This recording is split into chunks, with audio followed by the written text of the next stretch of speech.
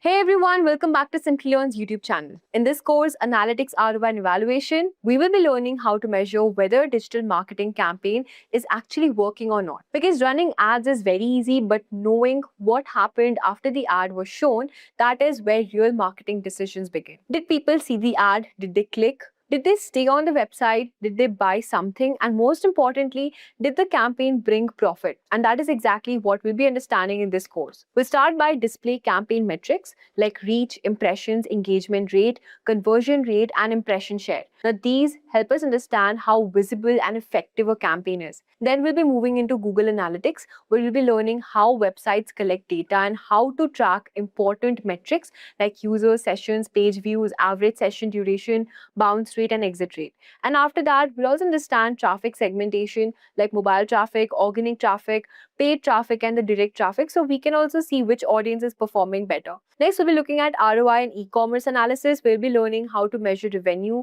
track the customer journey, and understand whether a campaign is giving a good return. We'll also explore post-campaign optimization, where marketers review CPA, adjust bids, pause underperforming ads, and improve future campaigns based on data. Then we'll be covering audience targeting, heat maps, UX analytics using tools like Microsoft Clarity to understand how users behave on a web page. And finally, we'll also touch on website optimization and search diagnostics, including mobile-friendly design, Google Search Console, XML, sitemaps, robots.txt. And by the end of this course, you will know how to read campaigns, data, measure ROI, analyze user behavior, and make smarter digital marketing decisions. So let's get started and learn how to measure success in the digital age. Also, if you want to become a digital marketer, I highly recommend you checking out this AI-powered digital marketing certificate program from SP Jain School of Global Management and Simplilearn. This is a 5-month online course that will teach you everything you need to know about modern digital marketing, and it's designed specifically for the AI era we are living in right now. The best part is you'll be learning how to use AI tools like ChatGPT, Canva, SEMrush, along with other 50 other marketing tools that companies are actually using today. This isn't just theory, you'll be getting live interactive classes with real-world professors from SP Jain Global, work on 7 hands-on projects, and mentor support and study over 15 real-world case studies.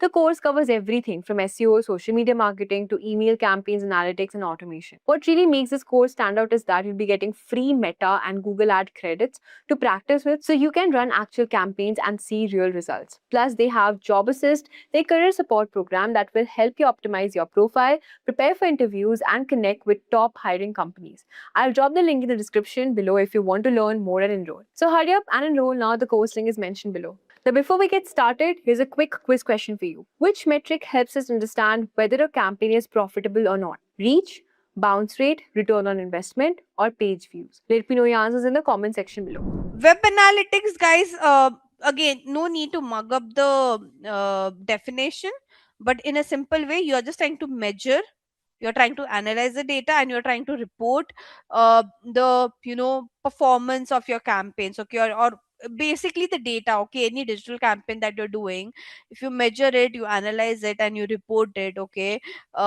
It's like a process that you're doing, right? So when we say web analytic, it is nothing but it's a process where where you would measure, you would analyze, you would report the data, okay, for your understanding and to optimize your future campaigns as well, okay. So we don't just see the data, okay. Like, I mean, it's not that, okay, I'll capture how the campaign has performed, and I'll analyze, and that's my job is done. No, the reason why you're doing this entire process ideally is to optimize, okay. When you understand, okay, let's say, but you don't optimize, okay. Let's say you don't learn from your mistake. You keep on running the same thing, you keep on doing the way you work on the same similar manner. There was no point of doing the project, right? So it's the same thing. Web analytics, people think, okay, it is only about analyzing the data. So first is obviously capturing the data and then analyzing it, but what after that? Okay, you have to take that data as a learning, and then you have to optimize your campaign. When I say optimize, the word optimize would mean that you're making it better, okay. And to make that better, you should have some data, you should know how to read that data, and that is all we do in web analytics, okay. Now, what this would help you achieve is obviously you will you will be able to achieve whatever your campaign goals are, because you're getting that insight, okay. And you will take a lot of data driven decisions, okay. So digital marketing You can't assume that things would work. I think I've said this in the past as well. You have to do a lot of hypothesis, you have to do a lot of A/B testing, right? So when you use all this analytical data and you see the numbers, you make your decision after seeing those number, right? Hence we call this as a data driven decision. You are just not randomly saying that okay, 18 to 25 performs well or something on those lines, right? And obviously once you make any data driven decision, it will have a clear impact on your performance as well, overall digital performance. So that's what we mean by web analytics. Okay, now what exactly we do in web analytic is basically you work on different dashboards, I would say. Okay, and what are different element involved when you are creating any. So now when I say creating an account in web analytics, this is for any platform that you're working on. Okay, like obviously I'll show you practically as well, but the process starts in a way that you would set up some filters, you will set up some views. Okay, then you will do some basic reporting, you will read some basic of your reports, right? You'll try to also set up your dashboard where you will do some when I say dashboard, you can create a lot of customized dashboard. Okay, so all this Google Analytics, Adobe Analytics, all these platforms help you to create your own customized dashboard. Okay, when I say customized dashboard, I mean see, when you do data analysis, guys, it gets very confusing at time. So what people do, people create different dashboards, okay, for different requirements. They don't just like go to the tool and they figure out things.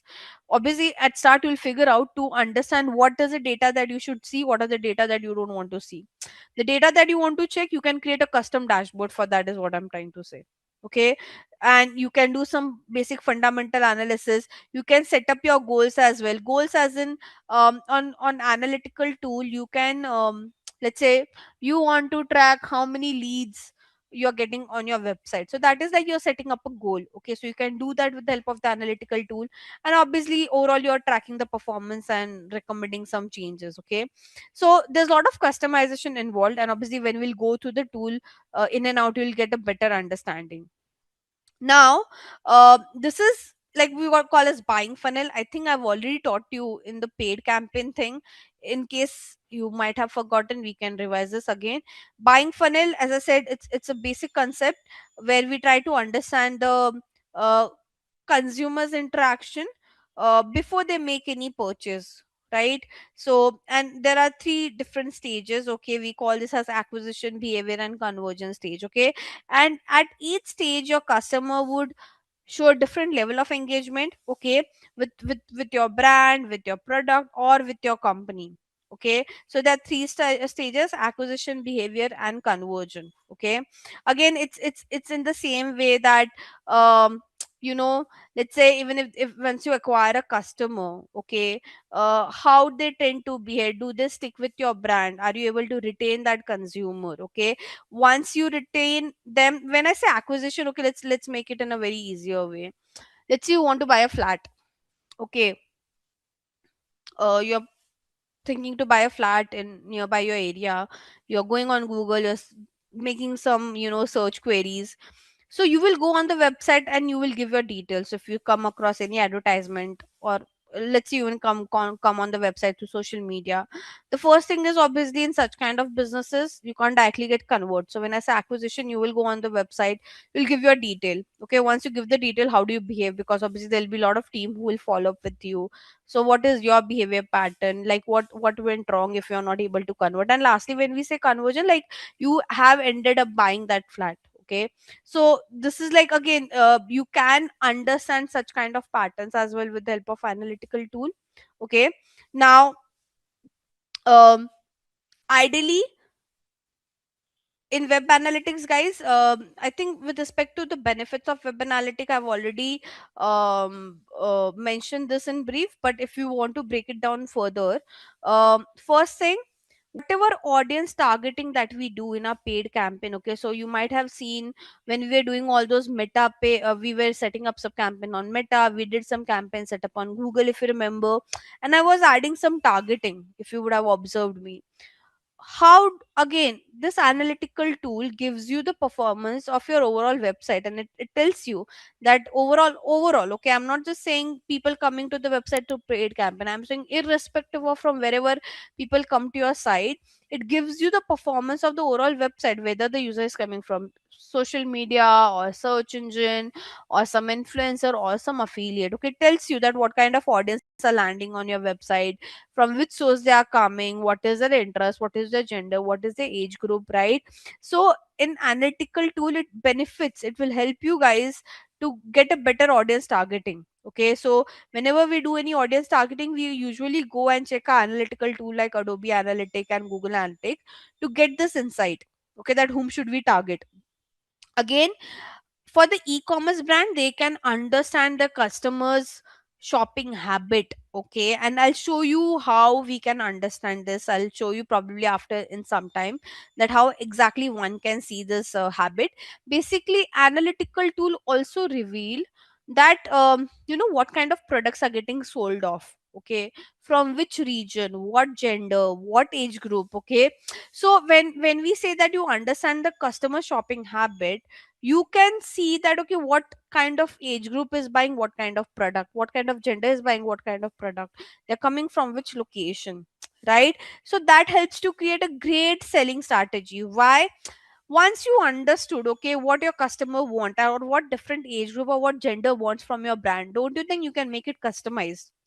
For example, if analytical tool give you this data that, okay, in Mumbai location your t-shirts are getting sold off a lot, but from in Pune, your bottom wear category is getting sold off a lot. Okay, and this is a hypothetical example.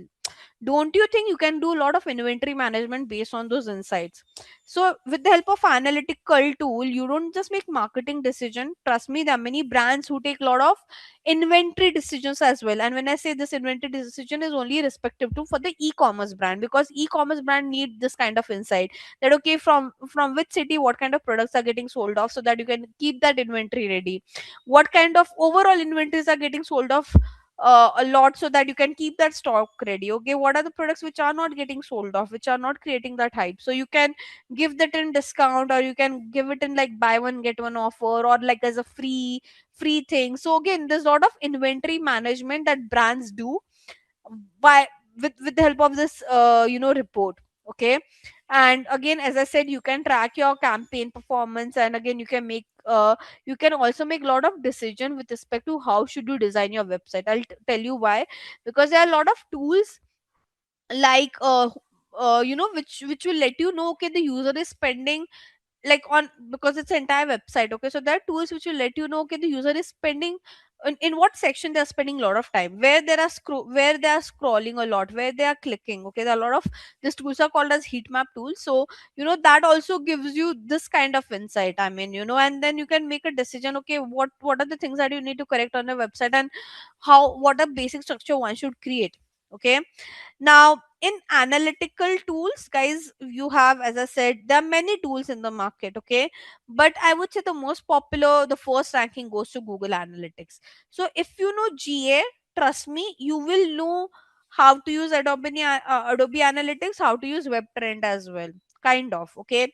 Because at the end of the day, in all three, you're doing some data analysis. It's just that the dashboard would differ a little bit, and to understand the dashboard, it won't take much time. Probably even if you spend a week's time to be like very best on it, you will be able to catch it up quickly.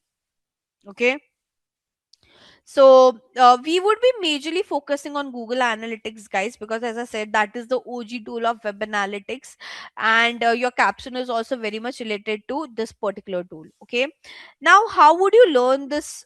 Like, so one roadblock, okay, one major roadblock of people who want to learn web analytics is that to learn Google Analytics, guys, ideally you should have a website, and that website needs to be connected to your for that website you should ideally create a Google Analytics account. Okay, now let's say you don't have a website and you still want to learn Google Analytics. How one can learn this? Okay, so I always recommend to those folks is there's something called as Google Analytics demo account. Now, what is Google Analytics demo account? Okay,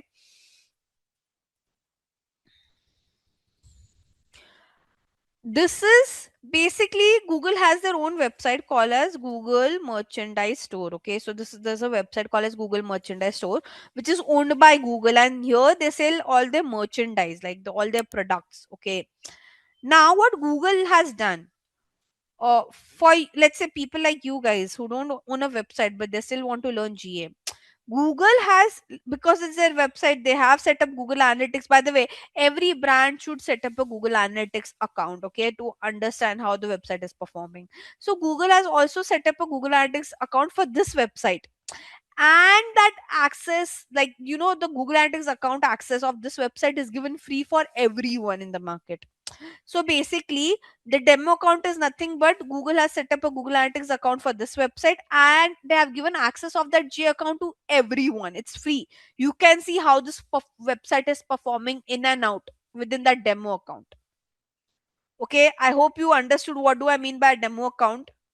So for those who don't have a website and they still want to learn GA, the best way possible for them is refer to Google Analytics demo account. The demo account, again, I'll reiterate, it is nothing but Google's own website, which is Merchandise Store. They have given, they have set up a Google Analytics on this website, and the access of that G account is free for everyone. Now you guys can also access it, obviously, because it's free for everyone, and we would be and that's how I'll be teaching you Google Analytics with the help of the demo account, because it has a lot of data to analyze. Okay, trust me, a lot of data. Okay, so what you guys have to do, and this is something that you guys can also do. So if you want, if you can follow the steps with me as well. Okay. Okay, Ada and Manoj. Acha, okay, you're saying new. Ada, what about you? You are not new to the tool, you have gone through it before. Oh, okay, cool, cool. Okay, so what you guys have to do, please, and it's better you follow this along with me, okay? Search for Google Analytics demo account, guys, and the first link that you see, demo account analytics help, go over there, okay? And scroll down, and you will see this link. Once you open that, you should see something like this: Google Analytic Property, Google Merchandise Store Web Data. This is the demo account that we'll be referring to. So you just have to click on it, and you should see an account like this. Okay, and see, first time when people check this tool, it feels very overwhelming because it's all number, if you would see. Okay, for those who are coming across on the tool for the very first time, it will be new, it will be a bit overwhelming, guys. You don't have to be scared about it. Okay, the more you practice, the more you learn. Okay, now just understand the basic of GA. Okay, and then later, so I'll try to go deep dive later on. Okay, let's just understand the overview of GA. So first thing, as I said, the most mandatory thing for anyone is to set up the Google Analytics for their website. Okay, I'll show you the in-depth setup in the week, in the next weekend.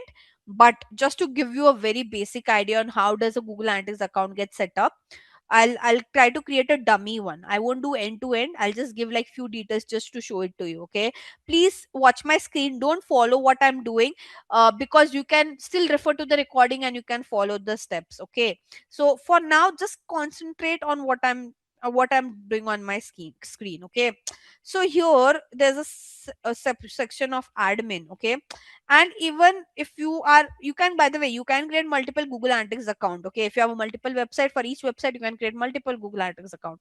Whenever you want to create a new Google Analytics account, guys, you can come over here and you can say create. Okay, and you can say create an account. Okay, when you, by the way, each website should have a different Google Analytics account. Okay, so here I'll say account, and to create a new Google Analytics account, what it requires is your account name. Now what is exactly an account name? Your business name is the account name.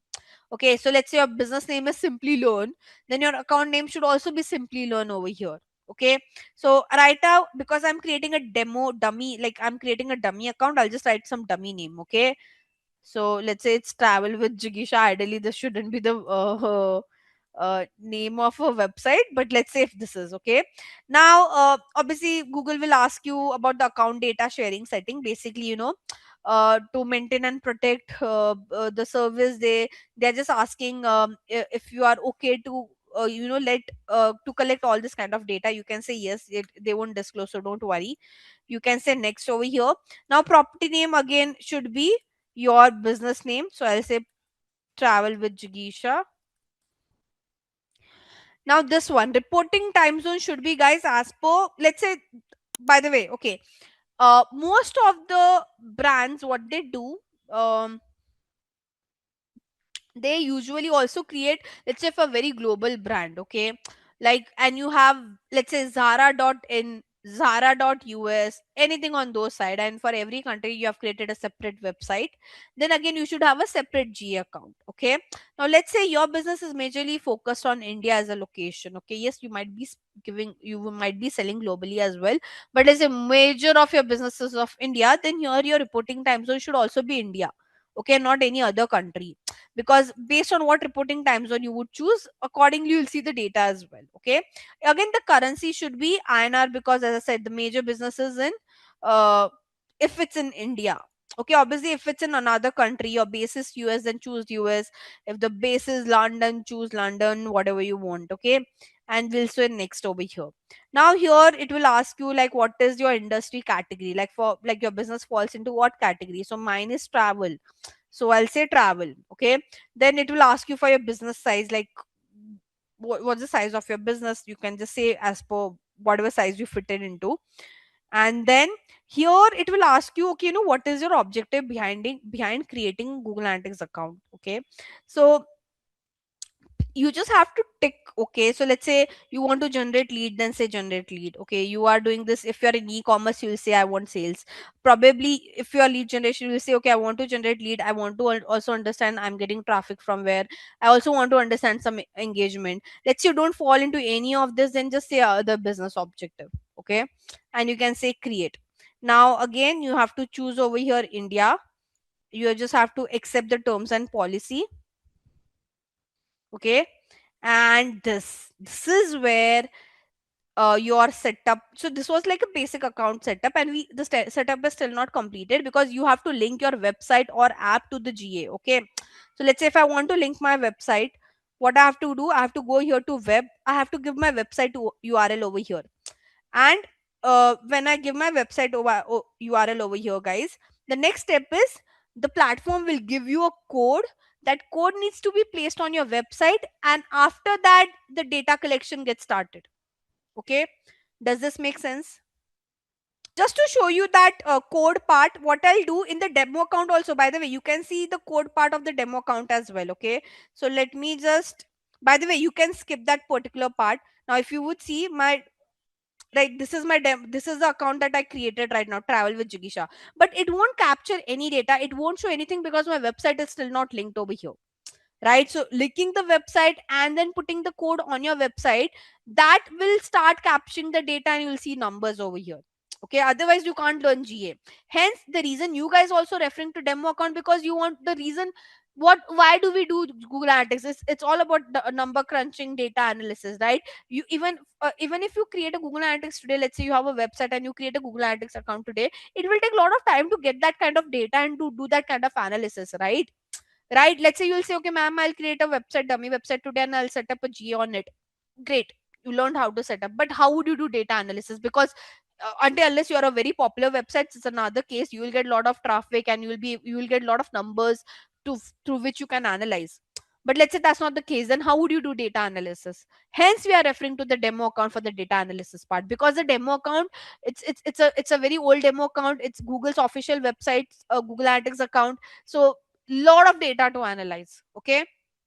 Now if I'll go back to the demo account just to show you that code part, okay. So by the way, for any Google Analytics account, whether it's your client's Google Analytics account or whether it's a demo account, if you want to see how does the code part looks like, you can go to the admin section over here, and there's something called as data stream, okay. If you go over here, see this. Can you see here, if I zoom in, I mean, I'm not see, can you see they have linked their website, shop.merge.google, right? So you also have to, whenever you set up your account, there the step where we stop, where we had to link our website, we have to give our URL. Once we give our URL, we have to go within it, and we get something called as view tag instruction. Now when you go over here in the view tag instructions, This is the code that you get. Okay, now this is the code of Google's merchandise store website's Google Analytics account. Okay, similarly, when you will set up a Google Analytics account, you'll also get a code like this. By the way, your code would look exactly like this. The only thing that would change would be this part. Okay, this ID is different for every G account.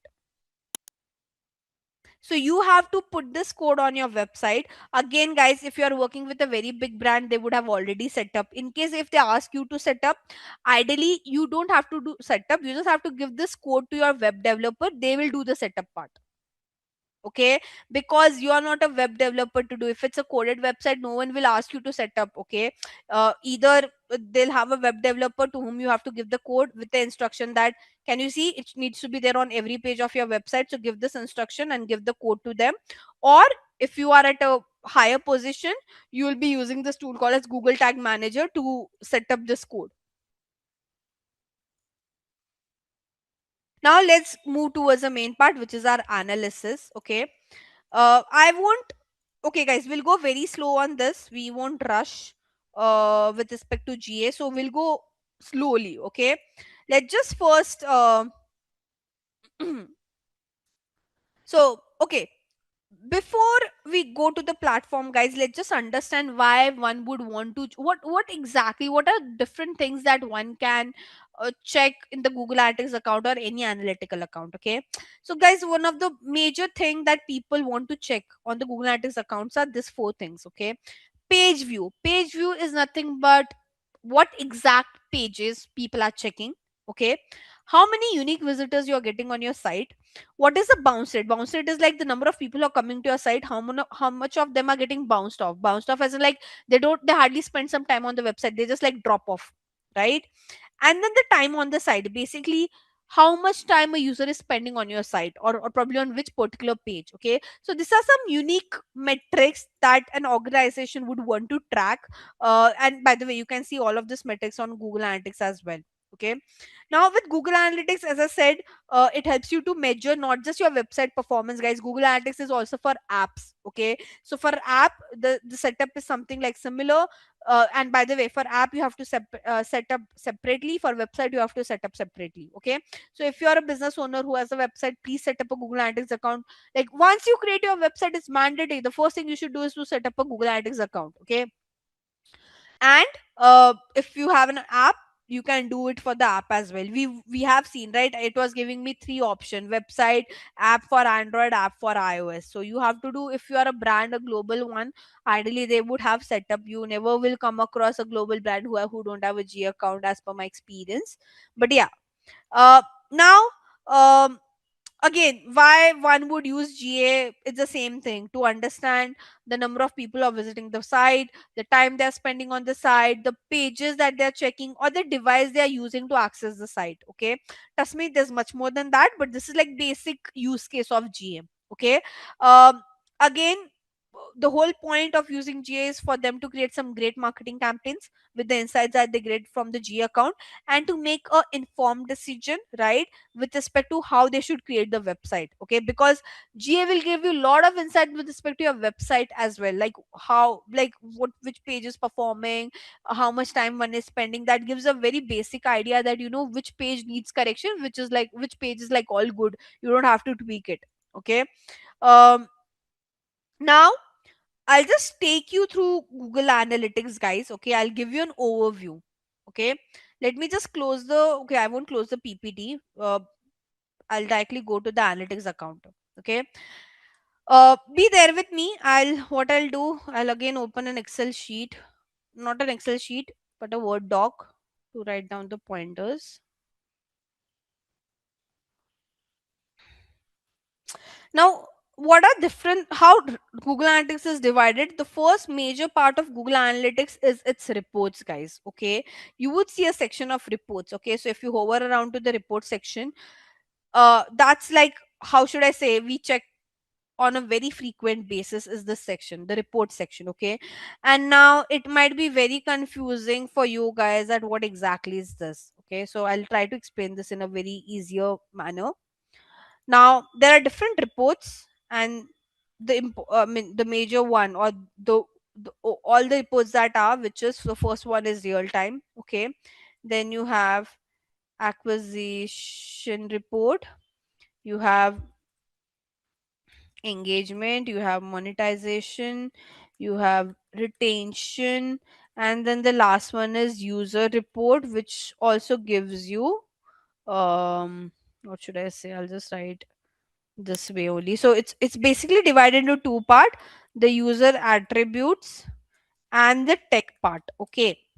So, like, how should I say? These are the reports that give you overall insight of your website. Okay, like in-depth insight.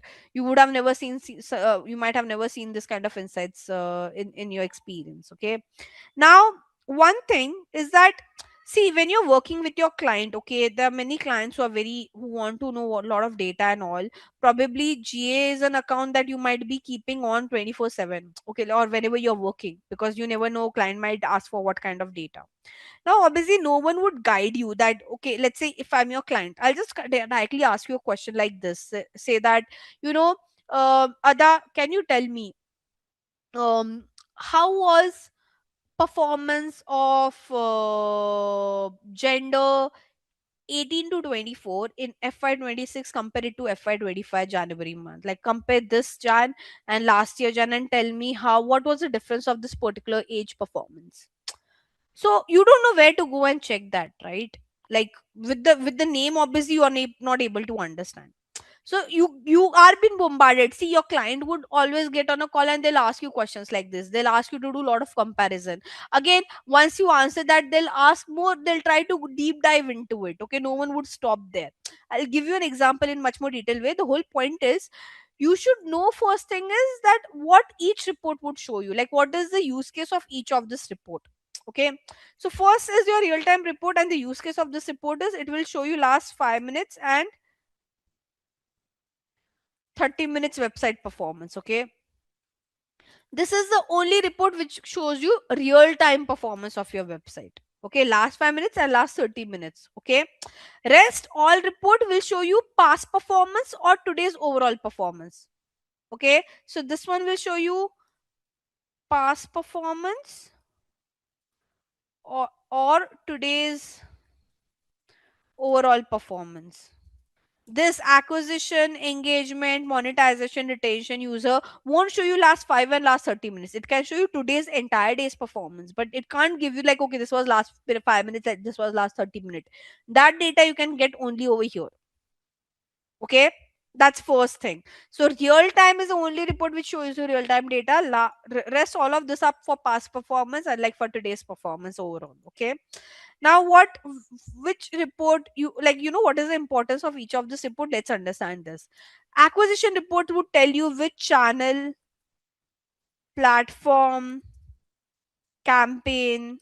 So it will show you this performance. Okay, let's say your client want to know, is social performing better than search, is affiliate performing better than influencer, is meta performing better than Google, right?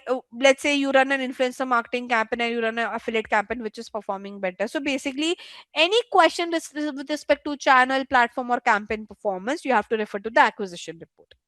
Okay, engagement report will give you pages and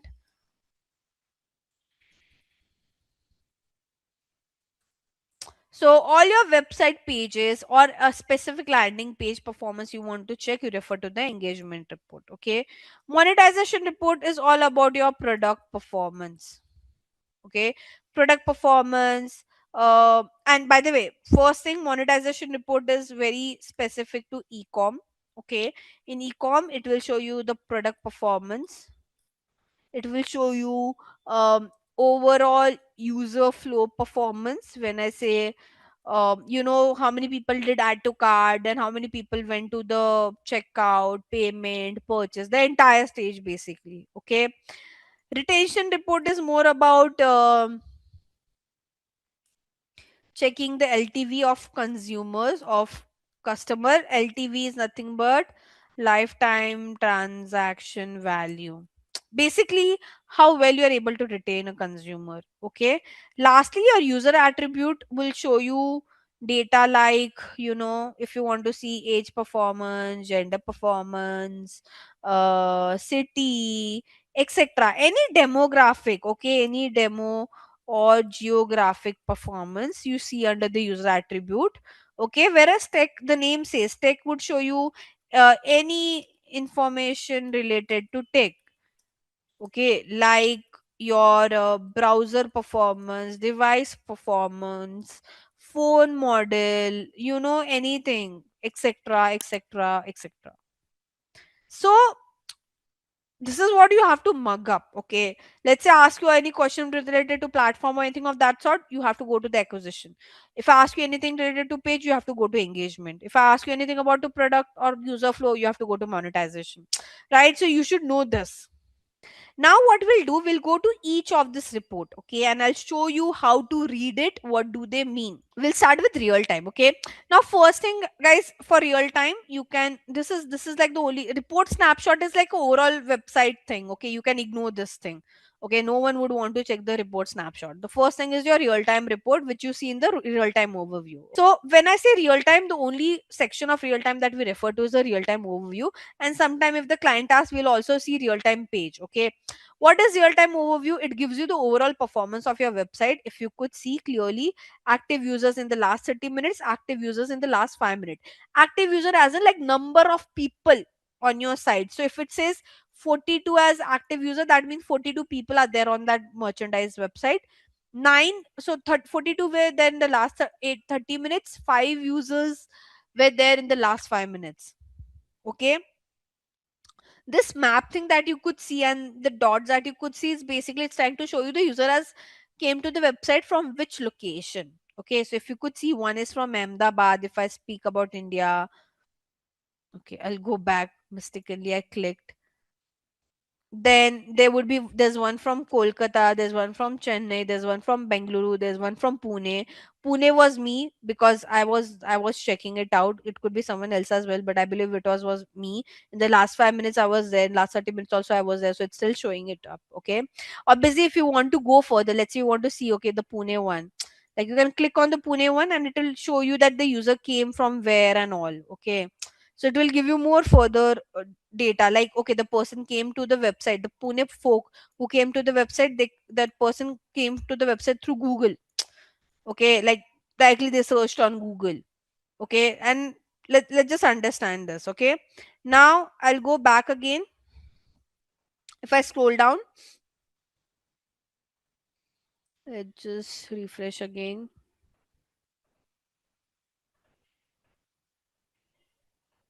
Okay, so right now here, first thing is it is showing you the user sources is basically again from which particular channel they have came to the website. Right now it is just showing Google, but they might show other channels as well, like social, affiliate, YouTube, depends if they have that kind of user count. Okay, this is basically what kind of audience they are. Like, are they non-purchaser, or they active users, or they are the one who have scrolled. Now this audience thing is something that a brand customizes. Okay, this is not default audience type. Okay, this is something that the person who's handling the Google merchandise stores website performance, they have customized it. Okay, this is not standard. When I say customize it, they have divided audience into different buckets. Okay, like, okay, all users, non-purchaser, basically how many of them are non-purchaser, how many are active users, how many have scrolled 75%, right? So this is something you customize it, guys. This is not default thing that you'll find in GA. Okay, this is something that the website has customized for their GA account. Okay, here you would see how people are spending time on which particular page. Like, is it home, is it merchandise shop, is it apparel, is it campus, so on and so forth. Okay, then here it is event. Now event is nothing but what interactions they are doing. In GA, interactions are called as event. Okay, so there's something called as event and there's something called as key event. Event would mean any interaction that you do on the site is called as event. Key event is like the important interaction that you do on the site. When I say important interaction, okay, let's say if I go to Mintra's website and if I just scroll, that is also an event. But if I go and check one product and add it to the cart, that is called as key event. Okay, so when I say event is basically any interaction that you do, whether you purchase, whether you do add to cart, whether you click, whether you scroll. But in key event we only check major interaction that the user has done, like impactful interaction that the user had done on the site. Again, event and key event is something that the brand has to create. They have to customize it for themselves. There's no standard list. So this audience, event, key event, these three things is something you will customize it for your brand. Okay. Now, second thing, when, okay, what do you think? Do you think every day one would go and check the real time report? What do you think, guys?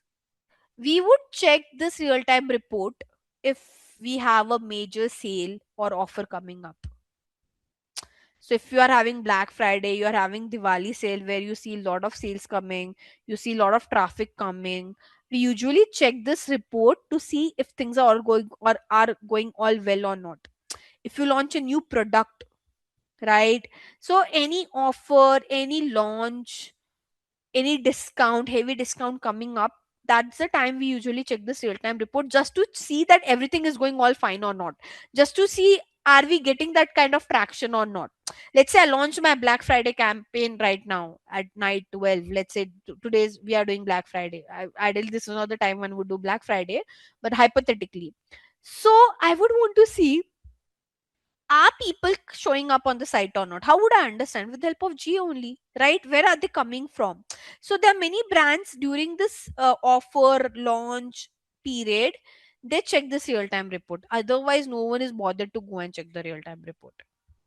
So only on this kind of special occasion for a brand they would go and check it, just to see, like, are you getting that traffic, are people showing up on the sites or not, because that is the period where you get a lot of business, right? So their brands are they are on their toes, and one of the way to keep on checking, seeing if it's impactful, is it working, is it not working, they check this on the GA thing.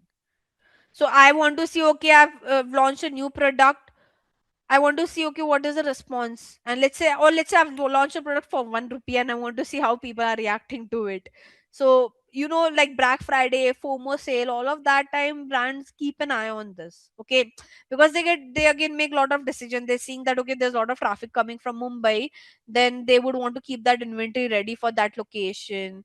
Right. Again, if they're seeing a lot of traction coming from social, they'll launch more campaigns on social to grab more attention. Again, there are a lot of strategies that are created, guys. Again, I'm saying analytical tools are not just seen to create good marketing campaign, it also gives you a very great business insights as well. Okay, you make a lot of business decision, business call by seeing these numbers as well. For e-commerce brand, their inventory management, their cross selling, their upselling heavily relies on seeing such kind of numbers. Okay, so we are clear with real time report. Now in real time report as well, if you like, there's one more section of real time pages. Basically user are visiting what kind of pages, you can check that as well. Okay, to understand. Now again, most when you see one slash, that means it's a home page. Okay, so now how many active users are there? There are 40. How many views they have got? 37, right? Again, the people who are on different pages as well. Okay, that's the only use case of real time report. Now we'll go to the major report where we spend a lot of time. Okay, and when I say we spend a lot of time, there are brands, there are people who check it on daily basis as well. Okay, if not daily, at least weekly. Okay, now let's start with the acquisition report. So now guys, if you would see, the acquisition report has a lot of section. I won't take you through all the sections. So each report now will have a lot of section. I'll just take you through the important part of the section. Okay. Because this is a demo account, guys. This demo account is not able to capture all the data. Okay. There are some loopholes in the demo account as well. Now, can we fix the demo account loophole? No, because we haven't set up this account, right? If I would have set up the account, if I'm the one who's putting the code, I can still rectify that loophole. But because this is a demo account, obviously, and the owner is Google themselves, they are the one who can look into it. We can't look into it. So I'll take you to the important part of each of the reports. Okay, there are some sections I would skip because of it would be too complicated for you guys to understand for the very first day. I might take you through it towards the last of our session, like towards the next weekend. Okay, now, guys, for each of this report of acquisition, engagement, monetization, retention, and user, don't check the overview part. Okay. Basically, overview we check when we are in a lot of rush and we just want to see one glance. Okay, but for you guys, overview would be pretty overwhelming because you won't understand anything. So it's better to check this overview report into different breakdown instead of seeing just all of this in one glance. Okay, so you can skip the overview part. As I said, we only check when we are very much in rush, we just want to see the data very quickly. For you guys, I would say no for now, because it might seem daunting as well. Okay, so you can, by the way, whatever there's an overview is there on the other report as well. It's just like this is a summary that you would see. So every report has a summary tab. Like, okay, let me just show this to you. So this is like a overall summary. Now, if a person sees this kind of summary for the very first time, they think, "Arey, kya chal raha hai? You know what's going on over here? We know we are not able to understand anything over here." Hence, I would ask you to skip this particular part. Okay, we will go one by one into each section and we would see it. Okay, so hence I won't show you the overview part only. Okay, now let's understand each of these reports under the acquisition part. Now we will, we'll go to the user acquisition report. Okay, and by the way, whatever filters, whatever sections I'm showing you right now is applicable for all the other reports as well. Okay, so it's not that what we are seeing, what the filters that we are applying for user acquisition is not applicable for other. What I'm trying to show you right now is how to check this dashboard, like how to navigate it. Okay, now let's say when you come to user acquisition, first thing you should know is a date range, very important. Okay, your client would ask you for different date range, so you should know to choose the right date range based on your client's question. Okay, let's say your client would ask you that, okay, tell me last month performance. You have an option to select last month from here, or you can check from the calendar as well. Like you can click on one, you can click on 31, the last month is selected. Okay, there are some by default one created over here, and you can customize it as per your wish on the calendar. There are times when the client would ask you to compare the data. That's when you have to enable this toggle.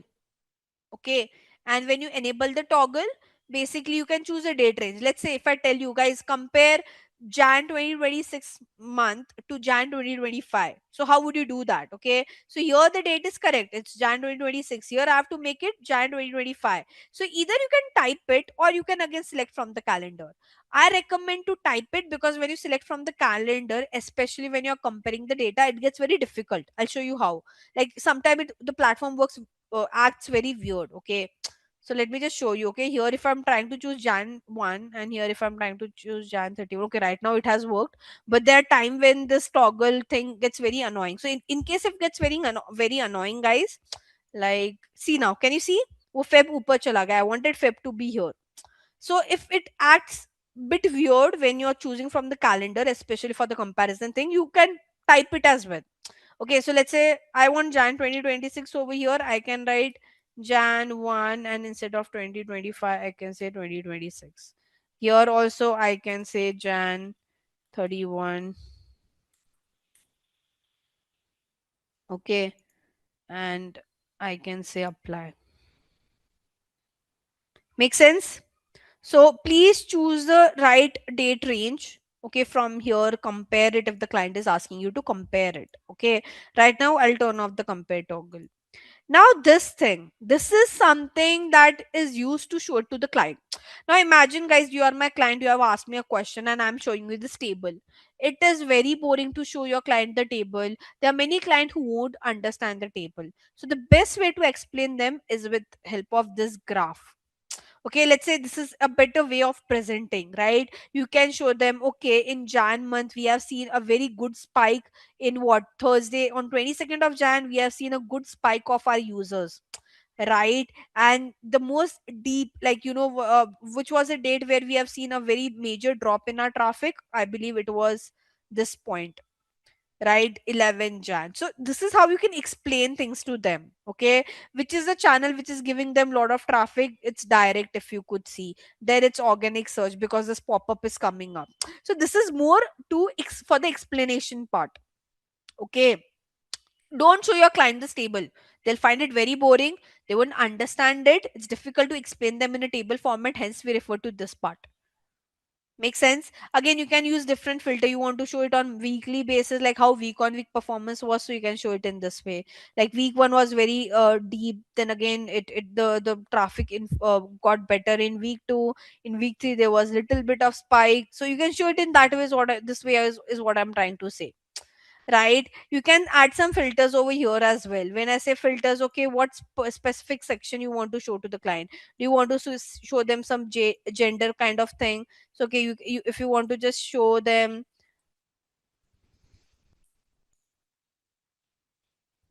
it's not able to give you that breakdown. But yeah, you can add some comparison, guys. It's up to you. Okay, let's say you want to show them. Let me just show you. Okay, paid traffic and organic traffic. What is paid traffic? Traffic that comes through ads. Organic traffic is that traffic that comes organically. If your client asks for a comparison like this, you can just like do it in this way and you can show it to them. So don't show them this table then. Show it over here. Now let's go to the next part. Like, so this is all for your presentation perspective. You can add some filters to go over here. You can change the date range over here. It's up to you. Okay, the main part is this. So let me just cancel this because this comparison will show in the same table as well.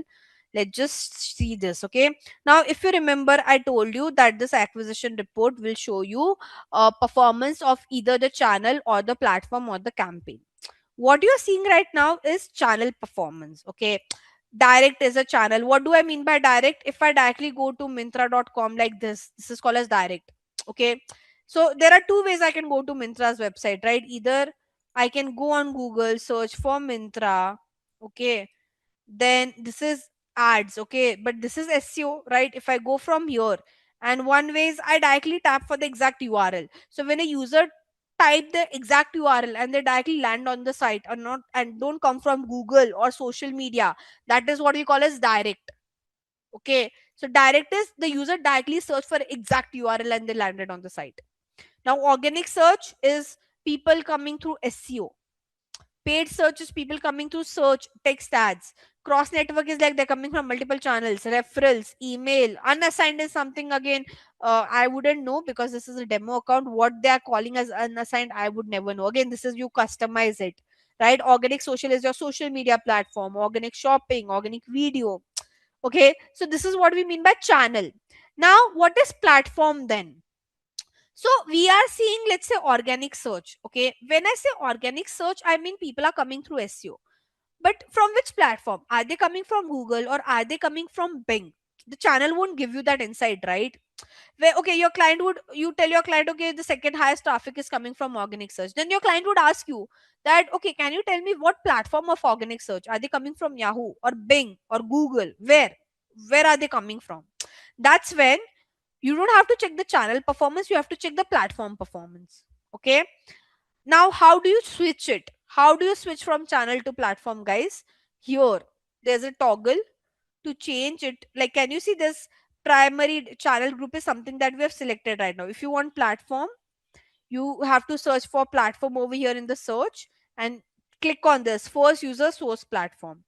And now see this. Okay, wait, you, or let's just do one thing, you can just search for first user source. One second. To change from channel to platform, search for first source. So here what I've selected is source dash medium, first user source dash medium. Okay, I'm giving writing down over here as well. Okay, so this will show you the platform level data. Now how, what do I mean by platform data? Platform level data, can you see now they are breaking down organic into Google organic and Bing organic, right?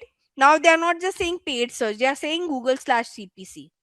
Okay, if I increase this, by the way, the reason they are only showing you 10 result is because here the row per page is 10. So whenever you do data analysis, guys, there's a lot of data. Can you see that total 97 platform performance? We are able to see only 10 because we are on the first page, and for the first page as well the row per page is only 10. So whenever you do see the data, please extend this to maximum. And then here also in the corner, see if you are missing out on any page or not. Right now we are not missing on any page, so I can every data is seen over here. Okay, so please make sure to check this two settings whenever you're seeing the data. Okay, now here if you would see, okay, let's just show you, let me just show you this. See, can you see for organic there is Yahoo organic, there is Bing organic. So now this gives you the data that from organic as well, people are coming from what platform. Make sense? So what, so after date, this is for your client view. Okay, always check the row per page, and here the pasting. Now let's say if I make row per page 25, I have other pages to check as well. Can you see 1/25? I'll have to go to other page as well. So always make sure your row per page is set to max, and if there are any other pages to check, make sure you check that. Don't miss out on checking other page, because your data, your answer would be on the second page as well. Okay, I hope I'm clear. So, and then how to change from channel to platform. Here, if you want to go back to channel, search for channel. If you want to see campaign level, guys, same, search for campaign over here. Okay, so now when I switch to campaign, it will, can you see all the campaigns that this merchandise store is running? They are showing me all the campaign names over here. Okay. So based on what your client is asking, make sure to switch it from here. Okay. Now, first thing, next part is, guys, this is what we call as dimension, and this is what we call as metrics. Okay, again, this is applicable for all the reports that we'll be checking. This is called as dimension, this is called as metrics. Now this is called as primary dimension.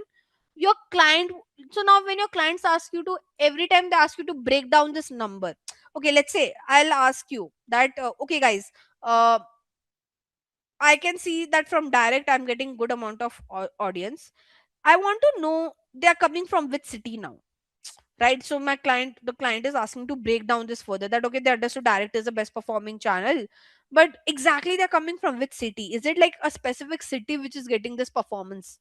Okay, so then your client is asking you to break down this further.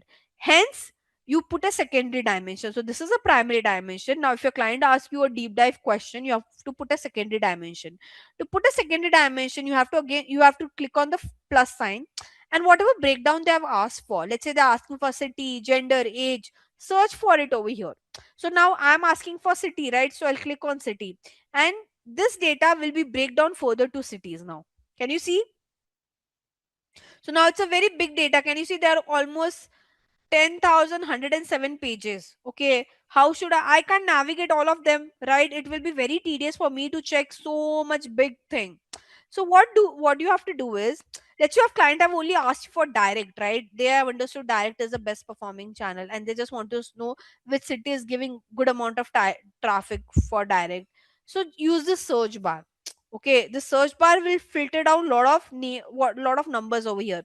So if the client has only asked for direct, search for direct over here. If the client has given you specific city name, like they want to know, okay, from New York, okay, like New York as a city, the people who are coming from to the website from New York as a city, they are coming, what are the channel that they are using the most?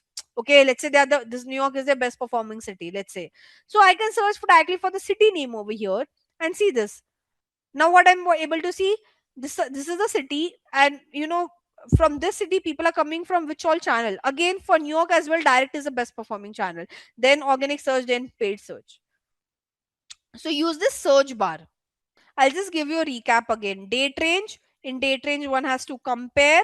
If they ask for compare, this is used to show the client the numbers like in a better format instead of showing them the table. This is called as dimension. This is primary. This is secondary. You only apply secondary dimension when the client asks you to break down the number.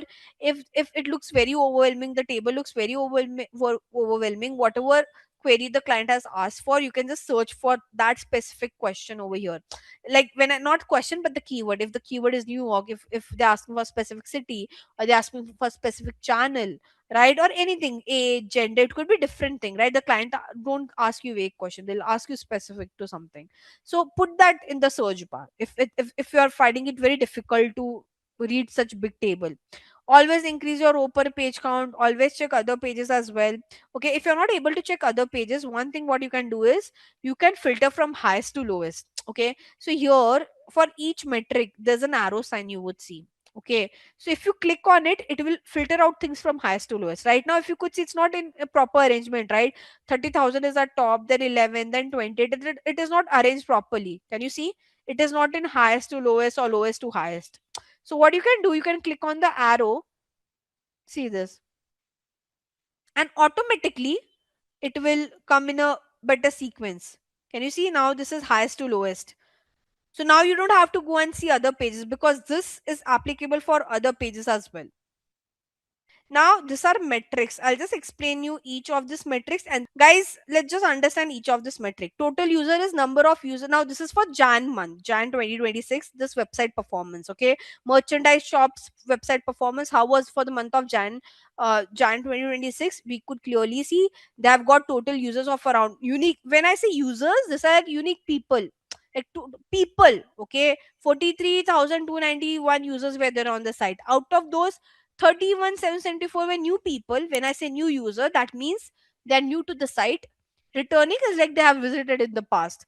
Again, they are giving you breakdown for each channel for all the three metrics. Okay, then this will show you how much time they have spent on from each channel, and overall how was the time spent. So in Jan month, overall the time spent was around 1 minute 33 second. Okay, wherever you see a very less time spent, for example organic video, the time spent is very less, that means there's some problem with the channel performance in general.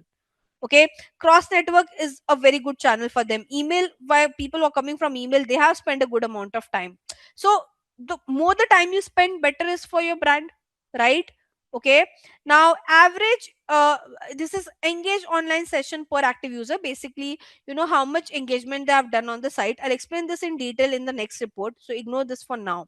Now here, I told you, right? Event, key event. Okay, now what is, as I told you, event would mean all the event. Can you see? So when I click over here, this is what they mean by event. Any action you have done on the site. Can you see first visit, checkout, add to cart, everything is part of event. Any activity. But key event would only consist for, because this is an e-commerce website. Merchandise store is an e-commerce website. So for them, what is a key event? How many people bought the product? How many people added the product to the cart? And how many people have just checked the product?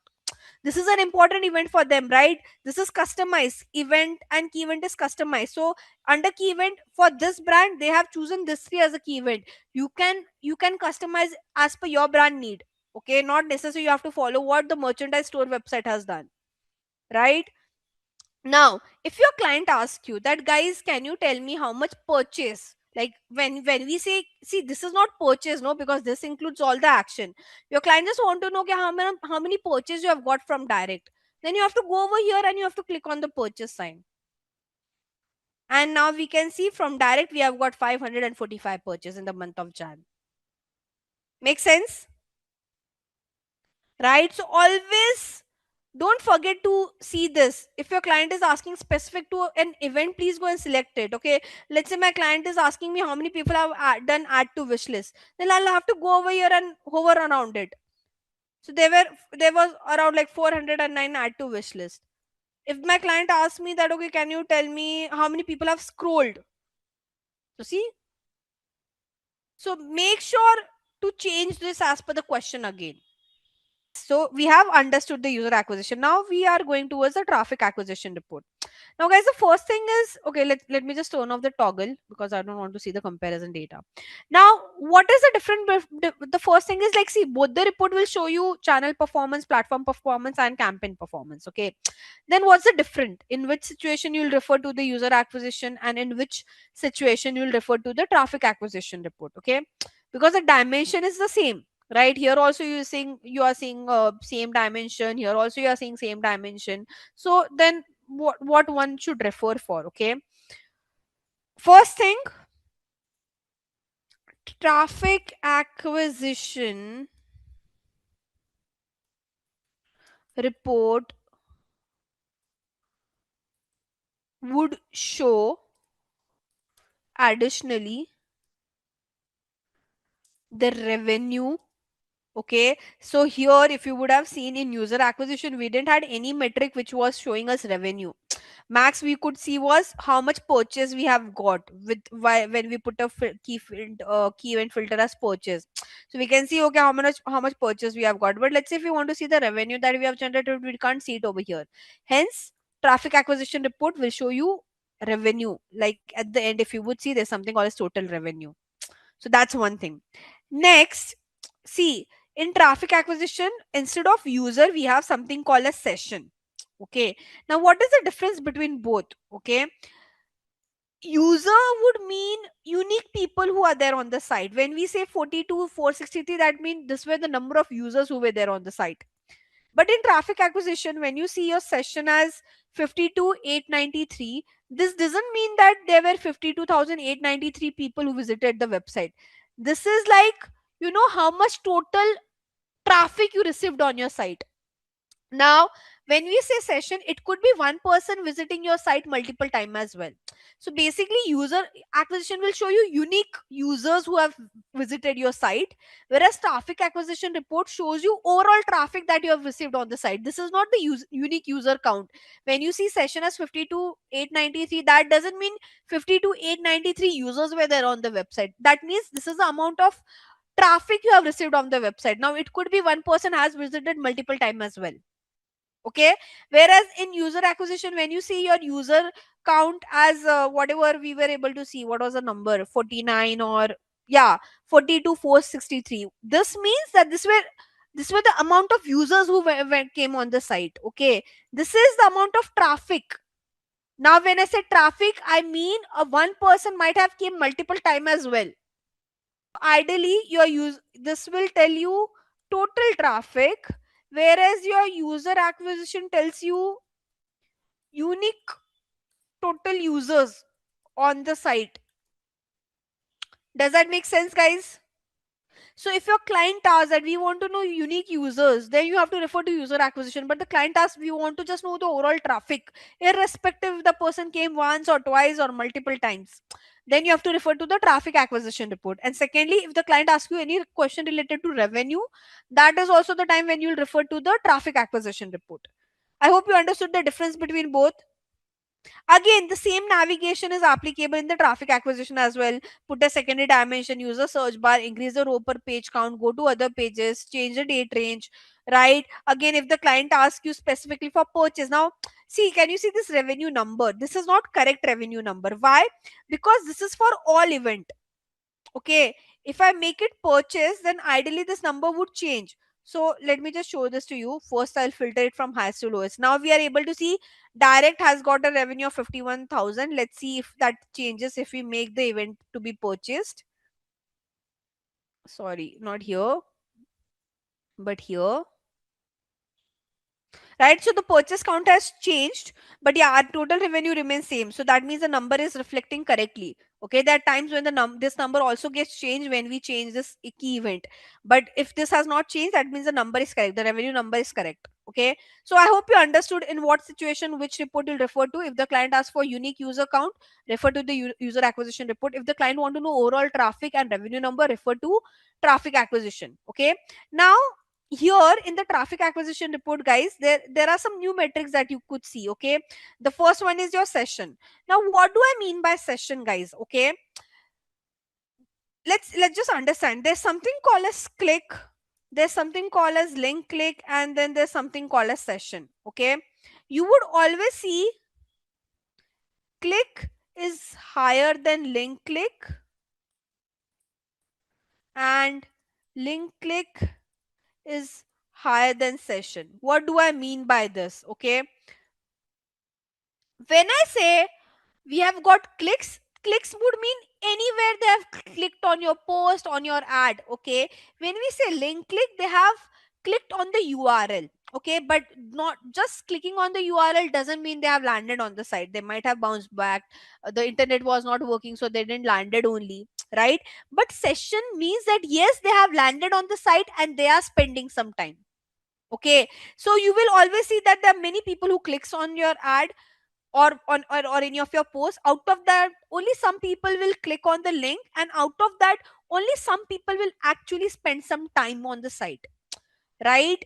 So session means that this user, like, when you see session as 52,893, that means they have spent some time on your site. Okay, and this is also one of the reason brands want to check GA, because the session number is much more better than checking clicks and link clicks count. Okay, now how does this session gets calculated? Okay, now let's understand this. So like, what will make it one session, what will make it two session, three session, is we'll try to understand. Okay, the first thing is the default setting of GA is one session would end after 30 minutes of inactivity, or if the user comes back from another channel or platform or campaign, whatever it is. Okay, what do I mean by this? Okay, have you guys ever experienced this when you go and try to do any net banking? Let's say you go to HDFC Bank, you logged into your net banking, and even like for few minutes, if you like you don't close that tab, but you keep that tab open and you go to another tab and you come back to that HDFC net banking site, and let's say even in next 2 or 3 minutes, it will show you an error which says the session has expired or the session has ended, and log in again. Have you guys ever experienced this? The same is the meaning of session in GA as well. Okay, so in Google Analytics, when you set up the Google Analytics code, it will calculate the session. Now, what will make one session end? Okay, so the default GA setting says after 30 minutes of inactivity, one session would end. But do you have to keep that? See, you can change the setting, and ideally you should. Why would you give 30 minutes of time period for anyone to come back? Don't you think it's a very long time period? Right? Like even if it's not a banking site, still you're giving 30 minutes of time period, that even if the user stays 30-minute inactive, their first session will still continue, is what the default setting says. So your job is to first go and change this default setting and make it customized for your brand. Okay, you might have experienced this as well, that there are times when you keep one website open for a very long period, and once you go there, it would refresh on its own. Have you ever experienced this? So if you keep one particular website on for a very long period and you come back on that site, it will refresh once. Have you ever experienced this, guys? That also indicate that the first session has ended and now your second session will start. Okay, let me show you an example of this. Okay, so let's take an example. I'll open Mintra's website right now. Okay, Mintra website has a Google Analytics code added. Now imagine they haven't changed the default setting. Ideally every brand will change the default setting, they won't give such big time period. 30 minutes is a very big time period. Okay, but imagine, let's say if they haven't changed it, so what is the scenario? Okay, right now if I just went on the site, right, it was 9:50 and non 5 9:50 I came to the site. Now imagine I'm doing some time pass on other tabs that I've opened over here. I'm on my G account. Okay, now if I go back to Mintra's website by 10:20, my first session will still continue. Why? Because I came back to the site 30 minutes before. But if I came back to the site uh, after 10:20, let's say I came back to the site at 10:25, after 35 minutes, what will happen? My first session would end and my second session would start. So when I say 30 minutes of inactivity, if I come before 30 minutes of inactivity, my first session will keep on continue. Like that user's first session will keep on continuing. If they come back after 30 minutes, their first session would end and the second session would start. Okay, so that's one way the session gets counted. Other way is, now right now I came through like direct. Okay, I just search for Myntra.com. Let's say I again search for Myntra, but now this time I'll come through ads. Let's say I come through this ad. That means my first session will get here, my first session will end, and here my second session would start, because now this time I've came from another source altogether. Did you understood how does the session gets counted? And you can change this default setting, and you should change it. Imagine 30 minutes of time period is a very big time period you're giving for inactivity. Ideally it should be max 2 to 3 minutes even for a normal website, or let's say max 5 minutes, not more than that. Okay, now let's go back. So we understood what is user acquisition and traffic acquisition report. Now let me just show you other one. In cohort, the demo account doesn't show any data I've usually seen. Okay, so great. Now it's reflecting. Last time when I checked, I couldn't see it. So basically, on an average, it will tell you. So there's an extra thing if you would see. Okay, average 120-day value is an extra metric that they're trying to give you. Okay, so this is more specifically towards the ad side. Okay, so here what Google Analytics does is it calculates the sum of all the purchase, subscription, and some ad revenue for the first 128 day, and it will tell you what is the lifetime value, okay, of each user from each of the channels. So this is basically gives you the LTV data, lifetime value of the user. Okay, would I say is it precise? No, because I don't know how they are doing this tracking part. They might have tracked it in a very different way. Okay, we usually don't refer to the cohort reports, you can ignore it. Now lead acquisition report is not applicable again for this brand because they are all into e-commerce. Hence you would see new lead, qualified lead, converted lead, all of them are zero. Okay, this user key event is showing some numbers because it is considering all the event. Okay, if I remove all of the event, you won't see this number as well. This is applicable when you are working for any lead generation brand. Okay, for lead generation brand, new lead would be amount of lead you have calculated. Qualified lead is out of that how many were correct lead, and converted lead is out of them how many have actually bought the product or the service. So now here we are seeing all zero number because this is an e-commerce website. So hence it is not applicable for them. Okay. And non-Google campaign is basically if this brand is running any campaign apart from Google ads and they want to see the performance. So now campaign is basically ads part. Okay. So if you are running any ads, okay, apart from Google ads, and you want to see that campaign's performance, then you can see it over here. But how this campaign performance get reflected over here is, guys, there's something called as UTM parameter. I think I've told you in the paid campaign session as well. Whenever we run ads, so you would have seen this. Like if I click on this ad, this this helps us track. So when you put this UTM parameter, this will track the data into GA. If we don't put this UTM parameters, you can't see your campaign performance in GA. Okay, so if you're running any paid campaign, guys, for that you have to add this UTM parameter. So whatever you are able to see on your Meta ads or Google ads dashboard, that same data will get reflected on your Google analytics as well. But to do that, you have to create this UTM parameters. Okay, great. So yeah, I mean, if you want to see your campaign's performance, you can come and check it over here. Okay, so that all you have under the acquisition report. Now engagement report. Okay, so in engagement report, guys, I won't show you all the sections. The important one is something I'll take you through. Overview, let's ignore against the overview of all the report. What you guys have to pay attention is on two section, which is pages and screen and landing page. Okay, so what I'll do, I'll make a note over here that for acquisition we refer to, I've shown you all the section. For engagement, I will just show you the important one now, like, which is your, wait, sorry, engagement,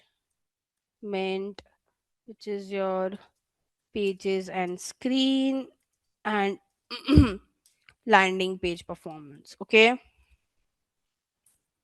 now what is this? Okay, pages and screen is overall website pages performance. Can you see for each page it is showing you the performance? If I increase this row per page count, we'll see all the pages performance. Again, guys, same filter, date range, search bar, secondary dimension is the same. The filters remains the same. It just that the data changes.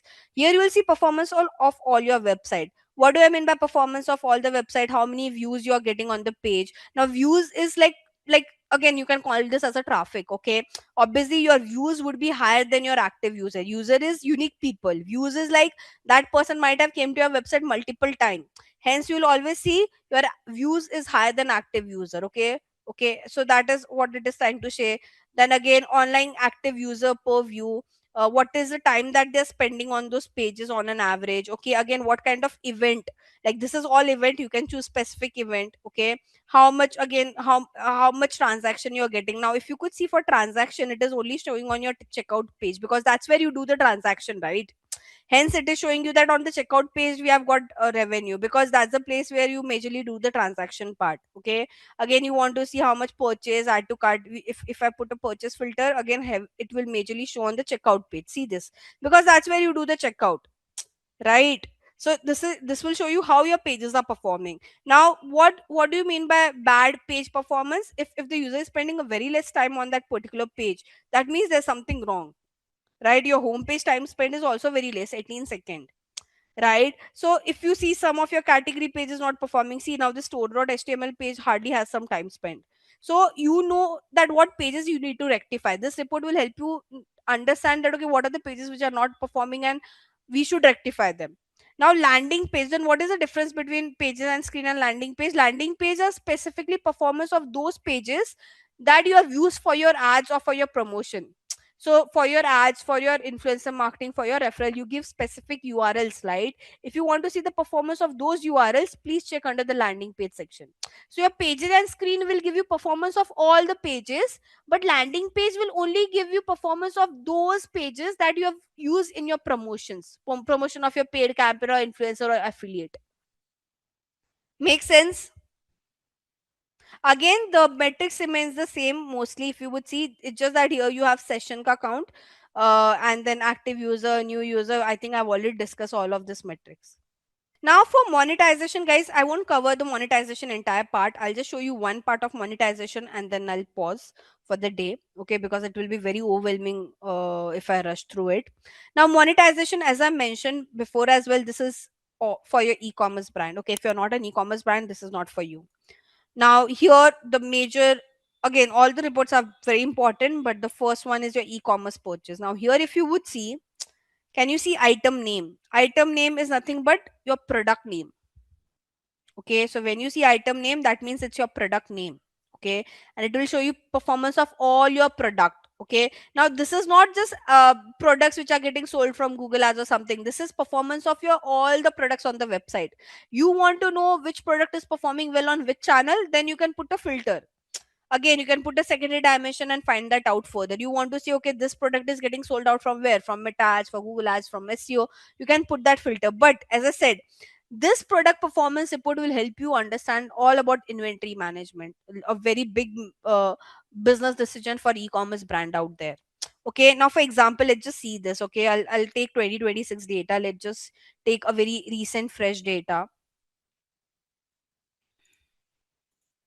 Okay, so far in 2026, let's just see what products have been performing well. Okay, can you clearly see it's nano banana sweatshirt? Okay, but now no, this is not, because it is not in proper sync. So I'll just filter it from highest to lowest revenue.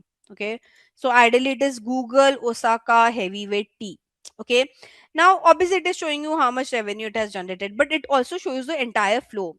For example, this particular product was only viewed 347 times. There are other products which were checked out on much more time, right? Can you see this one was checked out for 1910, 1199. This nano banana sweatshirt was seen 2137 times, right? Correct. But if you would compare this and this, okay, this product was checked multiple time, but it has add to cart has suddenly dropped 282. This product was checked very less time, but it has a very good add to cart.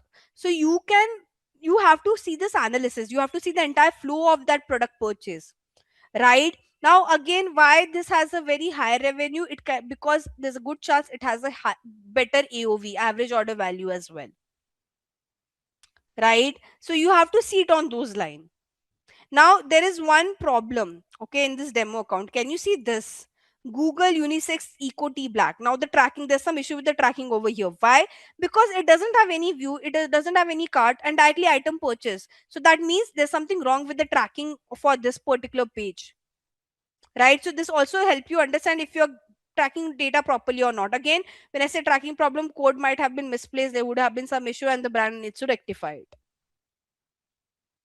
Am I clear, guys? Now let's say we understood, okay, this product has performed well overall, or let's say your client would ask you that whenever they do a 2026 planning, they compare and see how what worked in 2025, right? So if your client would ask you, okay, let's just see how 2025 went for us, so you can just put the data of this, like this, see what were your top performing product, which channel has derived. Now again, we could see top performing product. By the way, the priority should be given to revenue over item purchase. So just filter it from highest to lowest to revenue. And what are your top 5 products, right? Again, for this unisex eco tea black is a very good performing product, and if its tracking is not doing properly, you have to for sure go and rectify it. Okay, now your client would want to know, okay, then if this is a best performing product, because now they will have to do the inventory management, right? Let's say they would want to do an inventory management, where they would want to see, okay, in which city, or for which age or which gender, if it's very specific to that, then they can keep the inventory ready. So what you can do, again, you can put city, age, gender, platform performance, and see that which city has got them lot of purchase. So you can, for that city, you can keep this product inventory ready. right? So you can do a lot of inventory call over here. You'll understand, okay, from which platform or channel you should push this product more, right? So I would want to see, okay, from which channel this products got sold out, right? I hope you're able to. This unisex equity black was again performing really well from direct. It's majorly direct for them, but it could be a different insight for you guys. So it is not just for your marketing that, okay, this report would let me know that, what product should I push next, what should I cross sell, what should I upsell. The major importance of this report is all your inventory management, okay? Which products we should keep in stock, which, let's say you find out in 2025 there were some product which didn't got sold out at all. Now what would you do? You might have to give it for free as a freebie, or you'll give it at a very lower cost, right? So you have to also, this is what I mean by inventory management decisions that you will take, and there are many brands who rely on this report to take this kind of decisions. Clear? So it is not just marketing, guys, is what I'm trying to say. A lot of business decisions comes from here. Okay. Then pause. Now there's something called as purchase journey and checkout journey report, guys. Here it will show you the overall journey of your website, but it is breakdown in very different way. Can you see this? There's a table.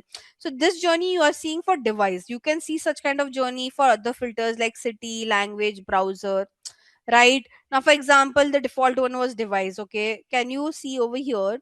Now what this is trying to indicate, okay, like how many people came to the website, okay, then out of them you can just do a comparison if you would want to over here. How? Let me add a comparison. Mobile and web, and you can see,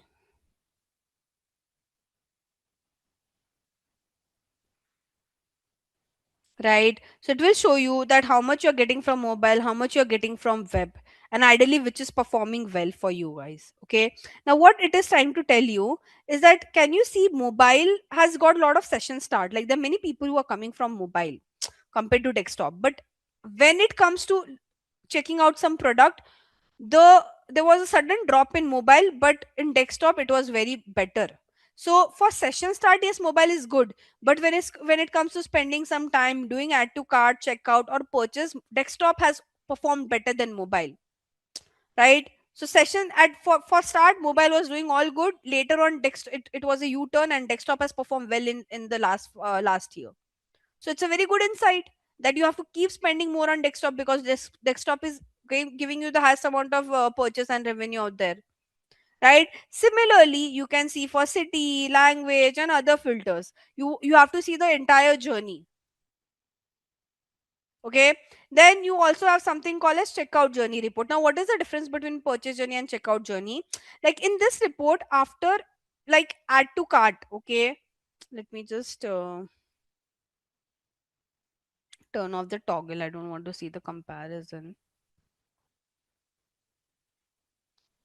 Right, but here if you would see, it's only what yeah, session start, view product. It's like you have checked the product, then you went to add to cart, then you did checkout and purchase. But there are steps between checkout and purchase as well, that is not covered here.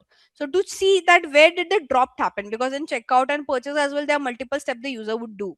So that is something you see in the checkout journey report. In the checkout journey report, it will show you more in-depth steps from checkout. So can you see, after checkout there are two more steps that you do. You add your address if you know, and then you give add your payment method, right? And then you purchase. So this will tell you where did the drop happen. So can you see there's a very big drop between shipping and payment, and again after payment and purchase there's a very big drop. So it was all good between bin checkout and add shipping. After that the user has dropped out, and obviously that's the time where major people think to go back and think again, right? So in purchase journey report, the starting lead was from mobile was leading, but since you came from add to cart, the lead was taken by desktop. So it's an insight that you're giving to your client that, okay, we should give equal importance to desktop as well for this brand especially. So I think we stopped at purchase journey and checkout journey. I think I've already discussed purchase journey and checkout journey, the difference between both. Purchase journey shows like the overall overview, but checkout journey covers the middle part that happens between the checkout and the purchase, which is shipping and payment. Again, you can see this flow for multiple things like browser, gender, age, language, city, region, country. You can compare as well. As I've told you, there's a compare toggle over here. Now, in the promotion tabs, okay, if the brand has done some specific promotion, okay, you can see, you can kind of track how did that promotion worked for you. So there's a separate section given for that. And lastly, like in transaction as well, we don't ideally refer to the promotion and the transaction section, because anyways the promotion is part of a campaign, so we get that in the acquisition report. Okay. um, Again, transaction is more with respect to the IDs, okay, people who have purchased, and we can track some of the IDs, so you can see performance for that as well. But again, as I said, not the important section within the monetization one. The important one is our e-commerce purchase journey and checkout journey. Okay. Then you have this retention report. Now, as I mentioned, retention is like, um the time that the user has spent on your site or app, and like how many of them are returning each day, and what is their LTV, what is their lifetime transaction value. Okay. So retention is like how well you're able to retain the client. Okay, this is what we mean. Now, in this retention report, guys, ideally one thing, like, see, now the tracking, I can't comment that the tracking is proper because I haven't set up this demo account. But one thing that your client would be very interested to check is this average 120-day value. Basically, what is the LTV, lifetime transaction value of that consumer.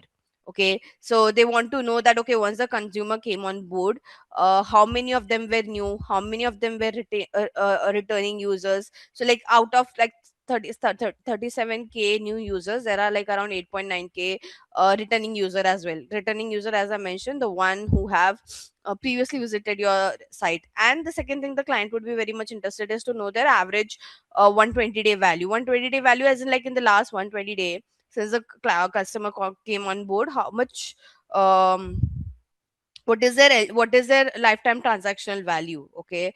So again, that is something that they get tracked, but from brand to brand it differs. Okay. The last report is the user report. Now, user report, as I mentioned yesterday as well, user report is all about demographic and tech. Okay, so your client has any question with respect to any question related to demographic or geography, you have to refer to this section of demographic details. Okay.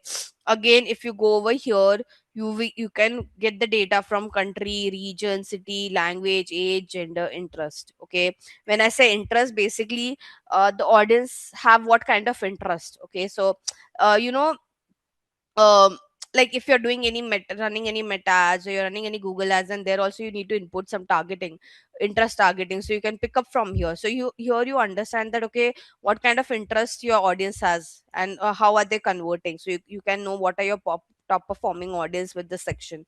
Obviously, apart from that, you have gender, age, language, and all. And then this audience section is something that you have to customize for your brand. Okay, this is more with respect to what kind of interactions they have done. So I've told you yesterday as well that this audience, like all user, non-purchaser, recently active user, engaged user, user in San Francisco, this is all customized. Okay, you can customize this audiences based on their interaction, and you can track how are they performing. So this is not the default one. The default one are under the demographic detail. These are customized from brand to brand. Okay. So some brand, like this brand, merchandise store, want to track how the users of San Francisco are performing. 7-day what churning users, 28-day top spenders. So they have customized this is not something the analytics will create for you. Okay. And the last one is a tech report, where as any question related to tech. Okay, like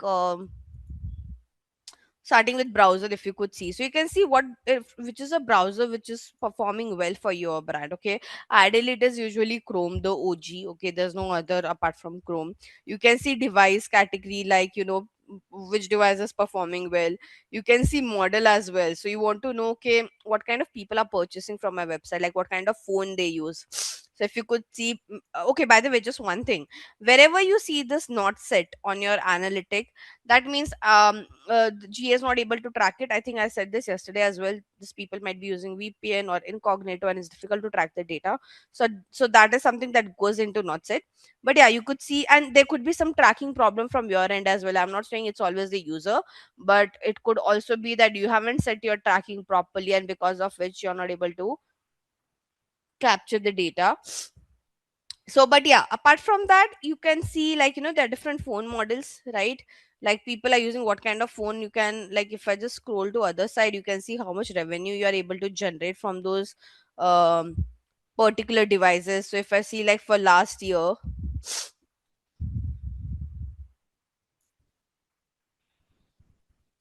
Jan to December, which was the phone, I think it's iPhone only, but yeah. So apart from not set is iPhone, then Pixel 9, Pixel 7, Pixel 9 Pro XL. So you can just understand what devices are performing well. So you can just target specifically those desired device. You want to have some platform idea. If you're doing some promotion on some how should I say, like now, because it's only set up for web, it will just show you web. You can see for what operating system your website is performing well again. So these details are also there, is what I'm trying to say. And this is how you summarize the entire report section under Google Analytics. Okay, so just to give you a summary, in real time, we see the real time data of last 5 and last 30 minutes. We usually don't see this very frequently. Only on special occasion, we try to check this report. Acquisition report will answer if you have any question with respect to platform, channel, or campaign performance. Engagement will help you answer if you have any question with respect to the page's performance. Monetization will help you answer if you have any question with respect to the user journey or the product performance. Retention will help you answer how much, like, how the users are coming back to your site, how much you are able to retain. In user, there are two type: user attribute, which will give you all demographic and geographic level data, and then in tech, you get all tech related data. Okay. Now, the next part, guys, is the something called as key metrics. I think we have already discussed key metrics in our paid campaign session as well, but because it's also part of your analytics session, we'll take a, how should I say, a quick walkthrough. Okay. Of Because again, you will be able to brush up your skills again with respect to metrics. This is more of like a refresher. We have discussed all of this. If you refer to my paid campaign session, you will find all of this there, but let's just go through it once again, uh, because this is again helpful for analytics. So um, yeah, what are different kind of KPIs, guys? There are four types that we divided into.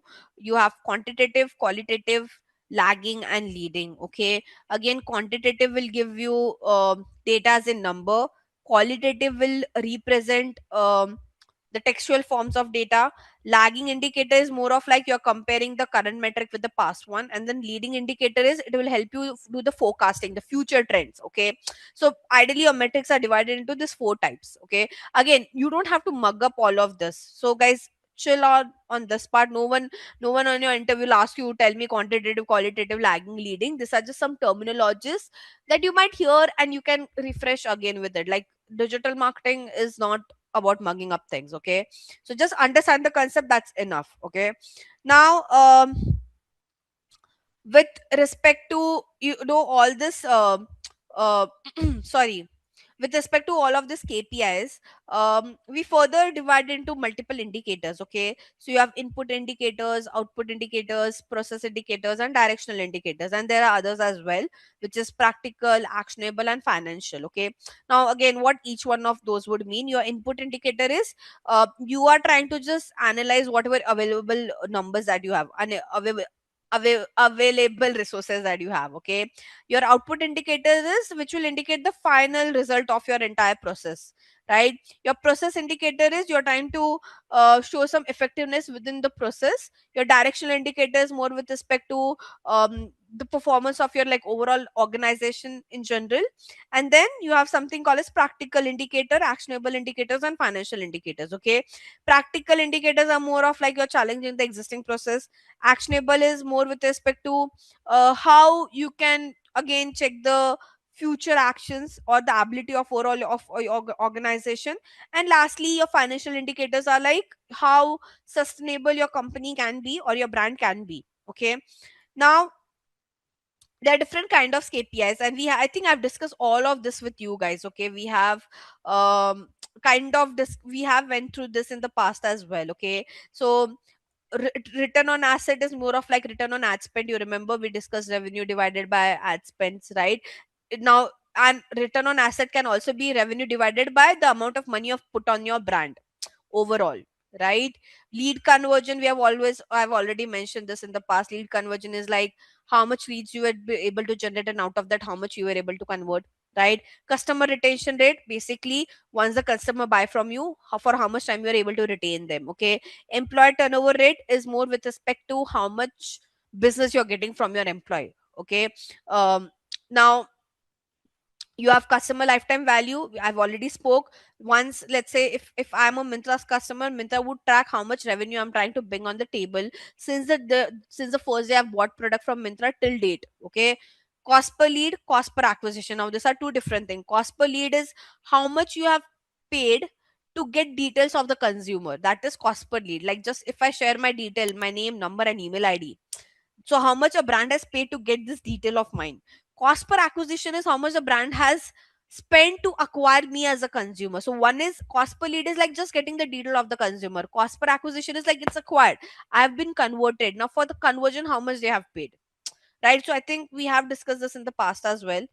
Uh, Now again, when we talk about your metrics, um, some of your quantitative metrics can be measured to understand how effective your business would function. Okay, and again, these are some things that the brand usually check: how much views you have got, what is the engagement, lead, sales, how much business you could get, what are you able to achieve the goals or not. There are some vanity metrics as well.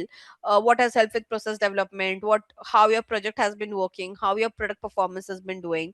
So now, then what is the difference between like KPIs and metrics? Okay, so people tend to get very confused that what is KPI and what is metrics. Okay, uh, KPIs are with respect to some specific timeline. Okay, so these are metrics. Okay, so all metrics are KPIs at the end of the day is what I would say. So when we say KPIs, the name is key performance indicator.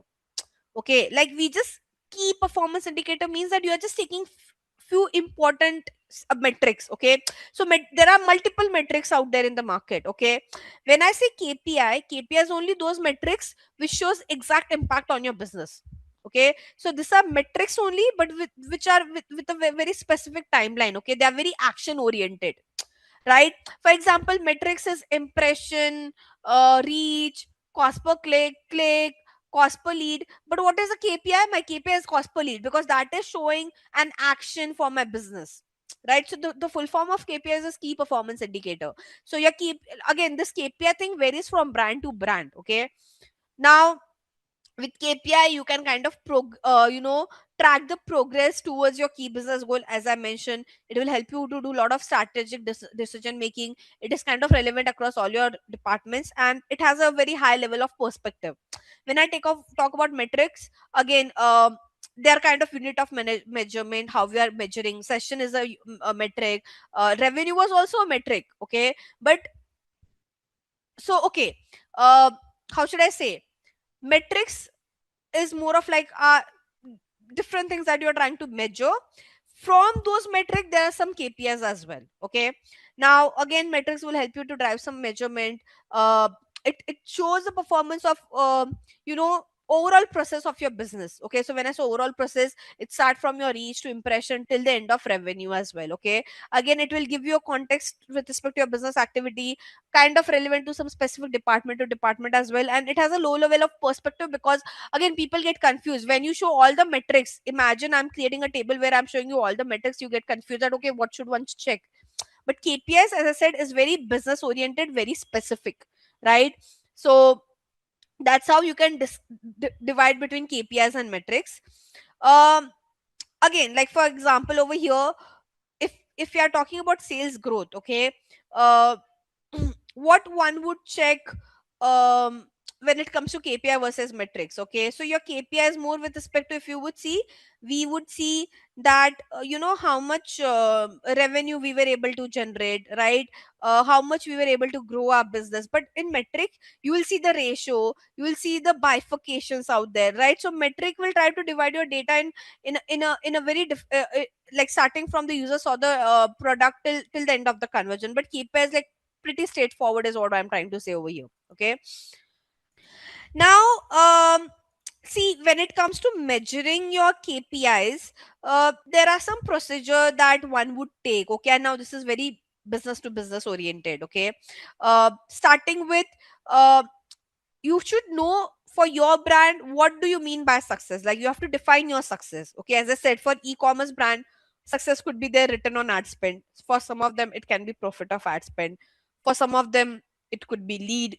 Some of them, it could be quality lead. You have to define, like, this is brand to brand. Okay, they have to define what is their success. Okay, how do they define their success? Okay, then you have to use an accessible and transparent system. When I say system, is like platform where you can see this number.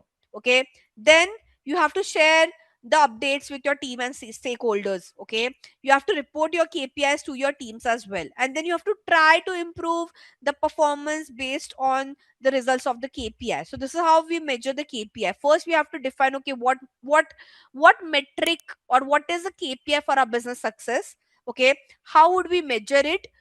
Then you have to also discuss this with your stakeholders and your team member. Okay, then once you get this clarity, you can start reporting that KPI, like seeing that numbers. And then ideally, obviously not, if I just see my ROAS is 2x, I don't have to sit idly, right? I have to make sure that the performance is improving. I have to increase the ROAS as well, right? There are some techniques that the brand again use to measure the business metric. They prioritize their objective, they rewrite their objective, because see, what you planned on first day won't remain the same in next few months or next few years. People do a lot of pivoting. Okay, so when at first whatever objective you're writing, probably there'll be a lot of pivots that we do. And this is not just with respect to business, this is also with respect to marketing. The first day I started my campaign, it won't remain the same till last year, because then what are you testing with? Okay, so you have to do a lot of pivots based on things, what work, what doesn't works, right? So you have to rewrite your objective. You have to set a benchmark as well for your business metric. You should know, okay, for my business, this is my benchmark. Otherwise, how would you achieve anything, right? So now, how do you put a benchmark? You have to see the industry standard. Okay, you can't say that, okay, if a clothing brand is getting a profitability of 20%, my electronic brand should also get a profitability of 20%. No, not possible. Industry to industry, the benchmark varies. So you have to do the right industry benchmark. You can't compare clothing business to a tech business, right? You can't compare B2B to B2C. So you have to find what is your benchmark, what is your benchmark business metric. Okay, again, use some action for your learning indicators, and then keep measuring your plan. That's how business try to measure their metrics. Now, guys, there are many tools, as I said, where you can track all the KPIs. The one that we have already checked is Google Analytics. Okay, there are brands who use this tool called as Salesforce as well. Okay, very popular in the market. It will help you to create a dashboard of each employee as well as the entire company. Okay, so it's very popular solution for KPI tracking.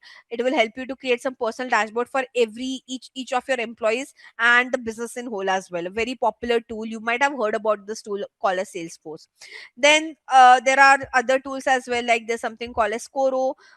Again, it will help you see overall, you know aspects of the business on like one single dashboard. See, guys, Google Analytics is mandatory, I would say. This is like, how should I say, uh, you there's no option for it. You can't say that, okay, instead of Google Analytics, I'll do something else. This is like your OG. Okay, the remaining one, you can choose any one or two out of this. You don't see, as a business, you shouldn't use all the tools in the market, because trust me, it's very confusing. Okay, what you can do as a business is, at the start, you can try using all the tool and then stick to those tool which works well for you. Okay, for example, when AI got introduced, I used all the AI tools. I've used ChatGPT, Perplexity, Cloud, Gemini, Notebook, LLM. You tell me, and I'll name it. When I was using all of this, I understood which one is helping me with what kind of answers. Okay, and then I just stick to one or two tools. Because see, it looks very fancy that I'm using this tool, that tool, but it takes a lot of time, it drains a lot of energy as well. Try attempting by yourself. If you tell me that, okay ma'am, I'm using all the AI tools in the market, ChatGPT, cloud, whatever you could think of, it will drain your energy. It will make work more confusing. So at start you can check out all the tools, but later on you have to stick to one or two. You can't sit on just testing out on all the tools. It will drain your time, it will drain your energy. Okay, so like in business or in marketing, this term, I mean, more the merrier doesn't work. Okay, you first check out all the things that are there in the market and choose to pick the right one for your brand. That's it. Okay, so if you think more the merrier would work, no, I'm not saying you shouldn't test out. First test out and then stick to one or two. Don't keep on working on all the tools till your lifetime. It doesn't make any difference. At the end of the day, every tool is the same. The function is also kind of the same. It's just that the kind of, I mean, for AI tools, some might answer in different way. But if you can use one tool, you can use other similar kind of tools as well. It is not a big brainer. All of them have kind of replicated in many ways. Okay, so if you can use Salesforce, you can use Coro as well, is what I'm trying to say. Then there's one more tool called as Data Pine. Again, in businesses many brands use this. It is again a very advanced analytical tool. It has a very great interactive dashboard. Again, you can find out new relationship and you can kind of detect the trends as well. Again, these are all fancier tools. Okay, so hence I said, if you are using Google Analytics and if you are using one or two business tools, that is enough. You don't have to use Data Pine, or you don't have to use Init Soft. Like, you can't have to use all of this. I'm just showing you what are the options which are there in the market. You as a business have to go and find out the right one for yourself. Okay, so there's something called as Init Soft as well. Again, you can list down the names, you'll get the PPT, and you can try to check out by yourself. And you can figure out which one works. The OG is your Analytic and Salesforce. These are some options which are there in the market, but for me, I've always, for me, Analytics and Salesforce has worked well. Okay, worked well as in those are OGs and I've been using them for the while, is what I would say. So there's Init Soft. Again, the same thing. It will help you to create all those visualization dashboard and all. Tableau is very great. Okay, Tableau is something. Try learning this. Okay. So what in Tableau, what we can do is we can also connect our analytics to Tableau. Okay, so you can connect your analytics to your Tableau, and it will automatically refresh data from analytics and other web apps. So if you are using any other web app, you can see all of their summary in Tableau. Tableau is a great platform one can try out. Okay, simple KPI, again same like in it soft, create some dashboards and all. There's something called a smart sheet. Again, here you can create some visual status of projects, summary report, goals, deadline. Again, you can, now if you don't want to use this, you can use your Google Data Studio as well. Okay, this is all with respect to how well report you can create, customization, visualization. There's something called as target dashboard, again does the same thing. So there are many in the market. There's something called as I dashboard, which is there in the market. There's this app called as Handy KPI. Okay, now this is like a mobile app and it will control your business KPIs, and it will it will majorly focus on some mobile data visualization. So you don't have to refer to the desktop. The only difference between this is you can access it, like, it is very mobile friendly kind of an app that they've created. Okay, because what happens whenever we want to see numbers, personally me as well, I find it very difficult to check it on my phone. Like, if you'll ask me that, ma'am, can you open your analytics on your phone and tell me the number? Trust me, I can't do that. I am not used to only. I mean, whatever dashboards I use, I'm used to using it on my laptop or big screen. I don't know how to navigate on phone. I don't know how to see it on phone. So if you're someone who's very busy moving around and you still want to see numbers like this, use Handy KPI.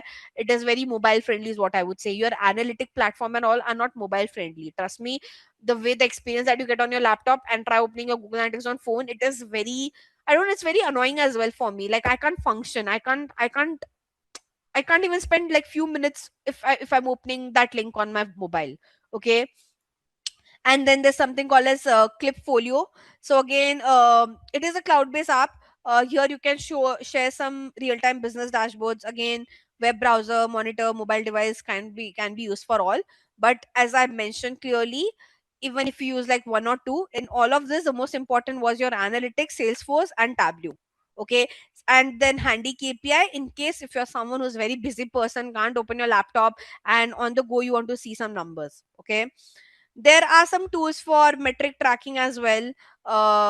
So again, similar to Google Analytics, there's this tool called as Stat Counter, but it will show you numbers in a very simpler format. Okay, but again, guys, the OG is OG. I would say I've checked all of these tools. I personally prefer analytics. This is a very good tool that I like. There's something called as Crazy Egg. Okay, so now this tool, and similar like this, there are many in the market. So there's something called as Microsoft Clarity. Okay, so you can check Microsoft Clarity as well. There's something called as Mix Panel as well. Okay, now what this tool does is you have to give your website URL to them, and heat map, it will record your website activity. So it will tell you, like it will kind of capture what's happening on your website. So can you see this yellow dots, blue dots and all? This will show you like where your user is spending a lot of time on your page. What is the section they're clicking the most, what is the section that they're ignoring? So this heat map is nothing but it is trying to show you where they're spending time on your page, like what interaction they're doing. Did they, like, if you see a lot of interaction on the banner, it will show you in properly in blue and yellow, right? So I personally like such kind of tool because you understand uh, what exactly is happening on your site. Now you can use this tool you call as Crazy Egg. There are other alternatives also in the market called as Microsoft Clarity and Mix Panel. Okay, I was just trying to, because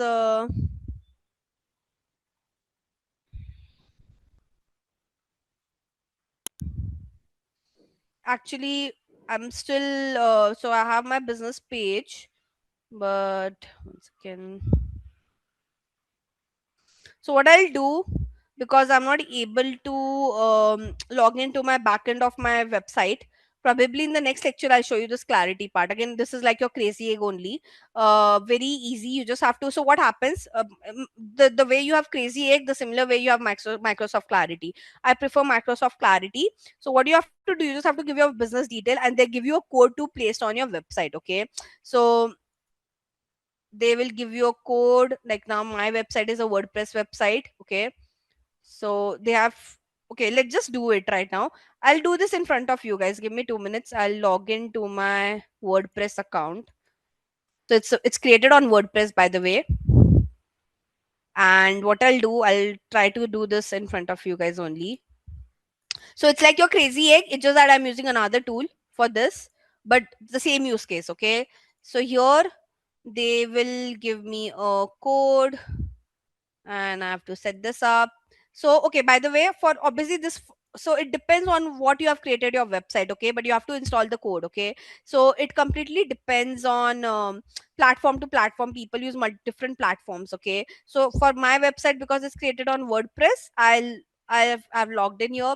They also tell you the step what to do. So they're asking me to install one plugin called as Microsoft Clarity. What is the plugin, guys?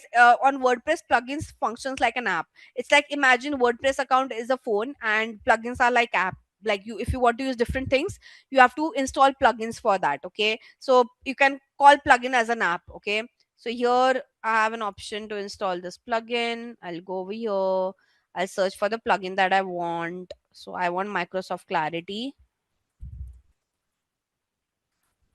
My website is pretty new, so we might not see a lot of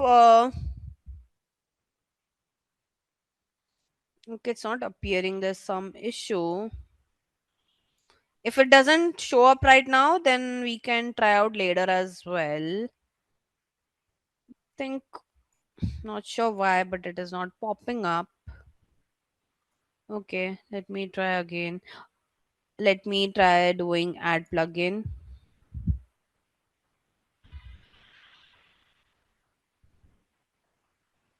Yeah.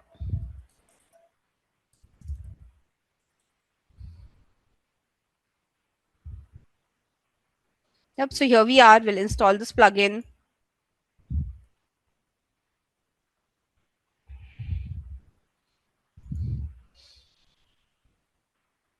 Once this gets installed, we have to say activate. Okay, so you can refer to this.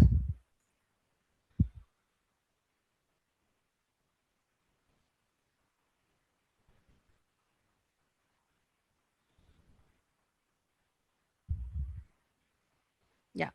So I would say I want to do this for my own website. So I just selected my website name. Okay, and then I can say get started. Because this is a new website, I'm not sure how many heat maps you will be able to see, but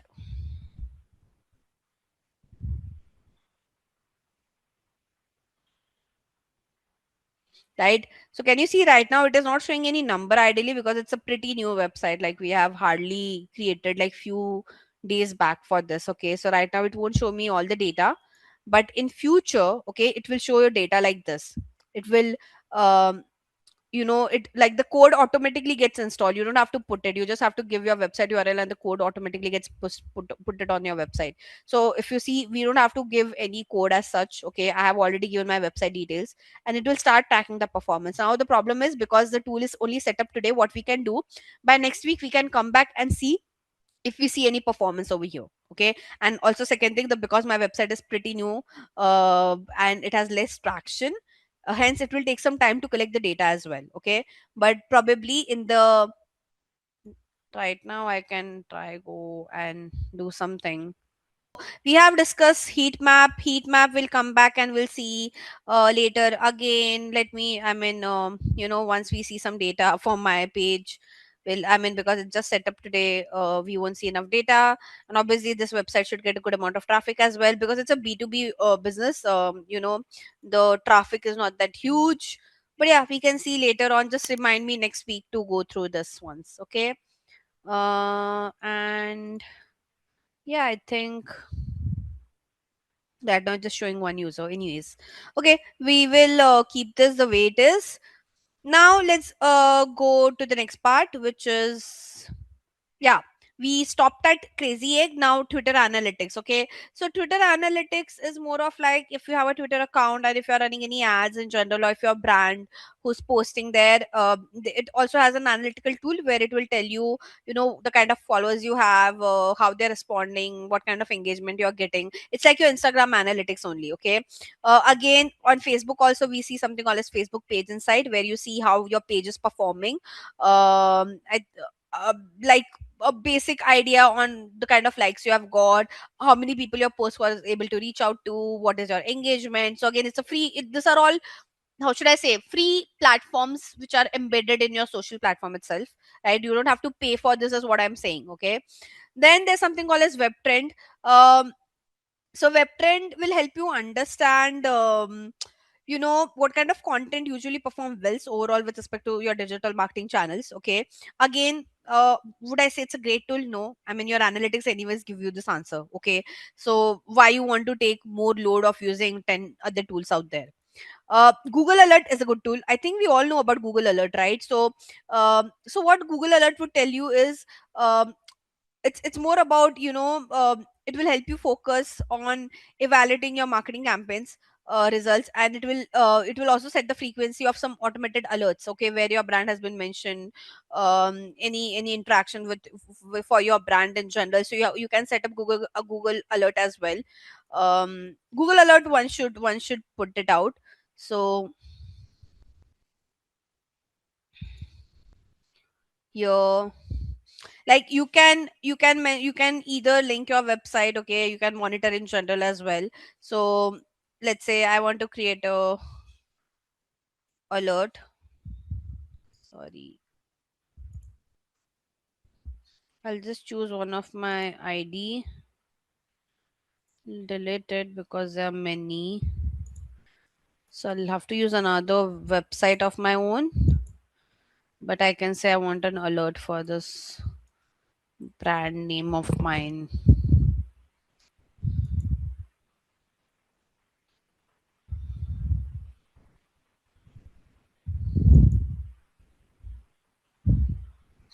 I mean, the website is taking some time to load, but it's a very easy setup, is what I would say.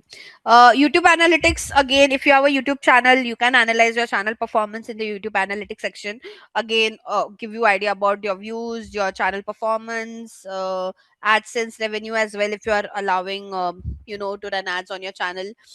Hotjar, again, it's about the same thing I mentioned. It's like your Microsoft Clarity. It is like your mix panel where you can measure the performance of your landing page and blog. Again, it will record your sessions on the website. It will help you understand where exactly time has been spent on your site.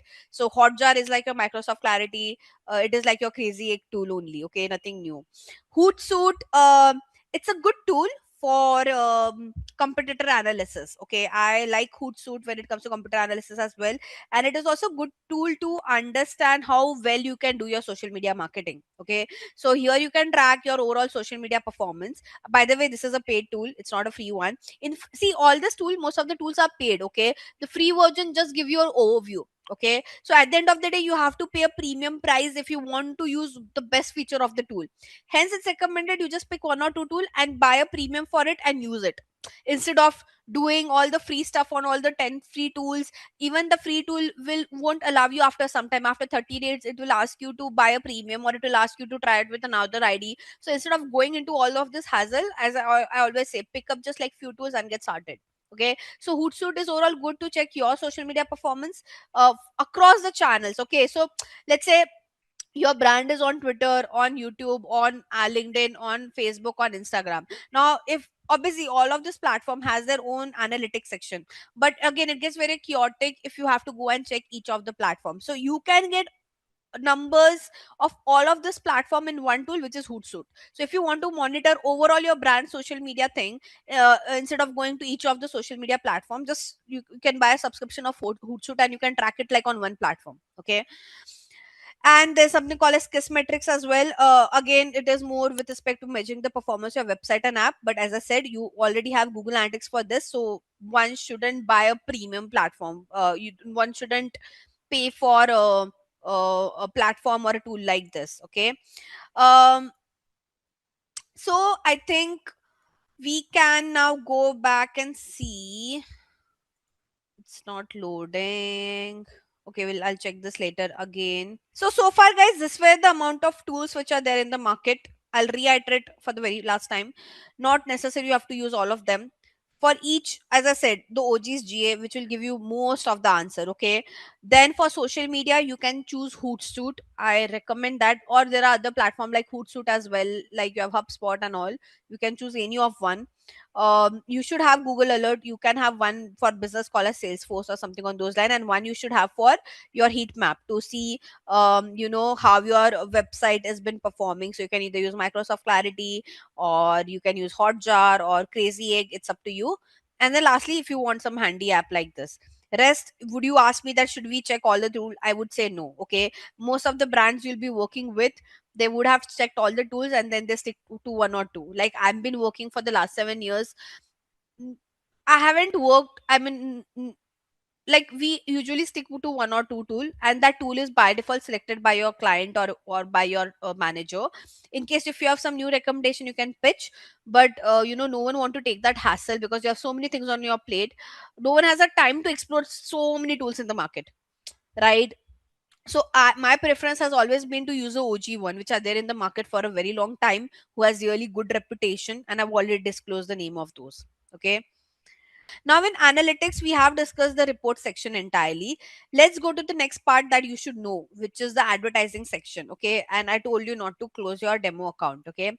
So now in the advertising section, guys, uh, I'll just talk about some important section that one should know. Okay. The most important one over here out of all is something called as key event attribution path. Okay, if you hover to that, can you guys on your screen as well go to the advertising section and go to key event attribution path quickly, so we all can see it together, and I'll show you what exactly is that. Now this is a very interesting report, and trust me, I rely on this a lot. Okay, and this helps me a lot to convince my client on various factors. So what exactly is this report is trying to show you? Key event attribution path. First thing, attribution path means, see, a user doesn't convert through one channel. At least in today's world where you have so many option, you you have to ideally track how did the user got converted. When I say how did the user got converted, first time from which channel they came to the site, then second time from which channel did they came to your site, and ideally from which channel did they got converted. This is what we call as attribution path. Attribution path would mean that what is the user journey. Like for example, I got to know about the brand while I was googling around. Then I also saw their social media ads, so I clicked from there. Then I also saw some email from them, and lastly I got converted from some of their YouTube ad. So this is my entire path, okay, and this is what this report would tell you, that what is the user's path for conversion. Okay, so before I discuss this topmost part, let's just see this table. Okay, I'll increase the row per page for this, and let's check this for last year. Okay, so I'll choose a date range of Jan.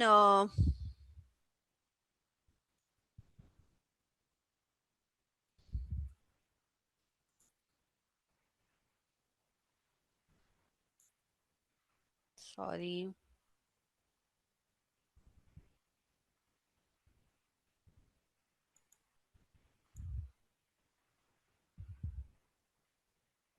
Yep, here. So let's just see this for the last entire, and I'll just show you how to read this report. Okay.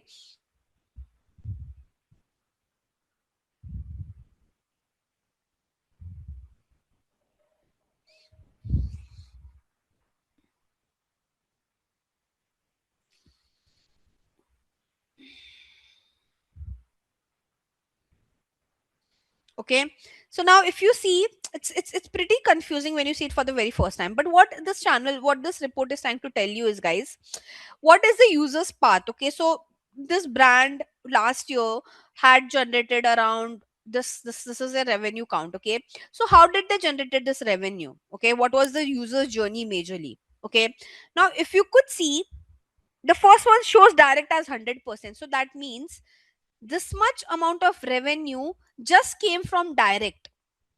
Okay, like people directly search for the brand for the very first time and they got converted, is what it is trying to say. This amount of revenue directly came from organic search, like they, for the first time, only in one go they took the action and they bought the product.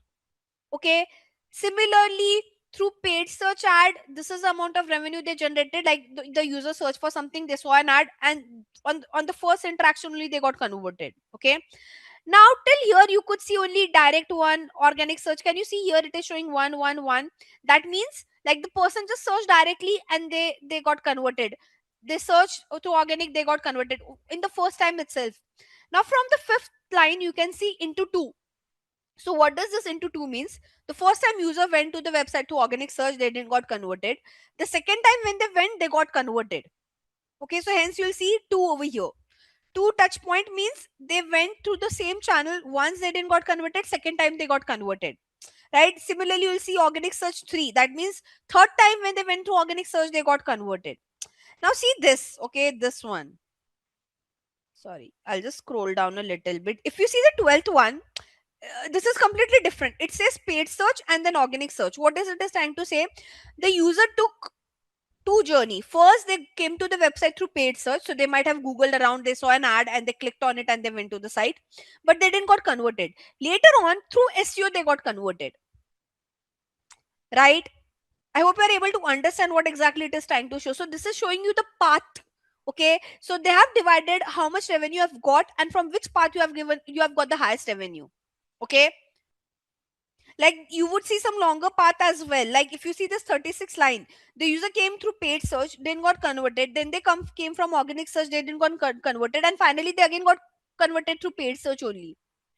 This is something that you guys also do, right? You visit a website from different channel and there would be one channel from which you will convert. Okay, now how do we use this report? Okay, what is the point of seeing this report? First thing, there are many times when your paid campaign doesn't work. When I say paid campaign doesn't work, you are running some social media ads, you might be running some text ads, you might be running 10 different ads, and you are seeing that it's not getting conversion.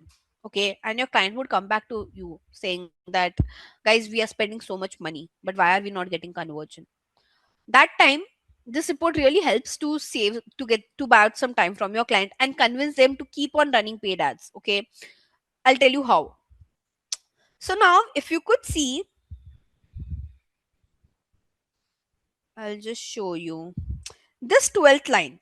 Can you see the user got converted through organic search, but how did they got to know about the brand? Through paid search, right? So yes, my paid campaign is not able to get a lot of end conversion, But for a lot of conversion, the first interaction was paid search. So imagine if we were not running paid search, the user would have not come to know about our brand and they would have not got converted. So all this 28,995 of revenue that we have generated, it was not possible if we were not running paid search. Though the user didn't got converted to paid search, but they got to know about the brand for the very first time through your search ads, right? I hope you understood this. Again, here as well, you earned 10,000 of revenue through paid search only, ideally, because that was the first interaction. The consumer got to know about your brand from there, right? So you can find such kind of touch point to convince your client. Does that make sense, guys? So you can download this report, you can download the data and show it to your client. That, see, directly, probably end conversion is not through my platform.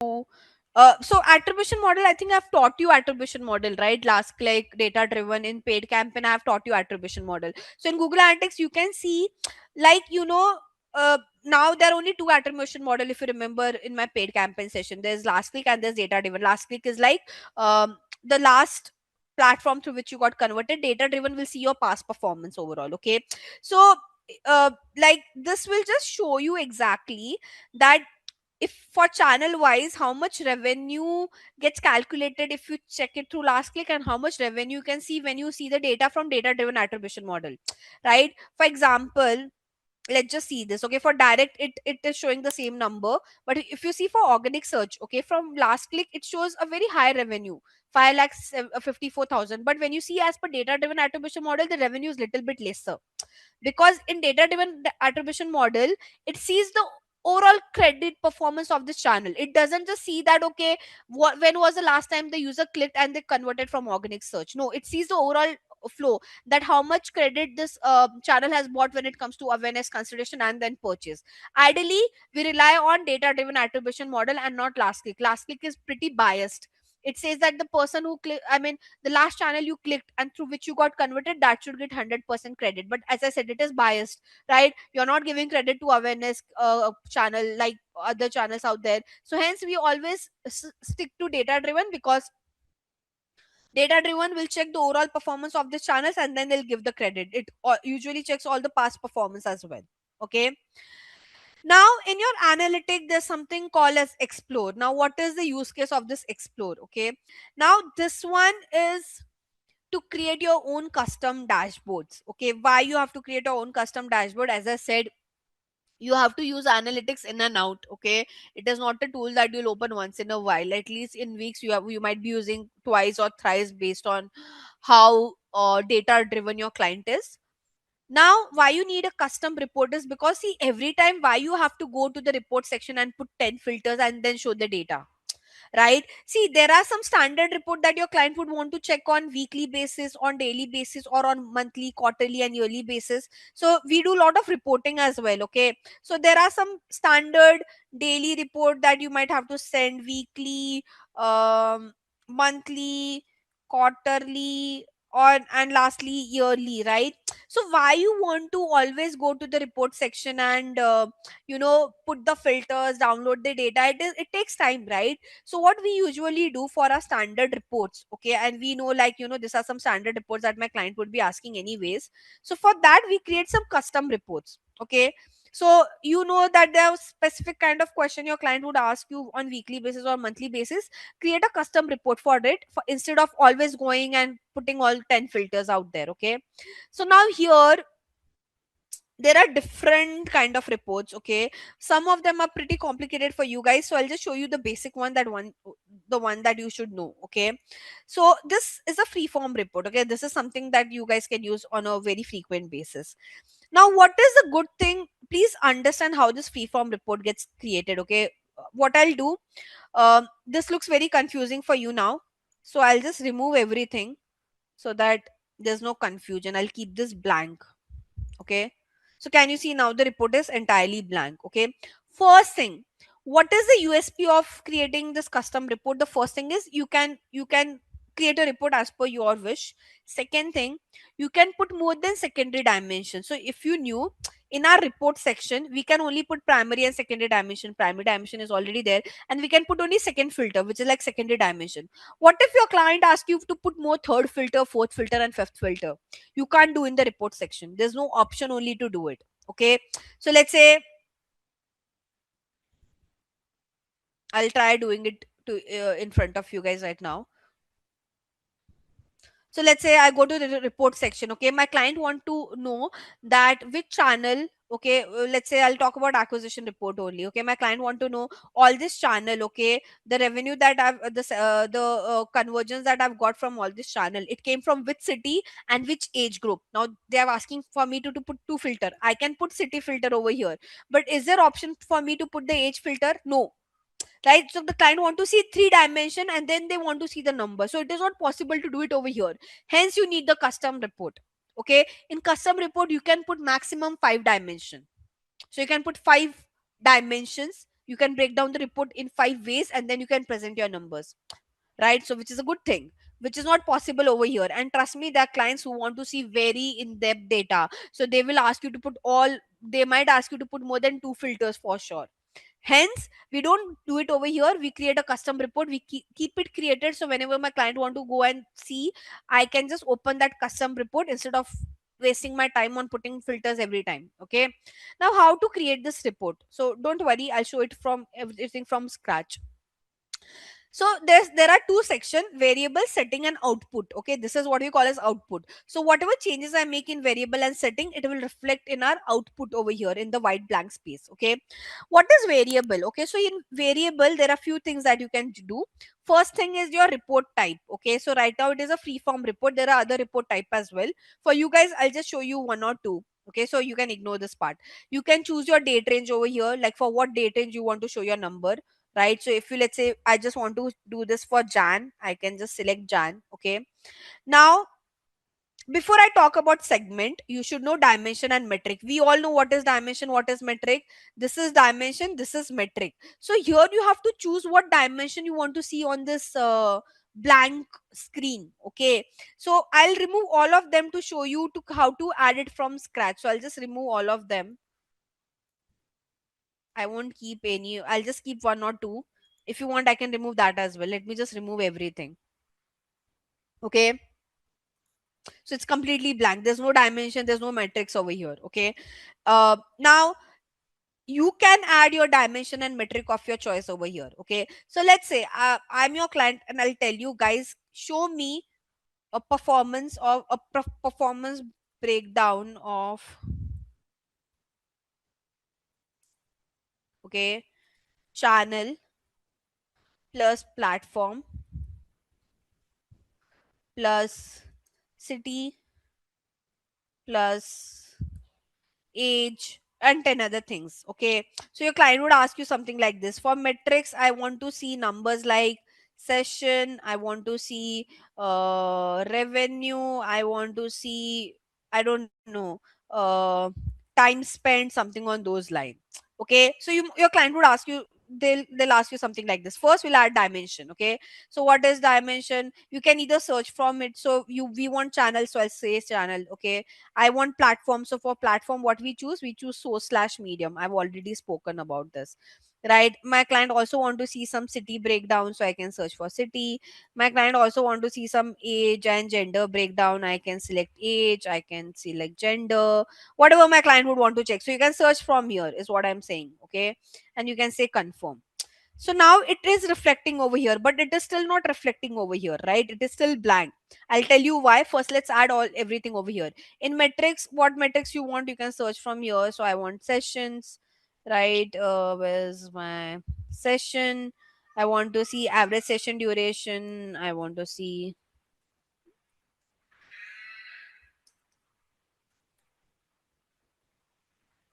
right? So whatever purchase revenue, I think purchase revenue is correct to see.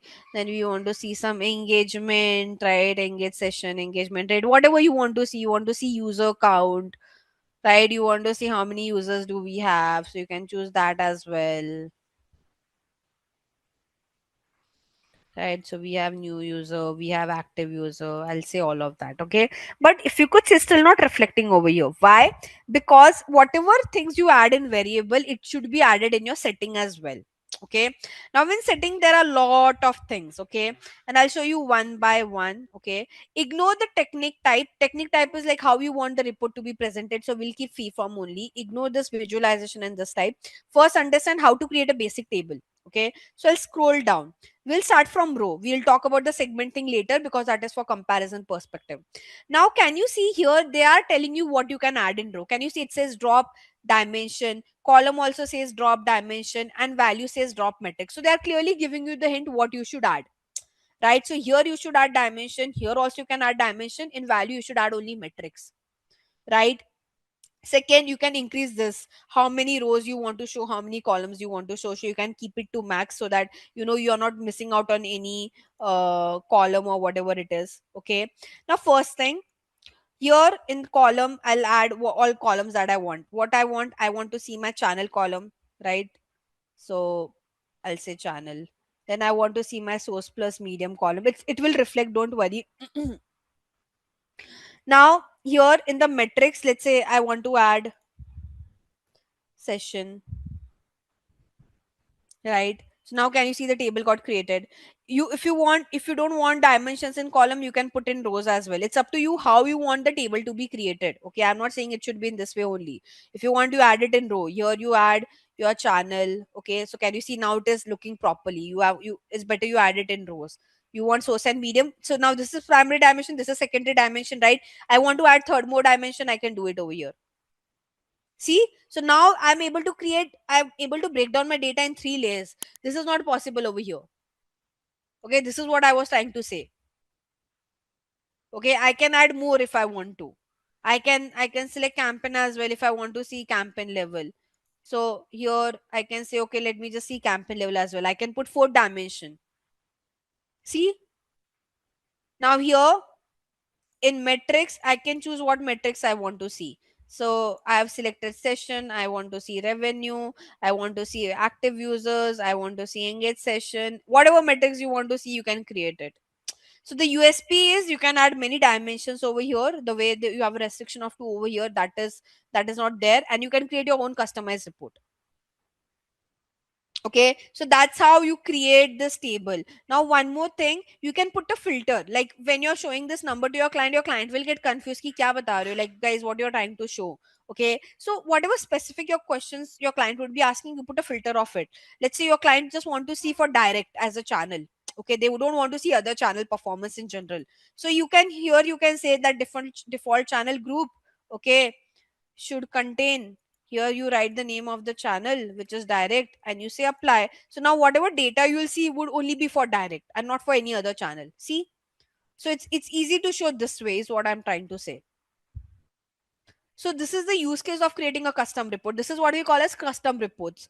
And it is helpful because it is one time you create it, you don't have to create it again. You save this template. And whenever your client want to see any numbers, just go over here and show it to them based on whatever date range they want. Okay.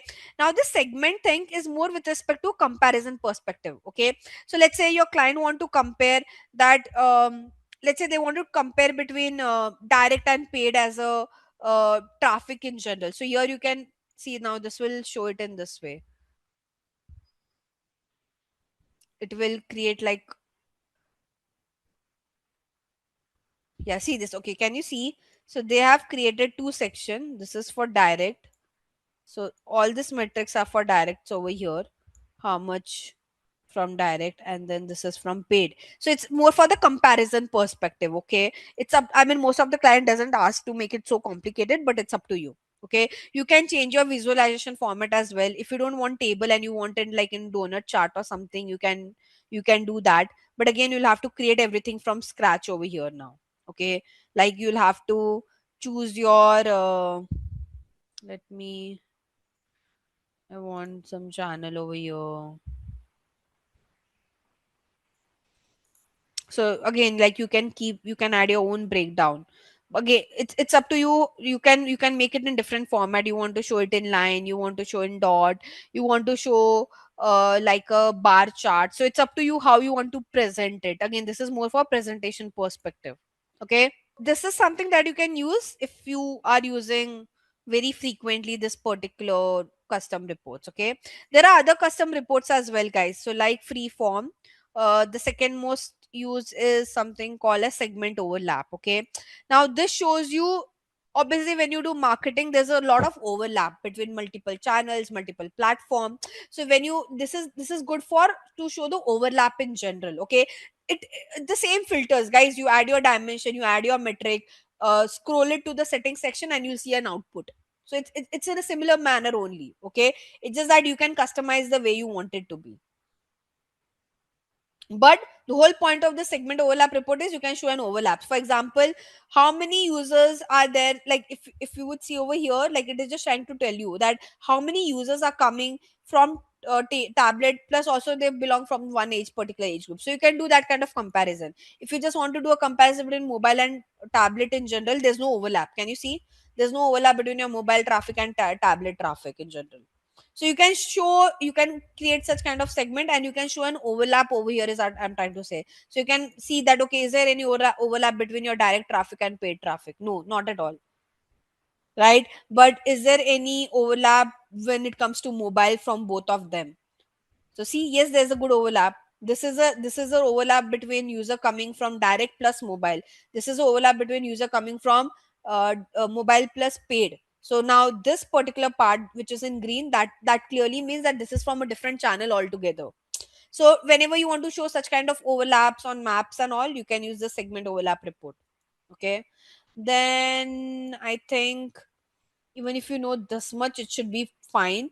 Funnel is more of like, again guys, it's the same report but the presentation is very different, is what I would say. Okay, this is this thing, like I told you, I've shown you this in monetization, right? In monetization we were seeing this purchase journey and checkout journey. So to see that journey, right, this is where we see the funnel exploration report. Okay, so now let's say you want to see, um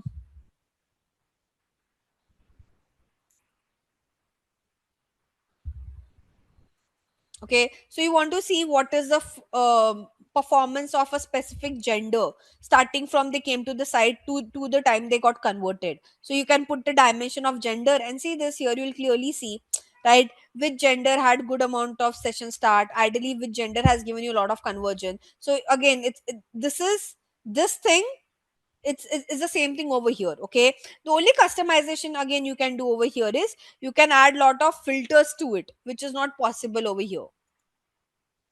Make sense,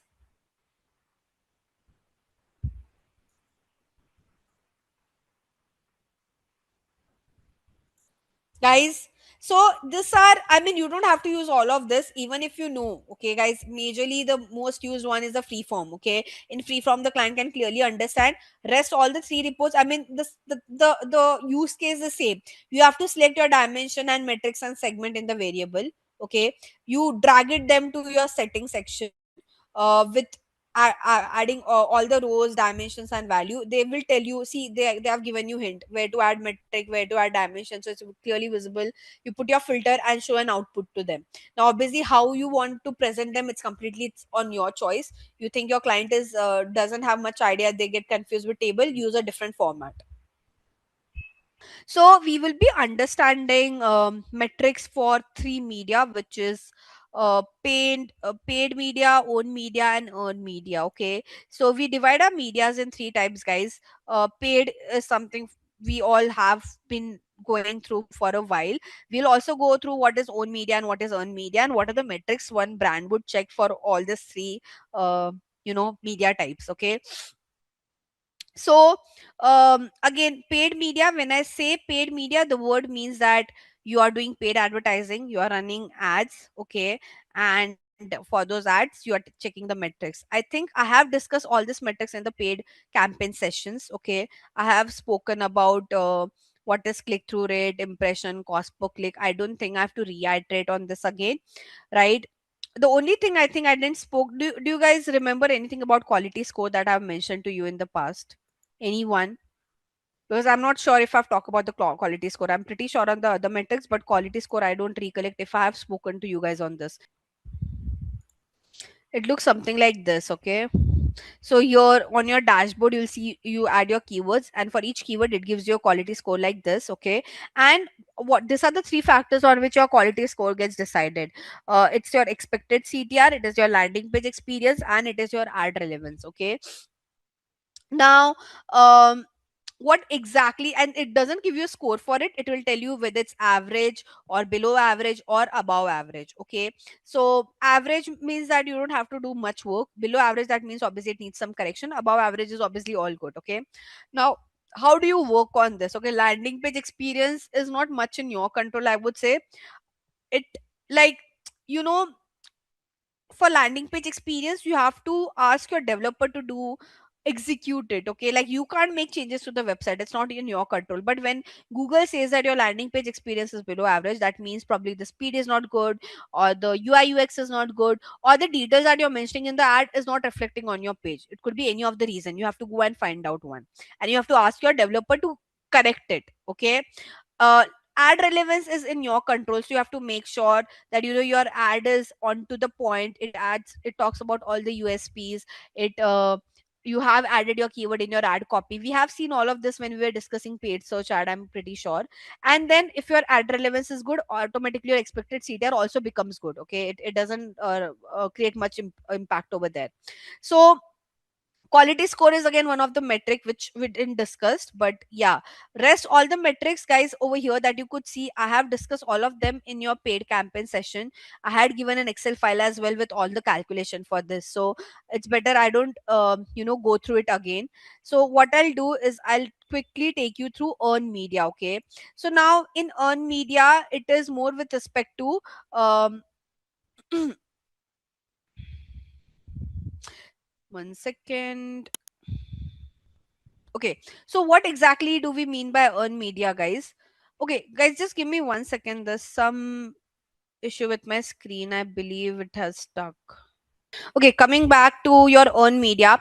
So paid media, earned media, and own media. Okay, paid media we have clearly understood. It's all your ads. Okay, then you have earned media, and then you have own media. Okay, earned media is all the brand attention that you have got from PR, reviews, and all. Okay, this is what we call as earned media. Own media is something that you guys own. Okay, your website is something that you own. Your blogs is something that you own. Your YouTube video is something that you own. Okay, so ideally your medias are divided into three types, and all the for all the three media you have a different metrics to check. Paid media we have discussed in the past. I've just discussed about quality score. For earned media, when you are getting brand visibility through some PRs, through some reviews and all, some of the metrics that you should check is that search visibility. Like when you do any, if you get any earned media, is it increasing your search engine visibility in general? Like, are people searching more for your brand after doing this? Okay, are you getting a lot of referral traffic, right? What is your page score? So this is more of like part of your SEO. That does that so basically, if you are getting a lot of traffic on your site, and authentic traffic, it improves your page domain authority. Okay, it's basically a score that is been given by a tool called as Moz, and Google kind of trusts that score a lot. So higher the page domain authority, better is your visibility on the search engine, and better is your ranking. Okay, again, if you do any earned media, please see if you are getting increase in the organic traffic.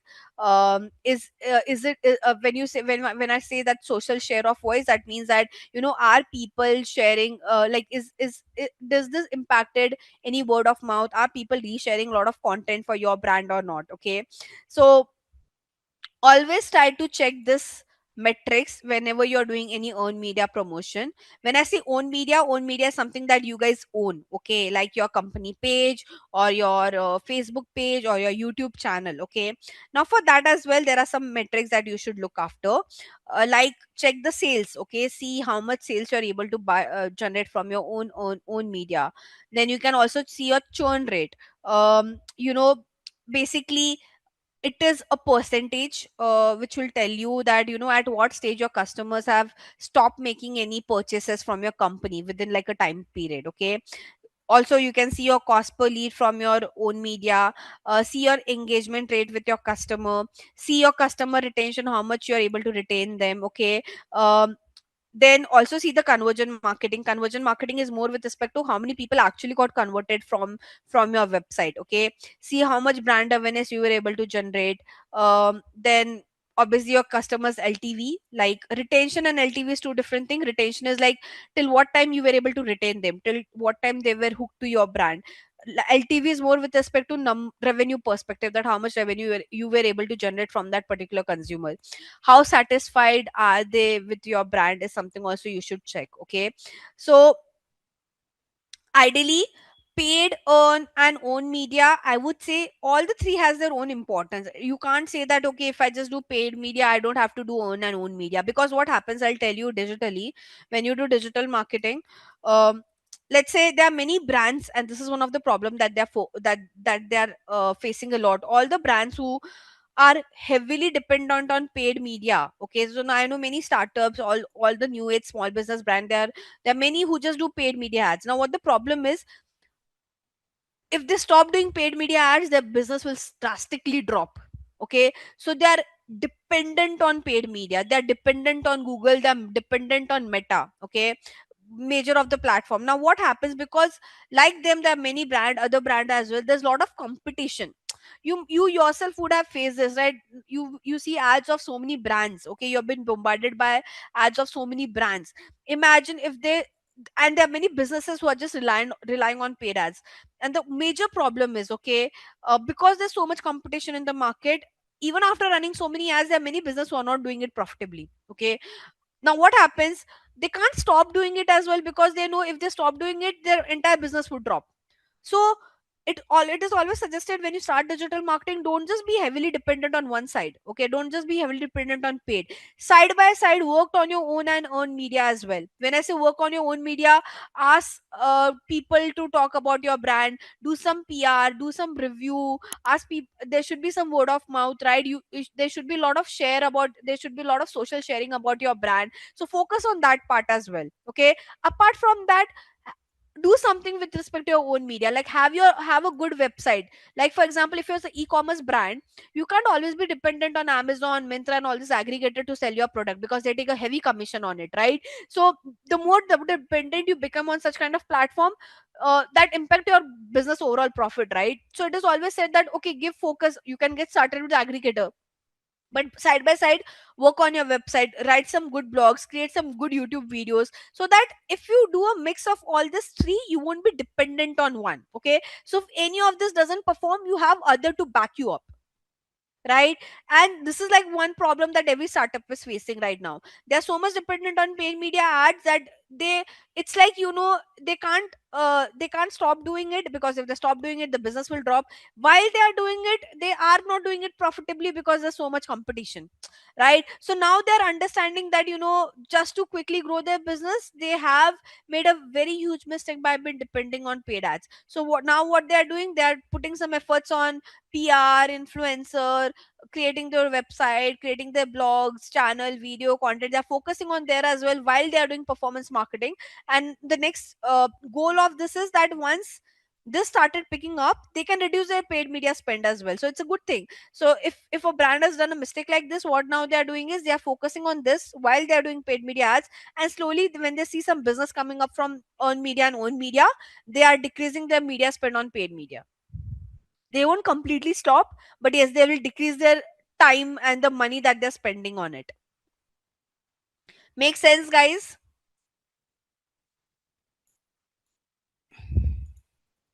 Okay, so starting with measuring metrics and calculating ROI for the display campaign, guys. Um, we all know what is display campaign. You have already learned what display campaigns are in your paid campaign sessions, if you remember. Just to give you a brush up again, display campaigns were those um, banner ads that you can see on third party websites and apps. Okay, so I think I had shown you some of the example would used to look like this, right? Like this picture. So now what today we will be focusing on, how do we measure the effectiveness of such kind of display campaign, and what are the metrics that we look after. Okay, so starting with Okay, first thing, display campaigns, as I clearly mentioned, these are your visually engaging ads to reach out some relevant audience. We have in the paid campaign, we looked what when we are working on the paid campaign thing. If you remember, I've shown you more towards the setup side of it. That how do we set up the display ad? We never discussed, what are the metrics we will be checking, or how do we optimize it. So we never spoke on those sides. So this is what we'll be discussing now. In display campaign, guys, there are three important metrics.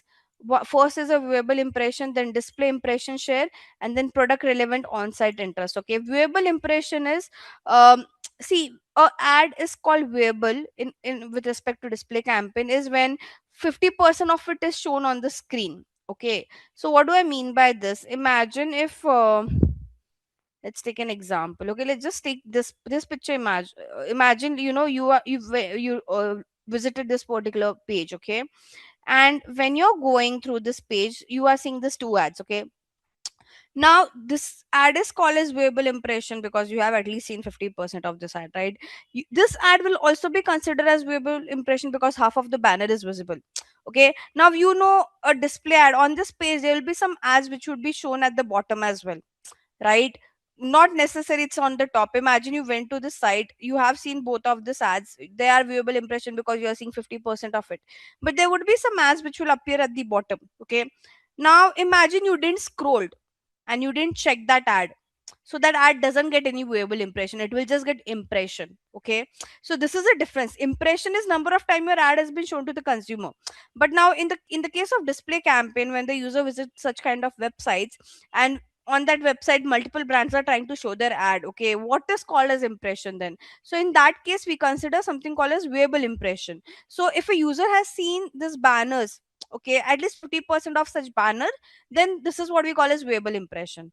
Now there's something called as display impression share. Okay, um, impression share, the word impression share means, guys, is that, let's say if your ad can be shown 100% of the time. Okay, but due to some reason your ad has only appeared 40% or 50% times, this is what you call as impression share. Okay, so impression share, the basic concept of share says that out of 100% that you were supposed to get, okay, to show your ad, out of that how many times your ad was actually shown to a consumer, that is what we call an impression share.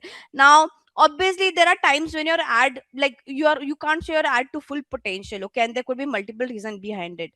It could be that you don't have that kind of budget. Okay, let's say because of budget you have the opportunity to show your ad 100% of the time, but you don't have that kind of money to spend.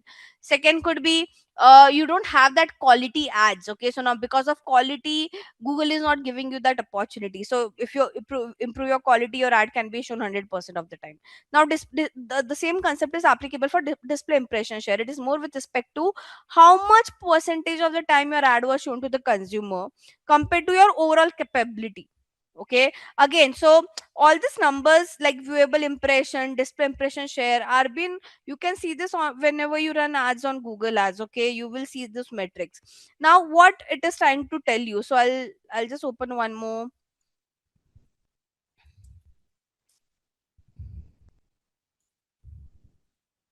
Okay, so you will get, like, you will get this percentage kind of a thing when you're running ads. Okay, and on your Google Ads specifically. Now obviously for whichever ad it shows your impression share is 100%, that means it doesn't need any improvement. Okay, but there'll be few ads for which your impression share would be 50%, 20%, so on and so forth. Okay, what that is trying to indicate that out of 100% of the time, only 20% time your ad has been shown, so 80% you still have 80% opportunity left. Okay, so that's the meaning of, like, in case of display impression share, it means the same. Out of 100%, how much percent of time your ad was shown to the consumer. Okay, and how much scope of improvement, which is like, what is the scope of improvement that your ad still has. Okay, then there's something called as product relevant on-site interest. Okay, now this will kind of calculate, how much page views has been increased and new users with respect to filtering some, um memberships which are leading to those pages. So it is more with respect to, the number of audience who have came to your site. Out of that, how much people were actually interested. Okay, there's something called as positive up there's a spelling error over here, guys, but it is more with respect to the positive uphill. Then there's direct, organic, and paid search channel health metric, and there's something called as branded search demand. What exactly all of these three metrics would mean is, positive uphill is more with respect to um, like how positive impact your campaign has kind of created with respect to the overall brand perception. Okay, then you have something called as direct, organic, and paid search channel health metrics. So what exactly we are trying to say is, like, out of all this channel, what is a health metric? So when we say health metric is more with respect to um what is the engagement of the user coming from direct or organic or paid search. Okay, so better the engagement rate, better is the health metric. Okay, then there's something called as branded search demand. Okay, branded search demand means that, okay, you're running so much display ads. Okay, did that created any impact on increase in with your brand term? So let's say you're running so much advertisement, are you seeing that more people are searching for your from your brand name directly? Okay, so this is what we mean by branded search demand. So whenever we do such kind of activities, whenever we run so many advertisement, one thing that a client would want to check that, okay, we have run so much advertisement, people have got to know about us now, are they now directly going on Google and searching from our brand name instead of searching for some very vague queries? Okay, so again, why all this metrics, this, because all these metrics are very important. We always discuss about, okay, how much conversions we have got, how much results we have got. So we always talk about direct metrics, but these are some indirect metrics that ideally impacts your overall brand image. Okay, so whenever you do marketing, because you're so much caught up with revenue, ROI, and all, you tend to forget to see, okay, what is your viewable impression. You tend to forget to see your impression share. See, if you don't see your impression share, how would you know that what is the scope of improvement, right? Like, if you don't know what is your impression share, you won't understand how much you can leverage on that ad. So let's say your one ad has an impression share of 20%. That means you still have 80% of leverage, as in you can make some improvement and make that 20% to 100%, right?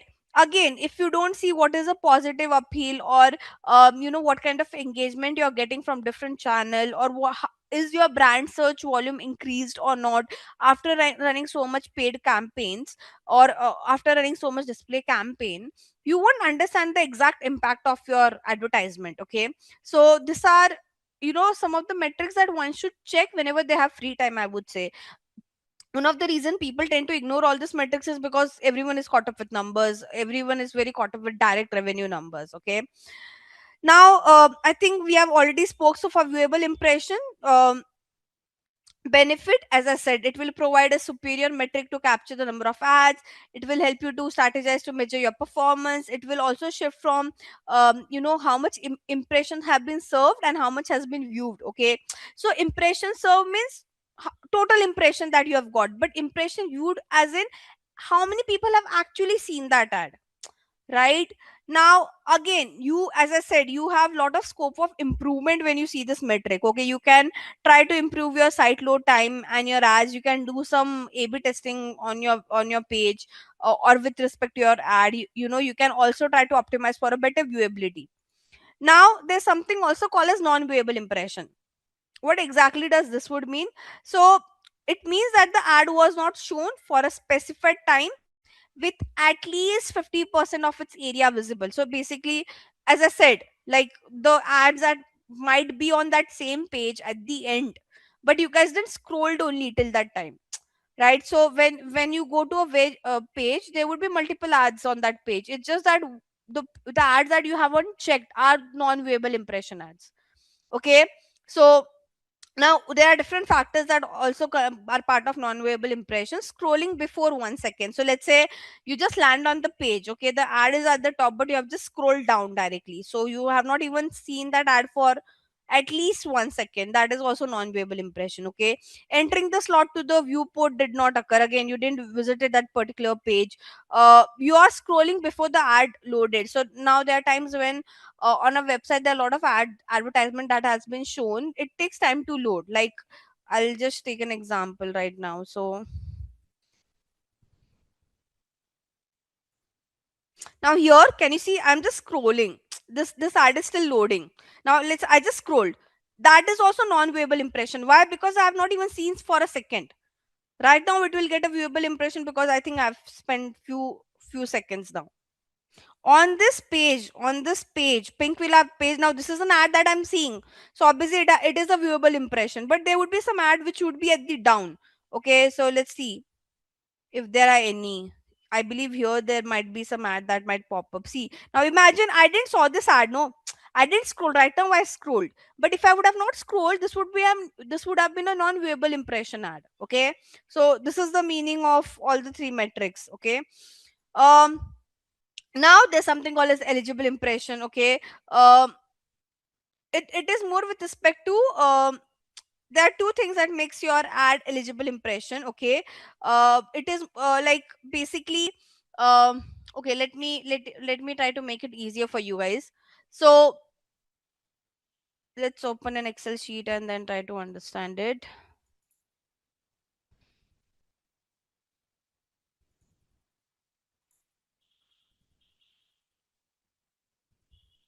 One second. Sorry guys.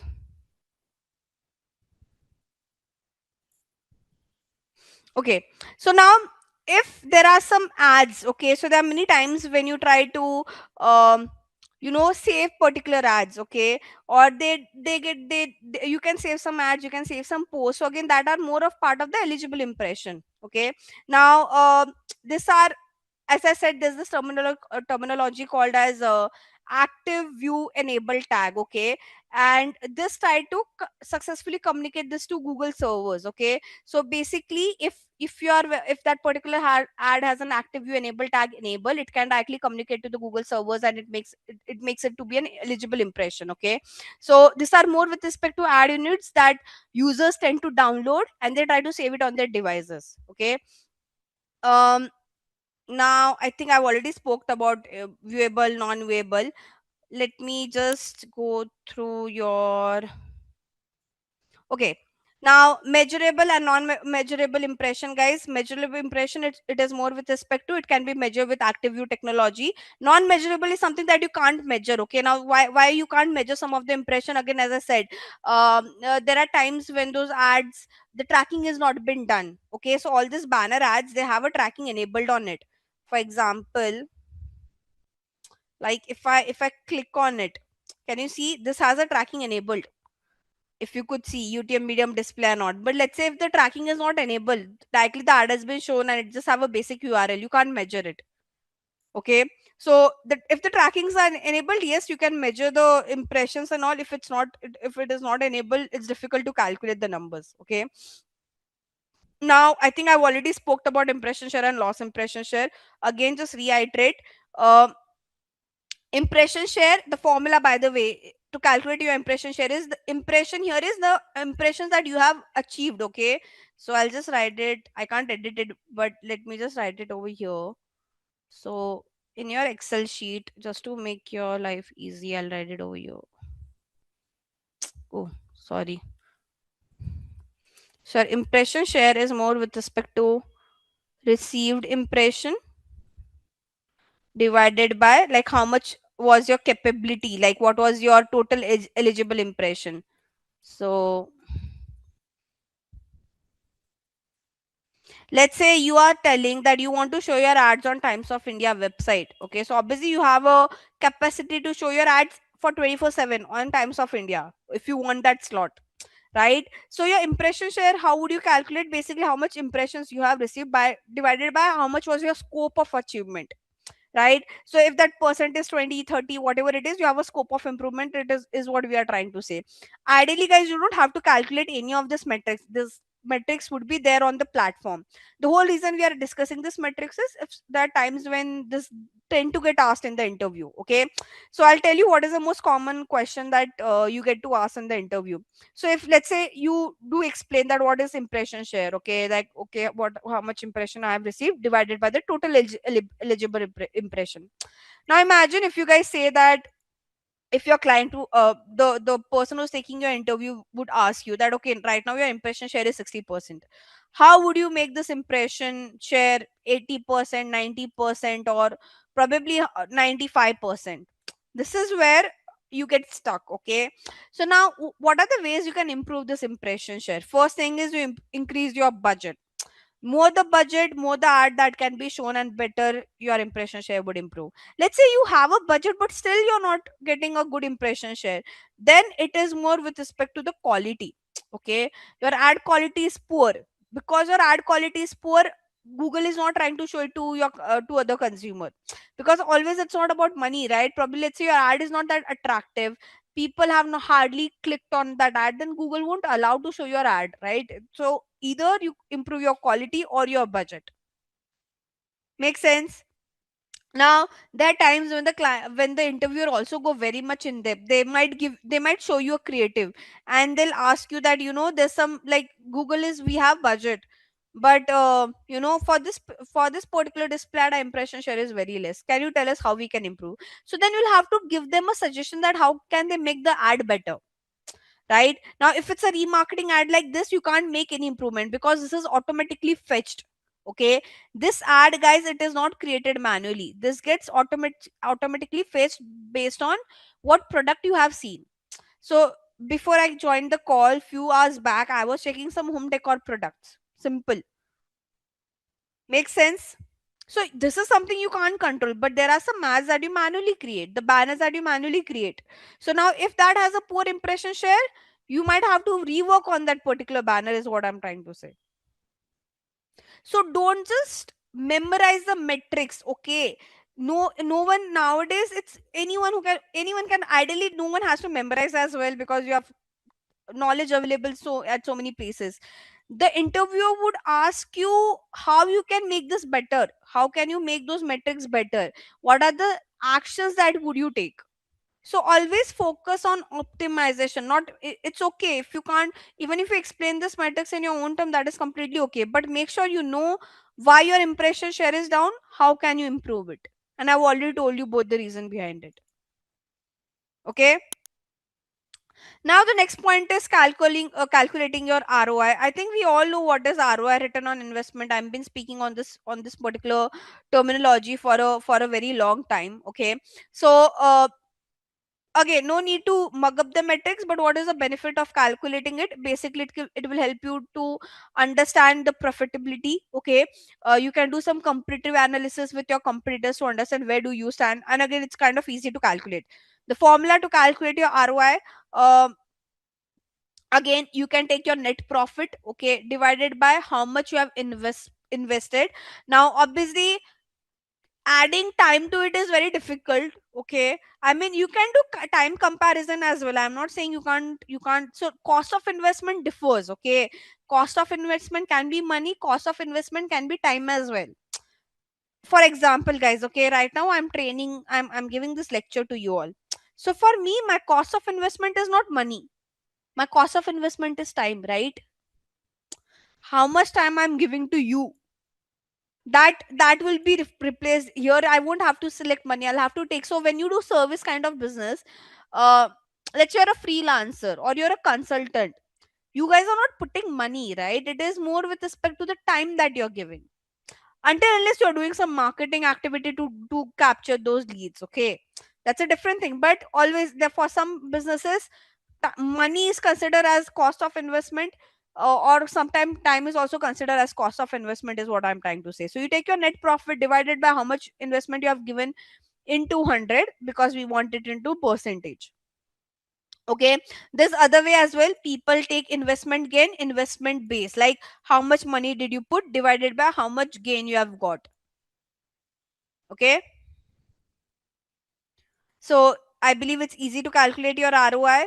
Now there's something called as attributable ROI. Okay, it is more with respect to when a brand want to understand, what is their month over month sales growth. Okay, and this is what you call as attributable ROI. So sorry. Now, how ideally this is getting calculated, guys?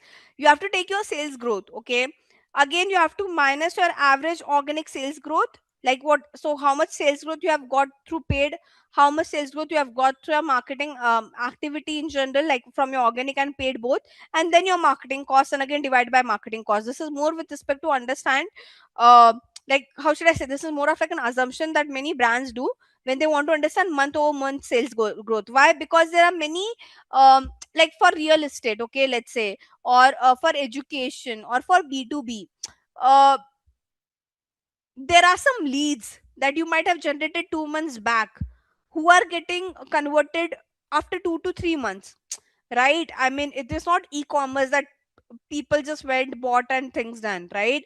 In lead generation or any B2B or real estate or education or finance business, you might have got the lead today, but it might convert few months back, right? So to do have a better calculation on those perspective, you should take attributable ROI.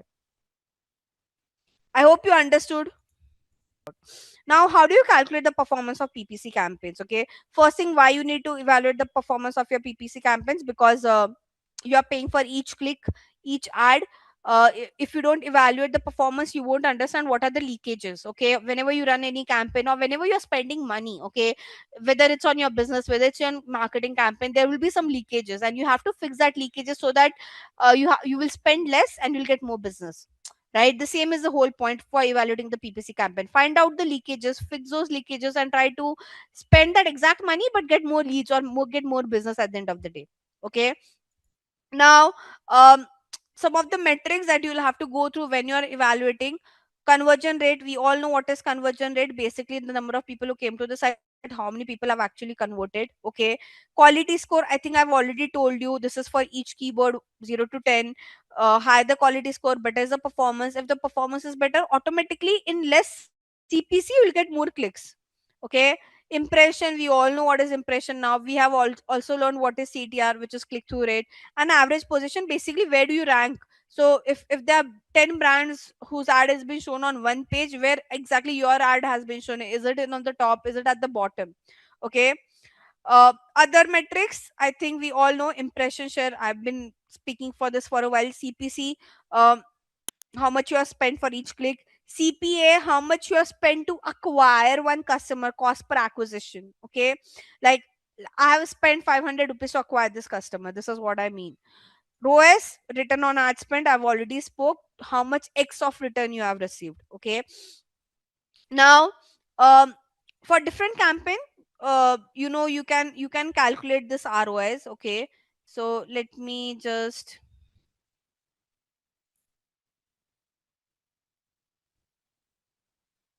sorry. Okay, so the first one is non-recurring revenue and non-service based sale. Okay, so what do we mean by non-recurring revenue? Okay, uh, let's say you do an MBA from one organization, like let's say you did an MBA from Accelerate Jamshedpur or any other college XYZ. I'm saying, okay, it's a non-recurring revenue, right? It's like a one-time revenue that you have given to that education, to that particular college. Okay, so for them, if you want to calculate your ROI, you will take your revenue minus whatever marketing spent has been. So let's say you're a college, okay, who is just giving MBA.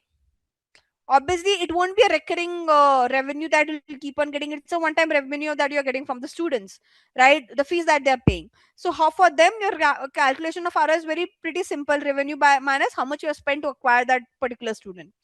But okay, if your brand is such which gets keep on recurring sales. Now what do I mean by that? A e-commerce brand, Mintra, let's take an example of Mintra. You are a lifetime consumer of Mintra, right?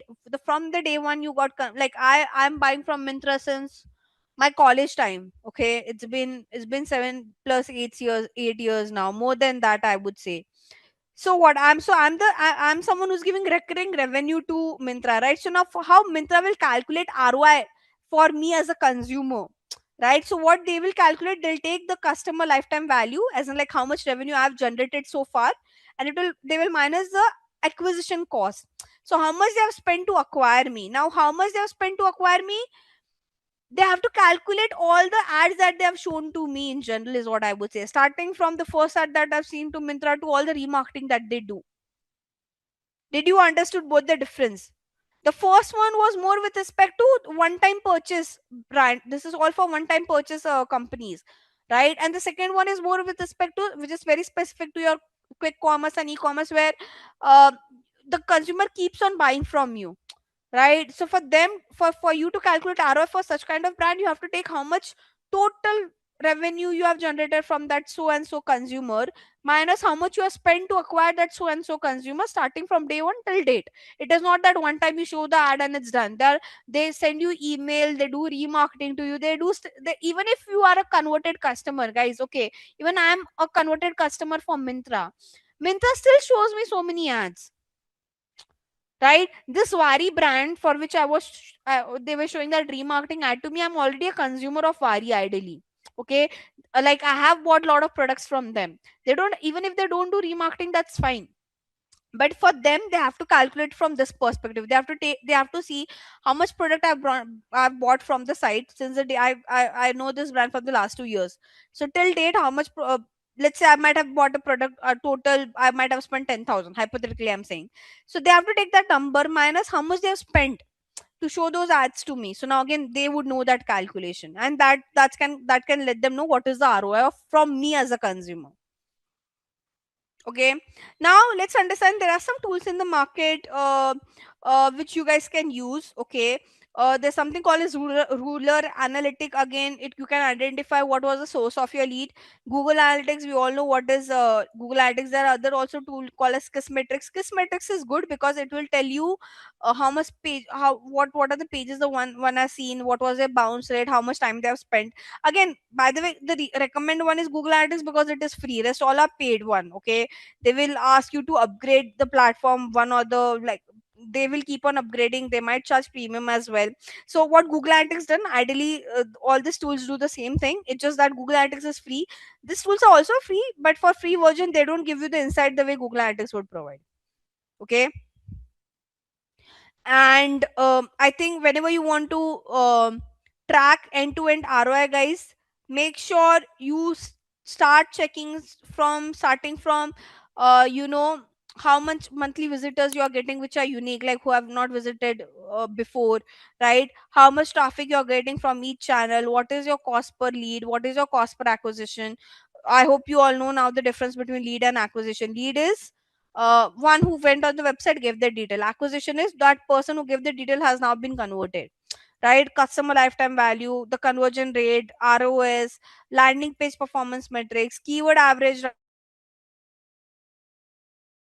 Ideally, all the metrics are kind of important to track the end-to-end ROI. Okay, and lastly, to improve the ROI for any set of campaign, guys, first you should know what is your main metrics. Okay, you have to, as I said, explore different marketing channel, because no one can assure you that this channel will work for you. You have to do your own A/B testing to find that out. Even I can't give, like, if a brand comes to me and asks me, Jigisha, tell me which channel will perform best for me, I can give them standard channel name, but I will still tell them to try out once, let to do them their own testing. Okay, again, experiment using test and learn approach. I have already told this, right? This is the same thing that I said right now. You first test, you learn, and then you apply the same thing. Do your A/B testing, do some survey for some sample, and checks. Keep on checking how much you're spending and how much business you're able to get. Now, what exactly is this sheet? So you can see my screen. I've opened one Excel sheet. Okay, and basically, if you would see, it has a lot of numbers, right? Can you see, it's all data, like there are so much data, there are so many sheet with so much of data. Okay, now what exactly is this?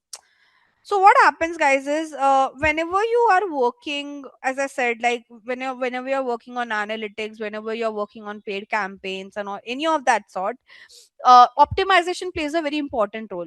Even if there are times when you want to acquire a client as a freelancer, they would want to see your capability, that can you actually handle their account or not. Okay, now how would they check that capability is, they will send you an Excel sheet like this, which has the performance of their campaign. Okay, obviously they won't reveal everything. For example, like here, instead of keyword name, they'll give you this ID of the keyword, so that they don't disclose it to you that what keywords they are using. Okay, so they'll give you an Excel sheet like this, and they'll tell you, okay, this is the data of my campaign performance. Can you give me some insights from this data and tell me what is the optimization I should do, right? This is, if you can solve this, it makes you capable that it will create an impression in front of that client that yes, you can handle their brand. Because see, when it comes to numbers, when it comes to paid campaign, when it comes to analytics, it is all number game. Okay, so if you can crunch that number, if you can get some insight, for sure I'm pretty sure that you'll get that client on board. And this is one of the way they check it. Okay, so I've worked with many freelancing gigs where they share what they do, because they can't give you their Google Ads access, because they'll have to test out, right, that how capable you are to handle their account. So what they'll do, they will give you their campaign performance data, and they'll ask you to evaluate it and tell them, if you come on board with this data, what are the changes that you would do which can make my campaign performance better. Okay, so I hope you understood the brief. What is this Excel sheet all about? So this, imagine, this Excel sheet was, by the way, shared by one of my past client. um, and I had, like, this was my first client, so I still have this sheet with me. My first freelancing client it was, so I still have the sheet with me. And not the Indian kind, but this was more of like with respect to the international market. Okay, so now I'll try to show you if you come across such kind of instances, because see, as I said, setting up campaign is very easy. Anyone can do it with the help of Google.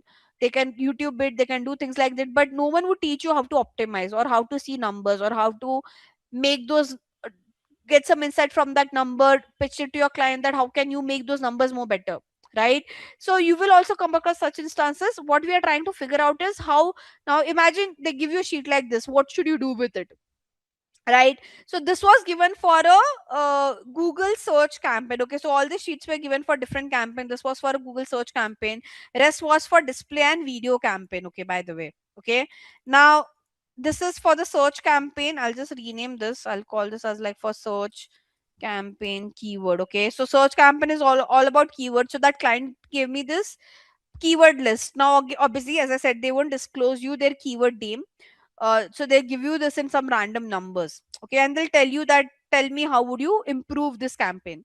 Now when it comes to improvement, they'll tell you what is improvement for them. For example, here they've told me what is their target. They, for this campaign, they want, they want the campaign target to be the cost per acquisition. Okay, CPS, cost per acquisition, should be around 129. Okay, so they have already told me that this is a benchmark. Now I have to give them an insight, how can they reach this benchmark. Okay,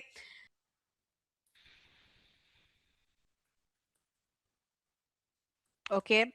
Now HVHE is high volume and high efficiency.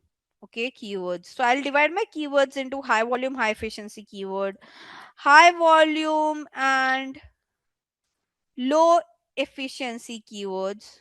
Sorry.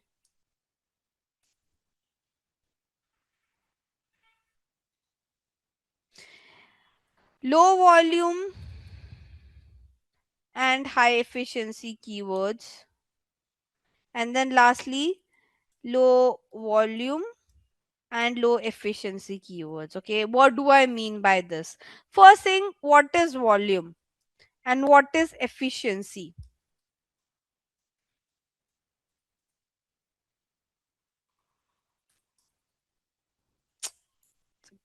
Okay, here in our case, what is volume, guys? Okay, so if you see this table, what is volume? Okay, volume is nothing but impression, right?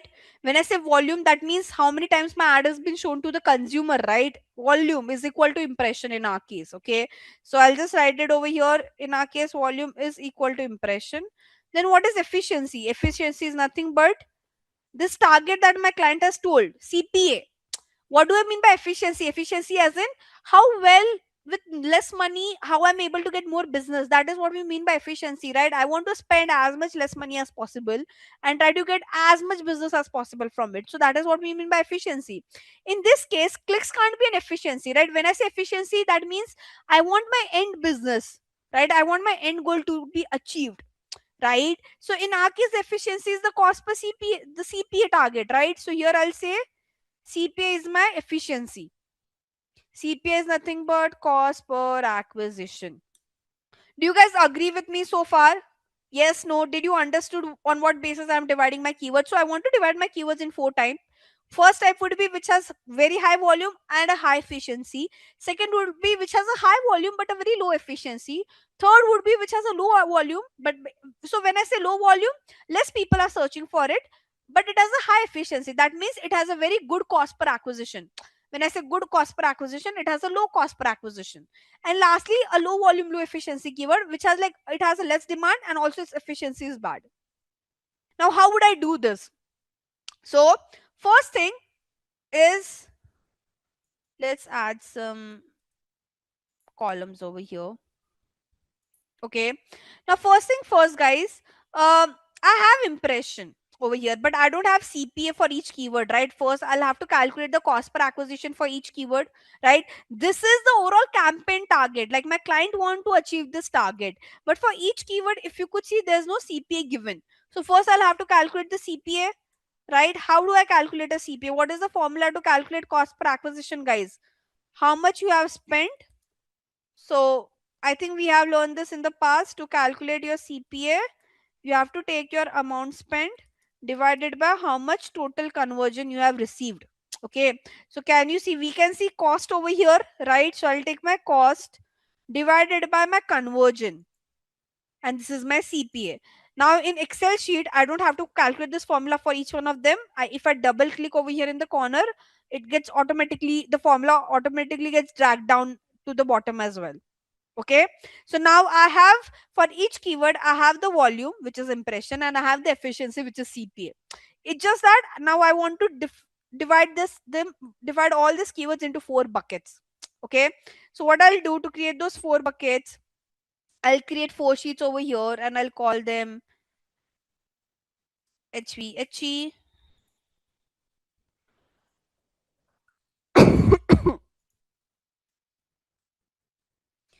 HVLE,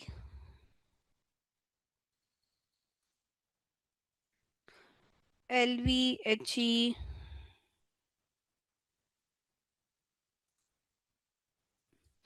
LVLE. Okay. I hope I'm clear. Now, how to do this? So I'll go over here. So first thing, guys, see, for high efficiency, the client has already given us the benchmark, that the benchmark should be 129, right? Like for efficiency, what makes a keyword high efficient keyword? First thing, okay? So efficiency is equal to my CPA. Now what makes a keyword high efficiency keyword? Anyone which has CPA lower than 129, don't you think so? My client has given a target of 129. Any keyword which has a CPA below 129, doesn't that make it a high efficiency keyword? Yes, right? But now the problem is, for my volume, which is equal to impression, I don't have any benchmark given by my client, right? My client has didn't told me what do they consider as good volume. So what I'll do, I'll take a median of this number. Okay, I won't take an average. Okay, so, but I hope you guys know what is it. First thing, do you guys know what is the difference between average and a median? Guys, do you know what is the difference between an average and a median?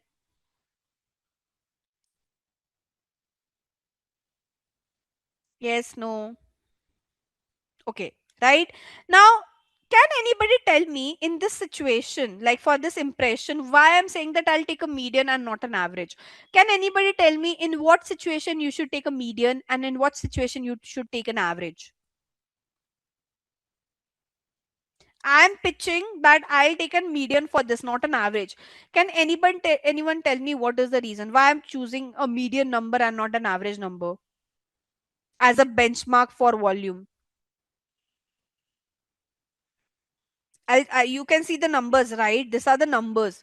Why I'm saying that I'll take a median and not an average, guys? Right. So median is a middle value. Okay. I could have taken an average, but the problem is the numbers are not in, how should I say, same line.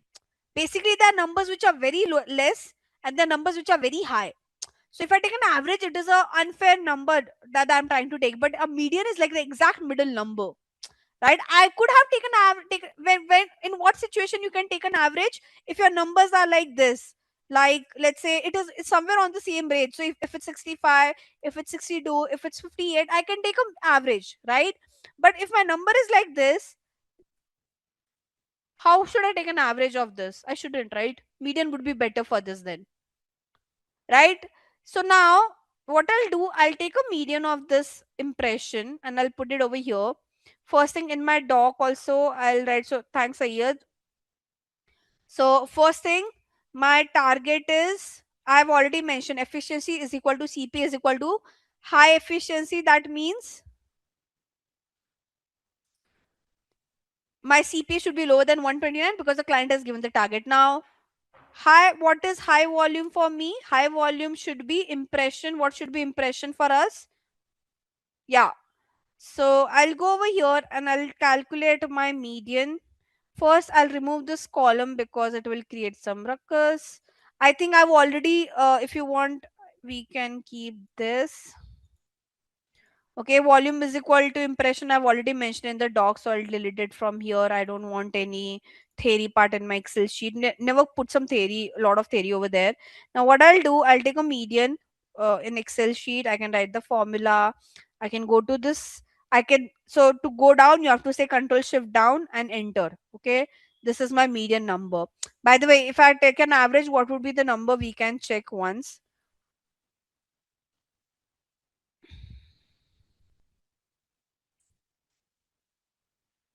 So it's somewhere closer only, but I can, median is a better number to be chosen because it gives you an exact middle number for such varied number that we have. So what is our median? Our median is 43323. Okay, so what makes a keyword high volume keyword? Impression higher than or equal to, very important, we should never forget equal to 43323. Okay, 43323. So I've wrote the exact number here. Also your CPA should be lower than or equal to 129. Did you understood so far? So what makes my keyword high efficiency? Which has a CPA lower than 129 or equal to 129. What makes my keyword high volume? Which has an impression higher than or equal to 43,323. I hope we are clear. Guys, did you understood this so far? By the way, if your client doesn't give you a target, let's say the client doesn't give you this target CP of 129, you can do the same thing. The way you find out a median for impression, find out a median for your CPA as well then. And then choose that as a benchmark. Your middle number is your benchmark basically if your client doesn't give you any of this target. Okay? Clear? So in our case, we had a CPA target, but there are times when your client doesn't give you a CPA target as well. So the way you have chosen a median for impression, choose a median for your CPA as well. Okay? Clear, guys? Okay. Now, how would we divide this keyword? So let's put some, now I'll do this bit quickly. First, I want high volume, high efficiency keyword. Okay. So for high volume, high efficiency keyword, what is the filter I should put? Okay.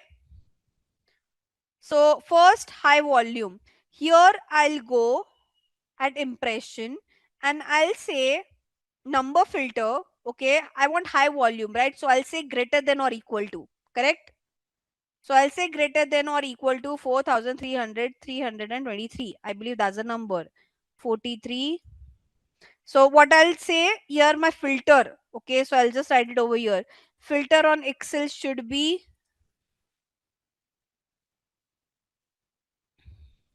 for impression is greater than or equal to 43323.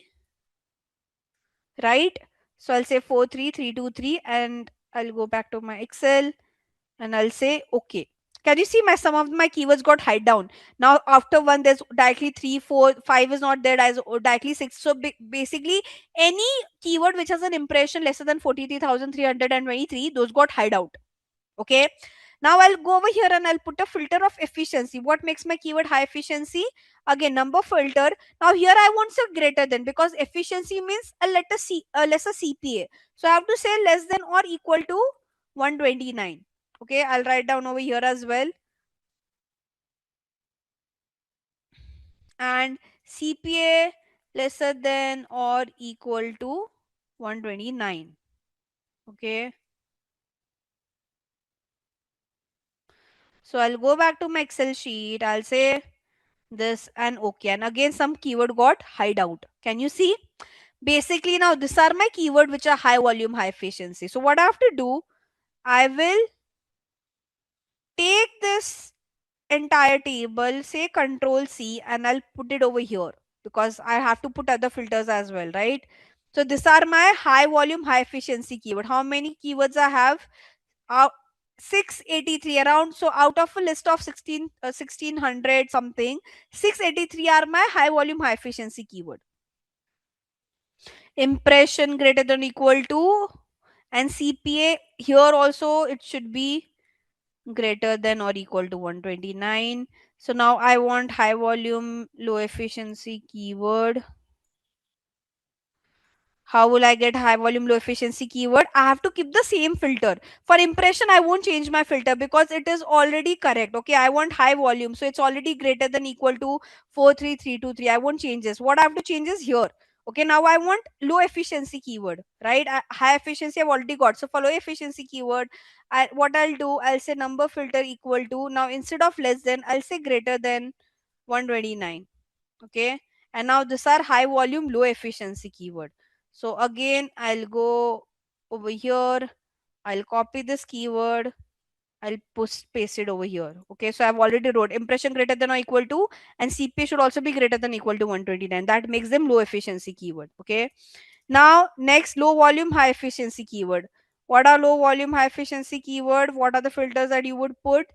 Impression now here should be, now because we want low volume, it should be lesser than or equal to 43,323, and high efficiency, that means CPA should be again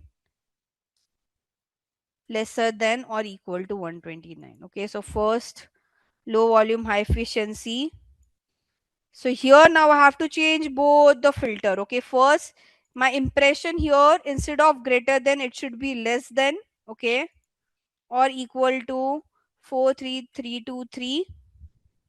Okay, and here my CPA should be number filter less than equal to 129. Okay, so we are done with this. This is my, sorry, low volume and low high efficiency keyword. Again, I'll put this table over here. And lastly, low volume, low efficiency. So for low volume, low efficiency, the only thing I have to change is, I won't change my impression because it is anyways lesser than or equal to this. I want to make this low efficiency. So I'll put, instead of less than, I'll make this greater than or equal to 129. You should be very good with an Excel to do this very quickly, guys. Is what I was trying to say. I'll put it over here. Okay. So last thing is also done. I'll just put the theory part over here for your reference. So impression lesser than is correct. CPA should be higher than or equal to. Okay. Now what I'll do, we have got all the keywords. Now we have to first cross check if the keyword count is correct or not. Okay. So what I'll do for each, what is my keyword count? I'll just calculate this. For here, how many keywords do I have? How do I find that out? You can take it from top to bottom. Here in the corner, you see the number kind of called as count. So here it is 683. So I'll just write my keyword count for this keyword list is 683.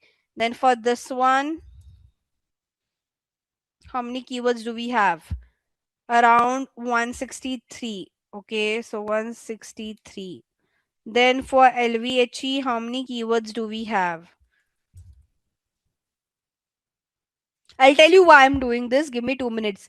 665. So I'll write 665. And last but not the least, for LVLE, what is my keyword count? 181. Okay. So I just want to cross check if the numbers are correct or not. 181. Give me a second. 665. 163. 683.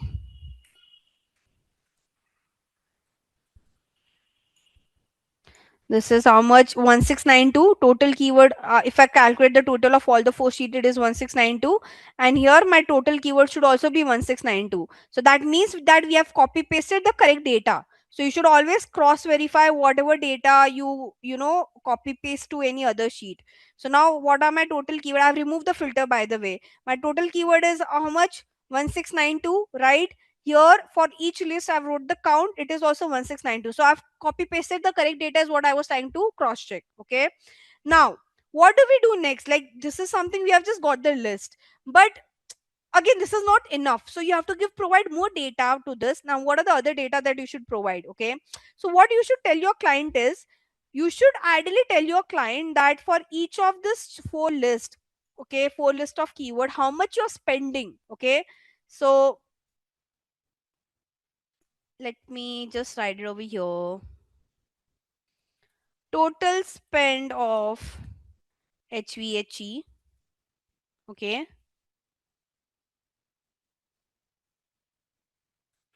total conversion of HVHE. I'll tell you why. Okay, give me 2 minutes. I'll just calculate this and then I'll explain it to you. Okay, spend percentage of HVHE, conversion percentage of HVHE, and last but not the least, sorry, I'll write this down. Cost per conversion of HVH. Okay, so for each list, guys, you have to find out their keyword count, how much that keyword have spent in total, how much conversion they have got in total, what is the overall those keywords cost per conversion, what is the spend percentage, and what is the conversion percentage. Okay, and I'll tell you why exactly we are calculating this. Just be there with me and please pay a proper attention to why I'm doing this. Okay, like it will take probably at least like 5 to 10 minutes, but like just see first how I'm calculating this. Okay, first I want total spend of my HVHE keyword. So basically how much I've spent on this HVHE keyword. What I'll do, I'll quickly put a sum formula. I'll go to my amount spent, which is this here, enter. So we have got total spend of HVHE. Total spend, total conversion for HVHE, again same, I'll take a sum, I'll go to conversion column, I'll say enter over here. Okay. Then cost per conversion of HVHE. How will I calculate cost per conversion? This is my total spend divided by my total conversion. So see, what is my cost per conversion? The average cost per conversion of my HVHE keyword is only 30. My target was 129. So this is way below the target, which is such a good thing, right? Guys, I hope you're understanding this. So my client has given me a target of 129 as the CPA, but my HVHE keywords are getting a CPA of 30. Guys, so I have to show my client, right, that when I say that these are my high perform, high volume, high efficiency keyword, what exactly do I mean by this? So look at the amount of cost per conversion they are getting as per the overall target. Did you understood this so far? Guys, okay. Now next, I've also sent something called as spend percentage and conversion percentage. What do I mean by this? Okay, so here I have to tell my client that the amount of money I'm spending on this all the keywords, okay, how much exactly I'm only spending on HVHE keyword. Same, the amount of conversion we have got from all the entire campaign, how much percentage of conversion we have only got from HVHE HVHE keyword. Now how do we calculate this? To calculate this, first we want total campaign spend and total campaign conversion. Okay, from where do we get that? From the first sheet, this one, which has all the campaign data, right? This has all the campaign data. I want the total, right? So here I'll put the sum formula again. I'll go over here, I'll take the cost of my entire campaign. Okay, I'll take the conversion of my entire campaign. So let me go up. Conversion is over here, right? So if you would see, let me just put this, I'll keep this in rupee. Give me a second, because we are not able to read the number easily, hence it's better to format it. Right now I'm keeping currency rupee. You can keep whatever currency of your choice or whatever client you're working with. Okay, now what I'm trying to derive by this one is that out of how much percentage. So okay, let me just first do this and then I'll explain it to you.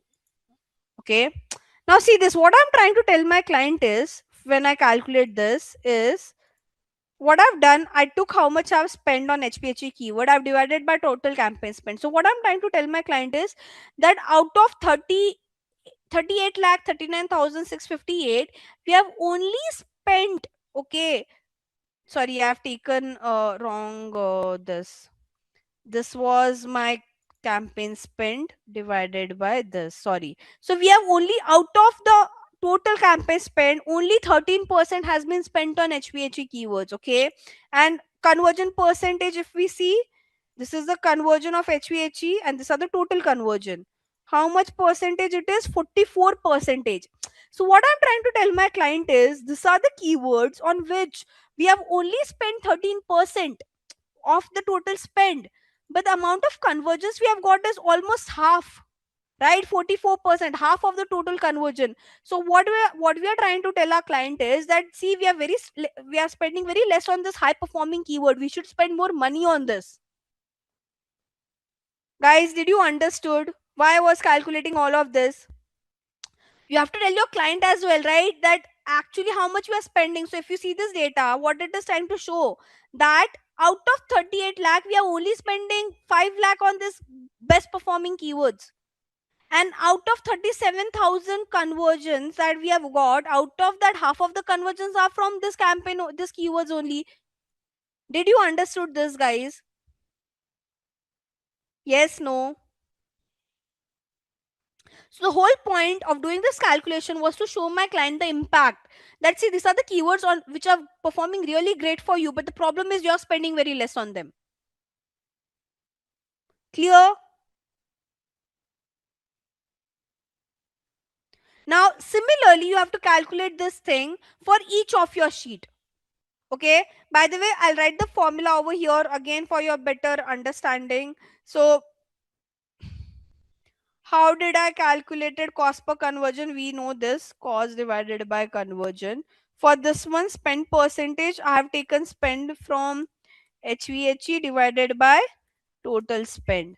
Again, conversion from HVHE divided by total conversion. Okay, this we know how I've calculated. Now this one. So the way I've calculated this, I'll calculate the same for all the three sheets. Give me like 5 minutes. I'll quickly calculate this and then we'll do a summary together. Okay. So I'll just quickly take all the numbers over here for my reference. Guys, by the way, you also try performing this on your end. I mean, that's how you'll become good at Excel, is what I would say. So let me do this for all the three sheets. You guys just observe and then we'll do a conclusion together. HVHE, this one is now HVLE. So I'm just replacing all the word. Quickly, total spend of HVLE. Some spend is over here. Enter. Total conversion. Again, some conversion is over here. What is my cost per conversion? This is my spend divided by conversion. I'll put a money sign to it. So see, my client's target was 129. This keywords are getting a CP of 631 and we have spent how much? 11 lakh. So basically on poor keywords we are spending a lot of money. But on good keywords we are hardly spending any money, is what these numbers are trying to show. Okay, now imagine if you would have evaluated one keyword, it would have taken ages, but with such kind of tactics you can do it in a much more quicker way, is what I was trying to show. Okay. Lastly, spend percentage. This is total spend divided by this. We want this in percentage. Again, this is my total conversion divided by this. I'll convert this into percentage. Now, what am I trying to indicate here is, now see this, on this keyword, we are spending 30% of our total spend, but only 5% of conversions we have received. So basically, on best performing keyword, we are spending very, very less, but on bad performing keyword, we are spending like anything. Right? I hope you guys understood this. Guys, please say yes or no in the chat, though I'm not seeing the chat. I mean, it's better. Now, again, I'll do the same thing for this remaining two sheet very quickly. HV, LE, I would replace it with LVHE. Place all. Give me like 5 minutes max and I'll calculate all this and then we can discuss this together then. Sum of spend over here. Let's go up. Sum of conversion over here. Where is conversion? This. Again, cost per conversion. This divided by this. Spend percentage. This divided by this. And lastly, cost per conversion. Sorry, conversion percentage. This divided by this. Okay. Both we want in percentage. And where do we need currency sign? We need currency sign on here and lastly here. Okay. And the last one, I'll just quickly take this, put over here.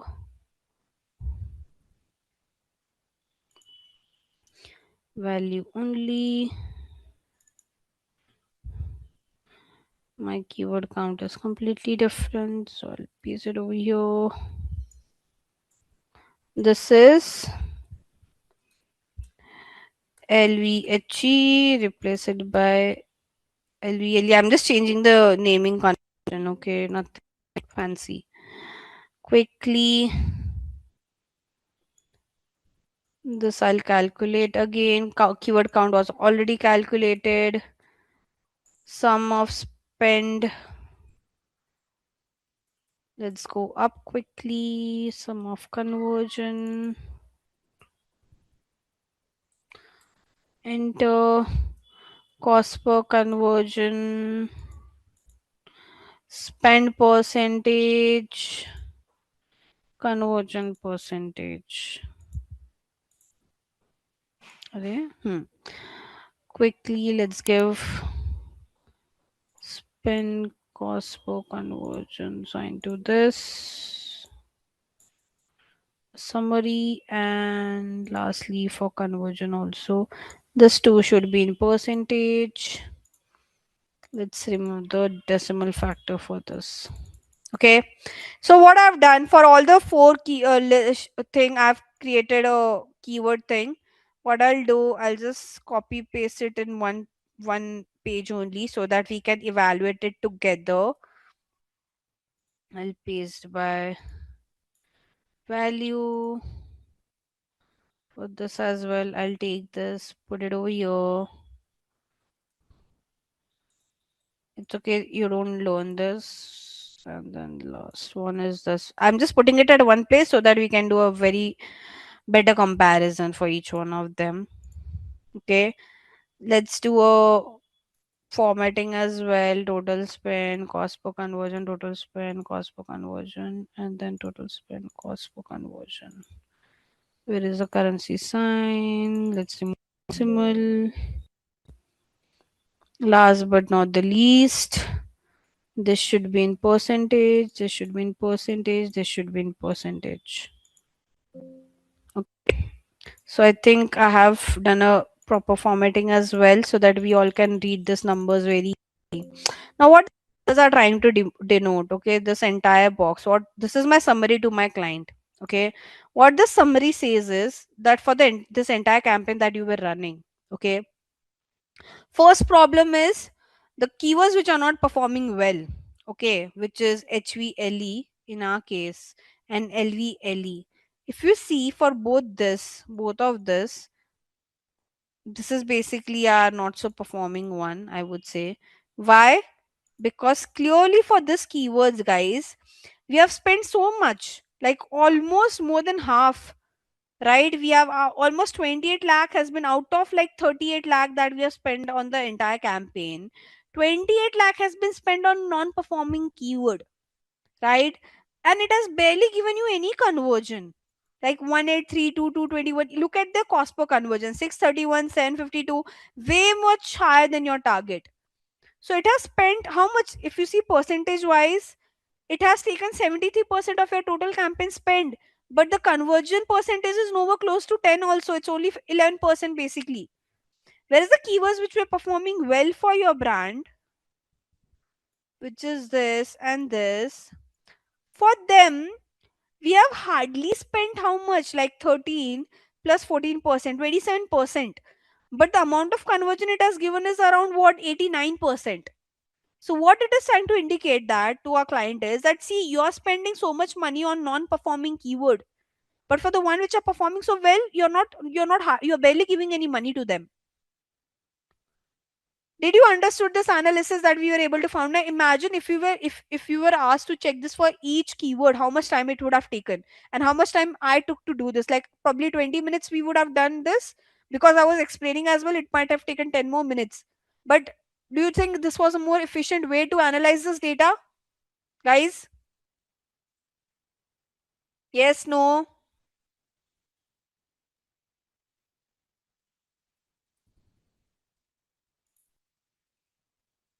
guys, yes or no? I hope you all are here and you are not sleeping and I was the only one who was performing.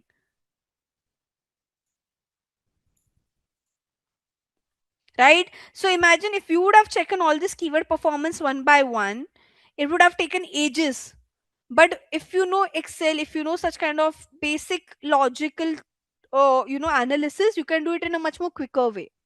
Now this is the insight, okay guys, this is just an insight that you have given. You have to tell your client the optimization as well now. Okay, now so what would be optimization? First thing, guys, I'll just say this and then we'll take a break. Okay, so give me, like, I'll take probably more 10 minutes. I'll discuss this, that what is optimized. This was just an insight. Okay, this is our insights. This is not my optimization yet. Okay, this is my insight. Now for optimization, what I'll tell my client, first thing, I don't have, you should never tell your client that we will pause this keyword. Okay. The most rookie mistake that most of them do is they tell their client that, okay, the keywords which are not performing, let's pause them. Okay. No. When you say such kind of things, your client think that you're too lazy to work on it. It's like you're giving up. Okay. So never create that impression that, okay, this is a non-performing keyword. Let's just pause them and end the story. You can't do that. Okay, so then what would you do? Okay, so you should always answer in a way that, okay, for this keyword we can see how we can improve. Okay, I'll give you the improvement logic. First thing, let's talk about the performing keywords. Okay, so first thing you have to tell your client is, let's create a separate campaign for this performing keyword. Okay, so separate campaign for the performing keywords. Why? Because guys, on Google Ads at search level, you can't control the budget of each keyword. Okay, the reason we are telling this is because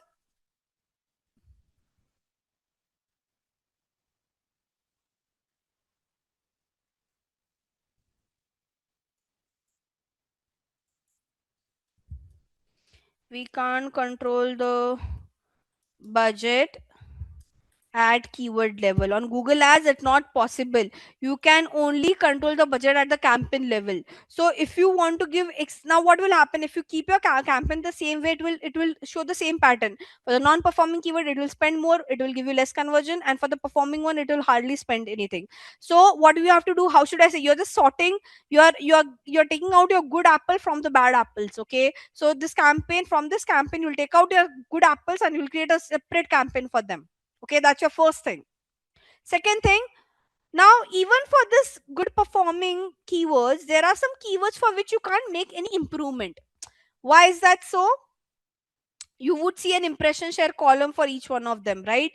Now if you see over here, there are some keywords which has a very high impression share. Okay, so any keyword which has a impression share of anything above 90, okay, you can barely make any improvement for them because they have already reached their peak.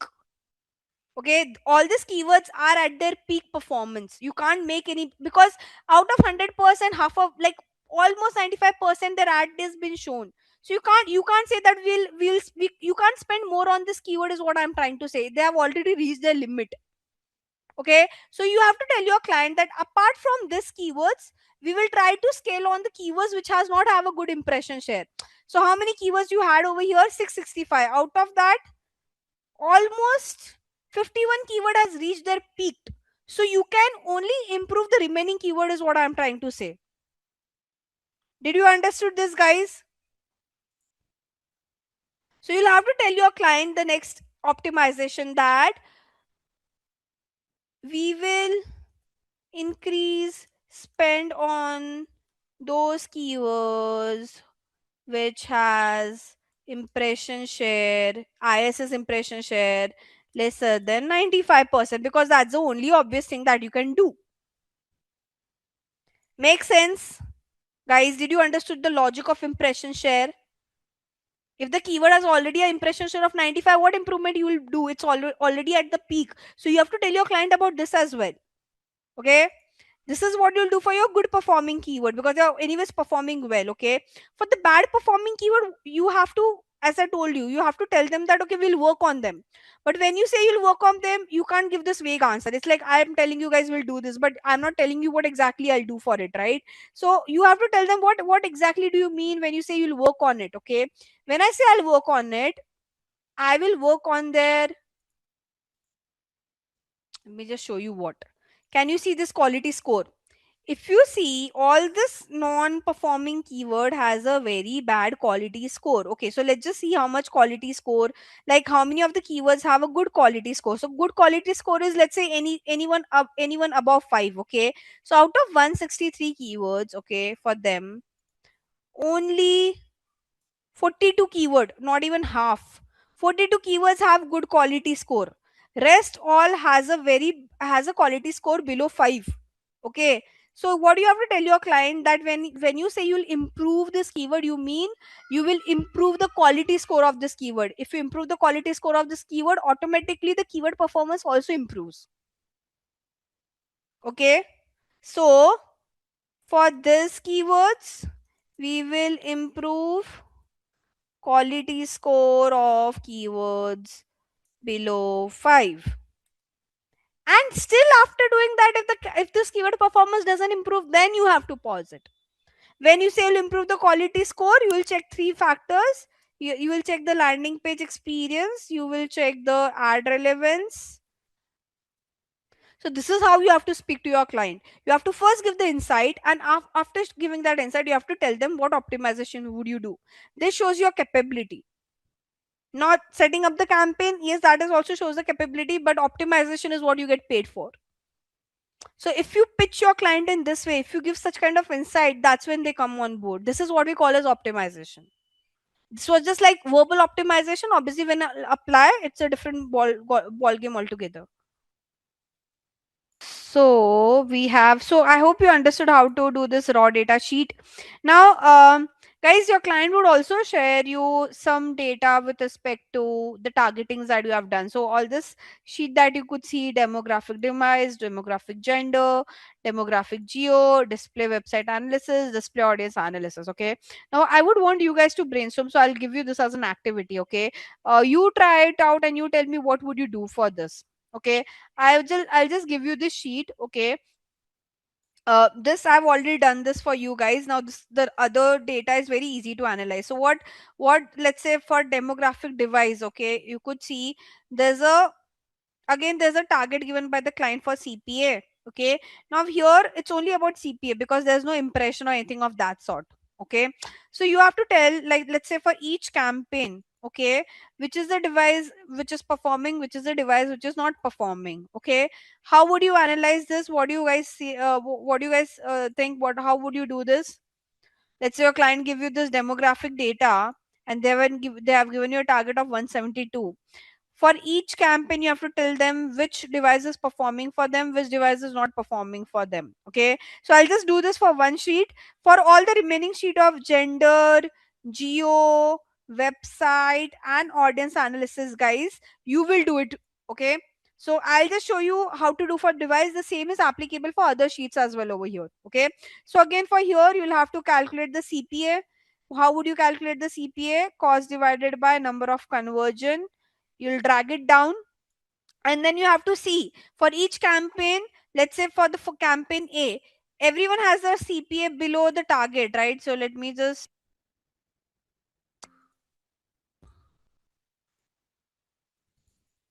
okay.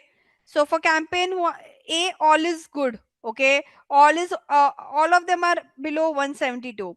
For campaign B, if you could see for tablet, it's around 169, closer to 172. So you can tell your client that, okay, now whenever you see those devices which are not performing well, guys, in optimization, guys, you don't have to say that we will pause this tablet. You have to say we'll do a bid adjustment. Okay. And whenever you see, okay, so what do by the first thing, what is bid adjustment? Bid adjustment is nothing but, let's say for this campaign, okay, your normal cost per click bid is 100. Okay. So in bid adjustment, for those devices which are performing well, if you say positive bid adjustment, what you're trying to tell Google is that, okay, overall for my campaign, I'm willing to spend like cost per click of 100. But for the one, let's say for this one, you are saying I want a positive 50%. Okay, let's say you say plus, let me just write it over here, positive 50. So on the platform, how it would look, I'll show it to you. But if you say positive 50, what you're trying to tell Google is that for overall campaign, I'm willing to bid for each click around 100. But for this one, I'm willing to bid 50% higher than my overall campaign bid. So even if for this to get some convergence from this device, I'm willing to pay 50% more. Okay. Now for this one, you can say a negative bid adjustment. Negative bid adjustment as in, and it's not 50, you can change it, you can make it 30, 20, 10, however you want. So now what do I mean by negative 30? That for overall campaign we are bidding around 100. Okay. But for just for this device, I don't want to bid around 100. Okay, I want to bid below 100.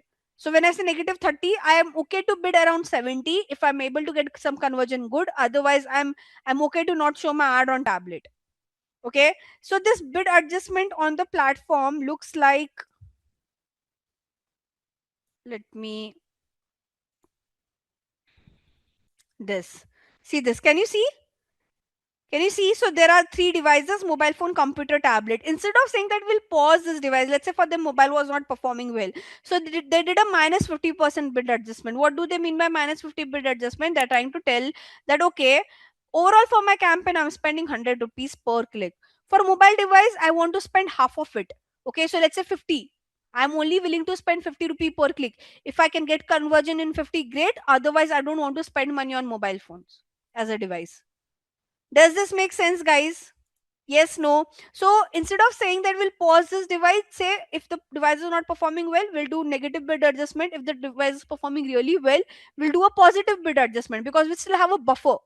When I say we still have a buffer, see this, your target is 172. For all this three, for this campaign, you are getting a very lower CPA. So even if you increase your bid by 50%, still your CPA would be below the target only, right? So if you add 50 to, let's say if you do positive 50 to this one, your CPA will go around 150. Does that make any harm to your campaign? No. Probably you'll get more conversion. Did you understood what is bid adjustment, guys? What is positive bid adjustment? What is negative bid adjustment? What we have discussed, there are some tools also in the market which can help you to, do all this kind of analysis. Okay, so for all your post campaign analysis or whatever campaigns you are running, whenever you want to do some analysis, guys, there are many tools that can help you out. Okay, so example, for keyword, you can use this three tool. So keyword hero is more again like a free tool which will give you data like this that we have done. You have Google search console as well, guys. Google search console is more for your overall website performance, and then again Google analytics anyways give you that data. By the way, in your Google keyword planner tool as well, we had checked. Okay, so there, like, how should I say, wait, you get the insights of your keywords. If you remember, when we were doing Google keyword planner, there also you get an insight that, okay, what is their search volume, what is their competition. So whenever you want to get some keyword insight, I always recommend you use Google keyword planner tool, which is free. And apart from that, if you want to deep dive further, then you can use Google analytics. Okay. Now there are other few metrics that a brand tend to check. Okay, this is not just with respect to marketing but like overall in general. So there's something called a CES, which we call as customer effort score. Okay, this will help you understand uh, how much like, and basically how should I okay, how much effort, amount of effort a user has to put to complete a activity in general. Okay, so this will how should I say, if you're like, by the way, the formula to calculate your CES is sum of your effort rating divided by the total number of respondent. Okay, now like for example, let's say if your CS would rise, your customer effort success score rises, that means your customer need more assistance to achieve their goal.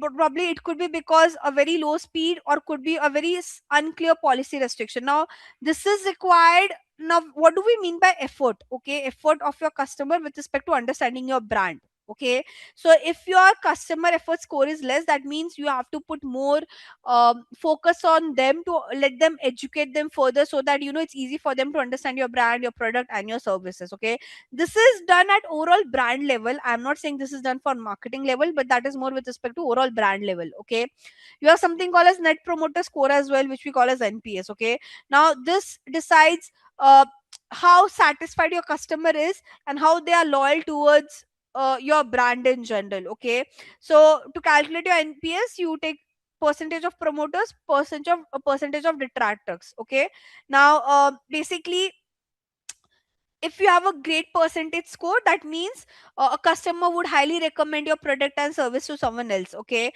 and they don't if there's a less NPS score, that means you need to again educate your consumer more about your overall brand perception. Okay, so then that's where their NPS score would increase. Again, this is not marketing, but this is overall brand level. You also can calculate your customer satisfaction score. So for calculate that, you can take number of your satisfied customer divided by total number of respondent. Basically, your overall consumer, out of them, how much them are actually satisfied into 100. Again, if your CSAT, like customer satisfaction score, uh, decreases, it will indicate that there's some issue that really needs some attentions, like with respect to your brand. Okay, so if your brand is going through you know a revamp, or you are changing some brand guidelines, you're adding some more inventories, you're relaunching it in a different way, try to take calculate the CSAT score. So you can circulate survey. By the way, to calculate all of this NPA, CSAT score, and all of this, you can circulate a survey to understand how your consumer feel about your brand. Okay. By the way, if have you seen those kind of surveys when you're watching any video on YouTube? There are some questions that comes up, that how many of you have used any of this brand for your skincare. Have you seen those questions, those service question that comes um, while you're watching some ads? Yeah. So in digital way, you can run those kind of survey as well. One is like you circulate through Google form, but whatever you see this coming on YouTube, no, this is what we call as brand lift surveys. Okay, so brand lift surveys, the brands who do heavy promotions, like I mean for Adobe we do this very frequently, and this is called as BLS campaigns. Okay, so brand lift survey campaign is for us to understand that whatever promotion we do, what kind of impact people have about our brand. So what we do is we ask a question, we give options. In that option, one of would be our brand name. So let's say for Adobe, I will run questions like which of this tool you have used for your graphic designing. Is it Canva? Is it Adobe? Something like this. So now the more the people who select Adobe, that means people have better presence about my brand, right? If people are responding very less, or they're choosing any other brand compared to my brand, that means I still need to do a lot of awareness. So this is what we call as brand lift studies. Okay, this is understand. Okay, with whatever marketing activities you are doing, do people actually recall your brand or not? Because see, the problem nowadays is there's so much bombardment of so many different brands. This is more to understand how much the consumer is able to retain. Okay, am I clear? So like in a very, if you don't want to spend money, you usually do a free survey form, like you circulate it in your friends, family circles, all of that. But ideally, the exact way to calculate all this customer satisfaction score or your NPAT, any of this NPS, ideally you should do a brand lift study. Okay, so in brand lift study you can figure out what questions you need to ask and give some options. Obviously, give an option which is very difficult as well, so that ideally gives a better insight. Okay. There's also something called as time to resolution. Again, how it will try to understand how well your customers are prioritized. So for TTR calculation, you can take total time taken to resolve any request divided by total number of resolved requests. It is more to understand, like a lower TTR will consider that your TTR value is good. Basically, how much priority you are trying to give to your client, to your consumer. So let's say your consumer has read, there are 100 queries that you have in your chat box. Out of them, how many you have actually resolved, or how much time you have taken to resolve that, right? So this should be lower the tat, better is your, again, overall brand image. And ROAS is something that I've already taught. Okay. um Now, guys, one more thing: when you do any post campaign analysis, see some behavioral data. Okay, find out, when I say behavioral data, it will give you a very clear picture about some patterns. Okay, or interaction with your customers or with your partners or other application in general. Okay, so you can see it, you can, again, to do this behavioral data, you can use any analytical tool. Okay, you can do some offline surveys again to understand that. um, Now, for example, let's say you have launched a new app. Okay. um, if like your behavioral data will help you understand analysis, like who are the users who are using new feature about your app. So for example, all these banking apps keep on upgrading their app visuals, right? Like for example, recently HDFC Bank has changed how their apps look like, right? So whenever you launch something new or anything of that sort, try to understand how people are responding to it, right? So for example, for this brand called as HDFC, when they created a new app, they would be for sure tracking that, how people are responding to these new features, right? What are the processes the user, how much effort the user is taking, is it smooth for them to use it or is it very difficult for them to navigate it? Okay. uh, are they engaging with that app, or like they're not able to use case it? So always this behavioral data will you make you understand that if you're making any changes with your brand, like when I say brand, it could be a brand revamp, it could be a website revamp, it could be your app revamp, but just see the process, like how people are interacting to those changes. Okay.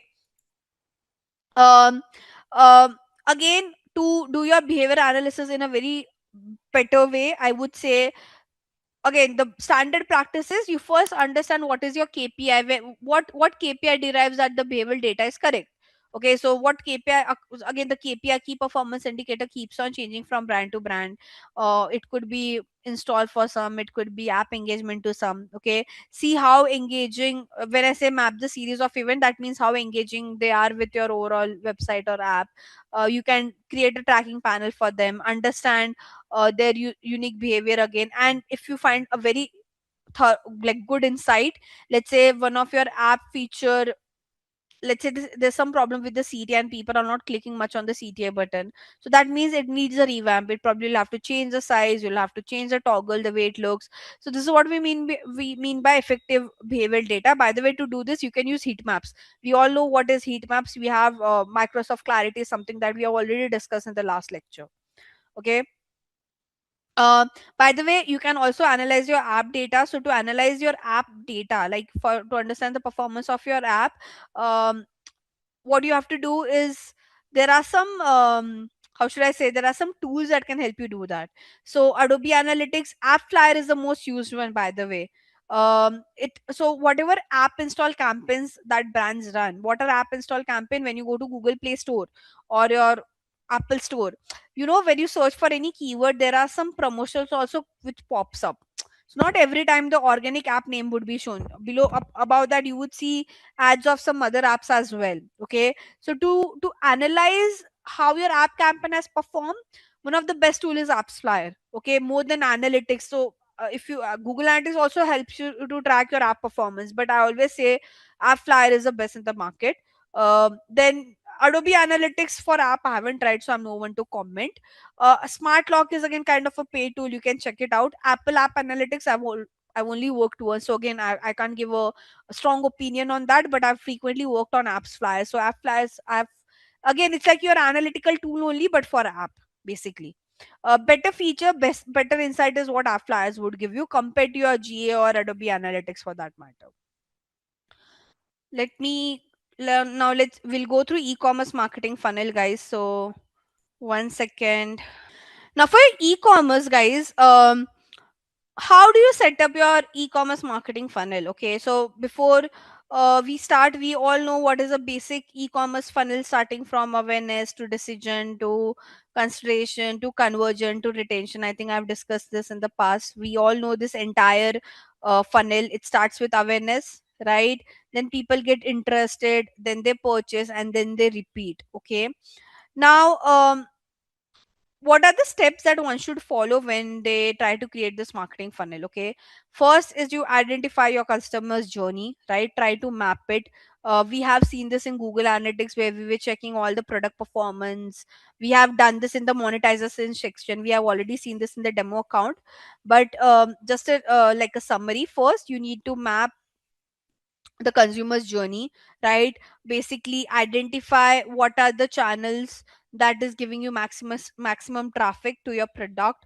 What is the average number of user touch point? Basically, what does this mean? uh, what is the page where they're interacting the most? Is it the page view, like the product page, or the add to cart page, or the wish list page, or the purchase page, or the checkout page, right? Next, again you have to analyze funnel for each conversion stage, starting from you create a plan to asking the consumer to buy your product. Okay, so like once you create your page, basically you have to track the entire journey. Okay, you also need to understand which is the point where the consumer, where basically where your customers are turning into lead. Okay, so what are the channel which is giving you a better quality lead? Again, if you remember, we have seen that in the monetization report where we add a secondary filter of this channel, if you remember. So we were seeing product performance analysis, then we saw that which channel for these products are driving more purchases, right? So it's the same thing, but like in a theory step. um Now what, so there are different funnel strategies for each pages on e-commerce. First, let's discuss what are the top funnel strategies for increasing traffic for the product page. So if you want more people to come to your product page, okay, what are the strategies that you can apply? First thing, you can do a very good SEO for that particular product page, right? Create a good keyword strategy, add all the important keywords for that particular page, right? You can use social media to again to uh, specifically talk about that category or that particular product. Again, you can run some ads, you can do some influencers and affiliate marketing. When it comes to offline also, what you can do, you can you like on your newspaper or any of that sort, you can create some catalog pictures as well. Nowadays there are brands who are adding QR code and all of that for their offline print as well. Okay, so if you are doing some offline advertising, you can do some celebrity endorsement in those ads. You can run some media rich media rich ads are basically those animation related ads. Okay, animated or video ads which are shown on third party sites. Okay, and again lastly, you can do some retargeting. So if you do all of this activity, automatically the traffic on your product page will improve. Okay, next, again you have three funnel. It's similar to what we say in awareness, consideration, and conversion, but there's another terminology for this which we call as middle funnel, upper, so sorry, middle funnel, bottom funnel, and after sales strategies. Okay, so middle funnel is basically when the user is at a consideration stage. So what you should do when a user is at a consideration stage, uh, do a very good email marketing. Okay, so share some product update, some blog post, or a ebook link. Try to share them a detailed how to guide, right? So try to educate them or communicate with them the exact feature of your product to the consumer. And again, try to make your communication as easy and helpful. So you can help them with some chatbot, or you can create some FAQ question kind of a thing. Okay, apart from this, you can add a really good CTA, so which can make them, push them to buy a product. You can add a feature to improve your lead qualification efforts, so you can add some more questions, so that can, if they're taking effort to fill that particular big form as well, that means they're genuine customer. Okay. And again, as I said, smooth experience on your page. For increasing, making sure your bottom funnel is great for any of your e-commerce brand, again, do some customized presentation for your client, advertise on white papers, give some free trials. Trust me, works wonder like anything. So all those cred, Google Pay, they give you a scratch card that buy a product for only 100 rupees, or take a free demo, right, of Ghana.com or chat. But what Perplexity did, so Perplexity in India, they collaborated with Airtel, and they said that we'll give Perplexity for free for what, entire 1 year. But now they have stopped doing it. So people, because the people got so much used to that AI tool, now people will themselves go and buy the subscription. Right? I'm not sure how many of you knew that Perplexity was kind of free if you use Airtel SIM in India, and then people got hooked to it. Now people have to go and buy the subscription, and there are many of people who will go and buy it because nowadays end to end everyone is using AI tool. Right? You try to advertise your case study as well, because that is the kind of a testimonial for your brand. If you showcase them what is your past case study, how you have improved any brand performance, that will impact. Right? And again, you can create some great personalized content, so this will improve your bottom funnel strategies. When we talk about after sales strategies, basically once a consumer has bought your product, what are the after sales service that one should do? uh, Ask them to give some referrals. Okay, it's because they have already bought the product, they can refer your brand to someone else. You can do some reselling, again, upselling and cross selling. You can give them some reminders of your new launches. And lastly, gratitude. Not every advertisement or not every marketing should be only about pushing your product for them. Like, you shouldn't always push them to buy your product. You should be you should have that gratitude. So, there are many emails that your clients send, that we are happy that you're a customer and we would want you to be with us in this brand journey. You might get such kind of emails from the brand, so that is more with respect to showing gratitude, that you are one of the consumer. And that really creates a good impact. It doesn't looks very pushy, it's very subtle way of doing a marketing. Okay. So you have to use some subtle way as well, is what we are trying to say. Lastly, how can you get more conversion on some e-commerce offers? Okay. So if you want to boost your e-commerce conversion, few things that really works wonder. You can provide some live chat, customer experience, and a detailed product description. So if the better the service, okay, the better the chat service, or the better the product descriptions that you provide, it's easier for the consumer to take the next step. Okay. Again, send the abandonment cart email. So abandonment cart email is, you added the product to the cart, you didn't buy, they'll send an email saying that, okay, for you we have given like more 10% off. So again, that will push you to buy the product. You have to optimize your website for mobile device, because we all know most of the traffic for e-commerce, if depend, if it's a e-commerce with which has furniture and all, people will come through desktop more for a better experience. But if you are a brand like a clothing brand with a low AOV and all of that, most of the traffic comes from mobile. Okay. Try to do some A/B testing for your different web pages to understand, okay, what is the page for which people are responding more, like what features that, like you can A/B test with different feature on different pages to understand which feature you should keep retained on your entire site. um you should also use some high quality images and video. Trust me, a brand would consumer would judge you if they see very pathetic video shoots or a picture shoots, because that's your first impression, right? So you shouldn't risk that. Again, some personalization. And lastly, you should show the review of your consumer. You can also send it could be a video testimonial, it could be a text testimonial as well. Whatever feels well, you can do it. But overall, if you do follow all the steps, it will improve your overall e-commerce marketing funnel. Okay. A/B test, Syed, as in, let's say you have an e-commerce website. Okay. So let me explain this way. So now this brand, okay, they what they do, they always A/B test with this banner. Okay. So when I say A/B test, you can create a version where you will create different banner to see which one people are interacting more. For example, is this banner working more? So if yes, then that could be majorly because of that pricing thing that we saw, that it's getting for 1699. So when we say A/B test, keep on changing your website frequently to understand how people are reacting to it. or how people are interacting to it.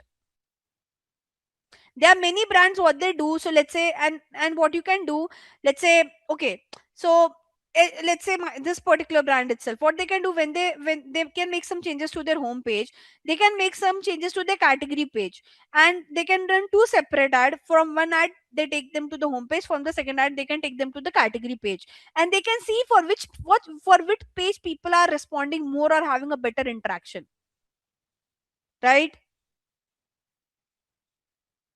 Am I clear? So for this, you can't do any practical implementation. You have to give suggestions to your web developer. Okay. So if you're making a, if you like ask your web developer to do this feature, that feature, and then in your ad, okay, try to test it out. Basically, for one ad, you give you give a direction to home page. For a second ad, you give a direction to product page. Automatically, you'll understand which page is performing well for your ads, right? So when we say A/B test, keep on adding different features to your website and test out through your ads, that from your ad, when the user comes to A page, and from your ad, if a person goes to B page, which has a better engagement. So website, you can make the changes, you can give recommendation to your developer, but from ad level, you are the one who will control, right, on which page one should go to. Clear? Great. So we're done with this. Okay. So now we have already discussed what is bounce rate, but let's just try to understand this in a very detailed way, that because people get always get confused between a bounce rate and an exit rate. Okay.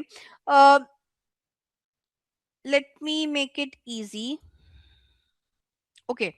So how do we differentiate between bounce rate and exit rate is something like you can consider this as an interview question. Okay. um okay, I'm just trying to frame it in a very easier way for you guys. um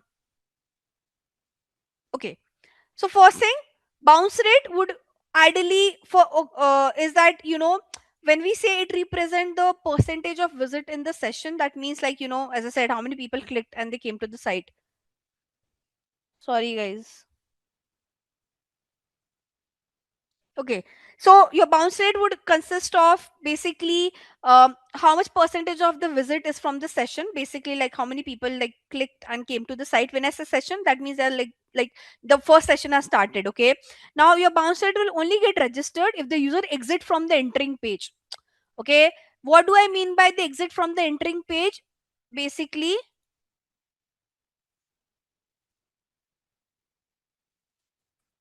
I said Mintra.com. Okay. And I went back. This is what we call as bounce rate.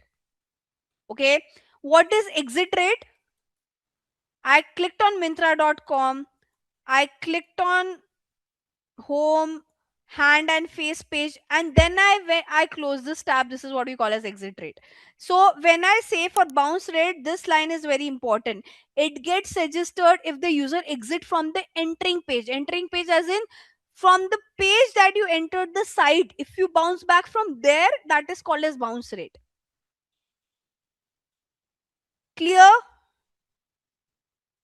guys? Entering page is an important keyword over here. Okay. So you came to a web from whatever link you came to that site. If you exit, if you leave from there, that is what you call as bounce rate. But exit rate is basically, you might go to other pages on that particular website, and if you go back from there, that is what you call as exit rate. So again, I'll just try to show this to you. I came to minta.com and I said back, this is bounce rate because I exited from the page where I visited. So I exited back from home page, right? I left from home page. The page that I visited, I left from there. This is what we call as bounce rate. Now what is an exit rate? If I go to a beauty page and I go to conditioner, and then like I go completely back, so that is what we call as an exit rate. Exit rate is basically, it is independent of the user's last activity. Okay. So in bounce rate, there is only one page visit. One page visit as in the page from which you entered the site. Okay. That is, and you bounce back, so you have just visited one page. But in exit rate, you might have visited more than one page. Guys, your understanding was the difference between a bounce rate. then it's not considered as a bounce rate. Krish, if they have spent some time, you won't call that as a bounce. Bounce means like in few seconds. When I say few seconds, like 2 to 3 seconds, if they just go back from the page they have entered, that is what you call as a bounce rate. And you have just interacted on that page only. You haven't went to any other page. So the main key difference between a bounce rate and an exit rate is, in bounce rate, you entered, let's say you clicked on the ad, you came to the home page and you went back only from that page, is called as a bounce rate. So you have only interacted with one page on that site. But in an exit rate, what will happen, you will enter to that page, okay, there you will go to any other page on that website, okay, and then you will come back. That is what we'll call as exit rate. So in exit rate, you will be interacting with more than one page, okay. Did you understood the main keyword, everyone? In bounce rate, the page you're entering, from there only you're bouncing back. But in exit rate, the page you're entering, and then from there you're going to multiple pages and then you're coming back. So in bounce rate, you're just interacting with one page. In exit rate, you will be interacting with many pages and then you'll come back. Yes, no? Guys, this is your keyword. There's only one page visit in bounce rate. In exit rate, there are multiple page visit. Everyone, is this clear? Because this is like a very confusing question that an interviewer tend to ask. That was it. What is the difference between a bounce rate and an exit rate?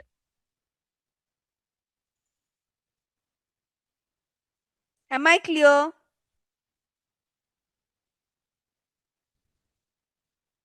Okay, great. Again, what does the bounce rate depicts? It will depict a lack of overall engagement. Okay. Now, exit rate kind of depict that there's some issue with the web page. Why? Because that person has already visited many other pages on that same site. So that means there's some problem with the web page, not with the engagement. Engagement issue is with the bounce rate, because the person have just visited your homepage and they just homepage or any other landing page, so they didn't even spend some time and they went back. So the problem is with the engagement, but with exit page there could be some issue with the web page, is what we are trying to say. Okay. Again, your bounce rate, higher the percentage of bounce rate, that means um lesser the engagement. So you should always try that your bounce rate percentage is less. Okay. You can't work on your exit rate, because exit rate is not in your control, but bounce rate is in your control. Okay. So how do you calculate bounce rate? Total one page visit, okay, and total visits to the website. So very clear, one page visits only. And to calculate your exit rate, you have to take number of people who exit the website divided by number of viewed received. Okay. So the main keyword is your one page visit over here. Now, by the way, there are benchmarks for bounce rate. Okay. So you should know what is the percentage. So if your bounce rate is between like 64 to 40, it is good. Okay. Like, but if it is like, how should I say, higher than 70%, that means you need to fix it. Okay. So like if you're like this, like anything that goes above 40 is like, it's an alarm for you that you need to look after your bounce rate. So obviously, as I said, lower the bounce rate, better is your user engagement with your site. But anything that's, if it touch 50, that means it's an alarm for you guys. And if it goes above 70, then it's a very high bounce rate and you need to fix it. Okay. So it will basically, higher bounce rate is usually there when one is like you're redirecting them to a wrong page, okay, or you're miscommunicating, like your ad shows something else, your website shows something else. That is also one of the reason. Or there are times when your website speed is low, your UI UX is not great. So there could be multiple reason of a high bounce rate. Okay. Now, for every kind of a page, there's a like a landing page can have a bounce rate of 70 to 90%. Blogs also have a bounce rate of 70 to 9%. E-commerce site should have a bounce rate lesser, because see, e-commerce website has multiple pages, so ideally a person should go and engage instead of just coming back. right? Again, content website can have a benchmark of 40 to 70. If you are a lead generation page, try to have a bounce rate only between 30 to 40. If you are for desktop, it can be around 42. For mobile, it should be around 16. So these are like some benchmarks. If you exceed that benchmark, now landing page, obviously you should have, like, it is not like you have to you should have between 70 to 90, but try to like have below that. It's just that most of the time it's difficult to control the bounce rate of landing page and blogs, because blogs, why, I'll tell you why. Blogs is like a very big written content, right? So people find it very boring to go through it, right? Even in landing page, it depends. If you're taking them to a bad landing page, it's not in your control. But if you're taking them to a website like Mintra, which has so many sections, which has so many category, ideally person shouldn't bounce back. They should get hooked to your site, right? So you can follow this benchmark as a guideline. Next, how to reduce your exit rate and bounce rate. To make sure your bounce rate is less, again, set realistic expectation, very important.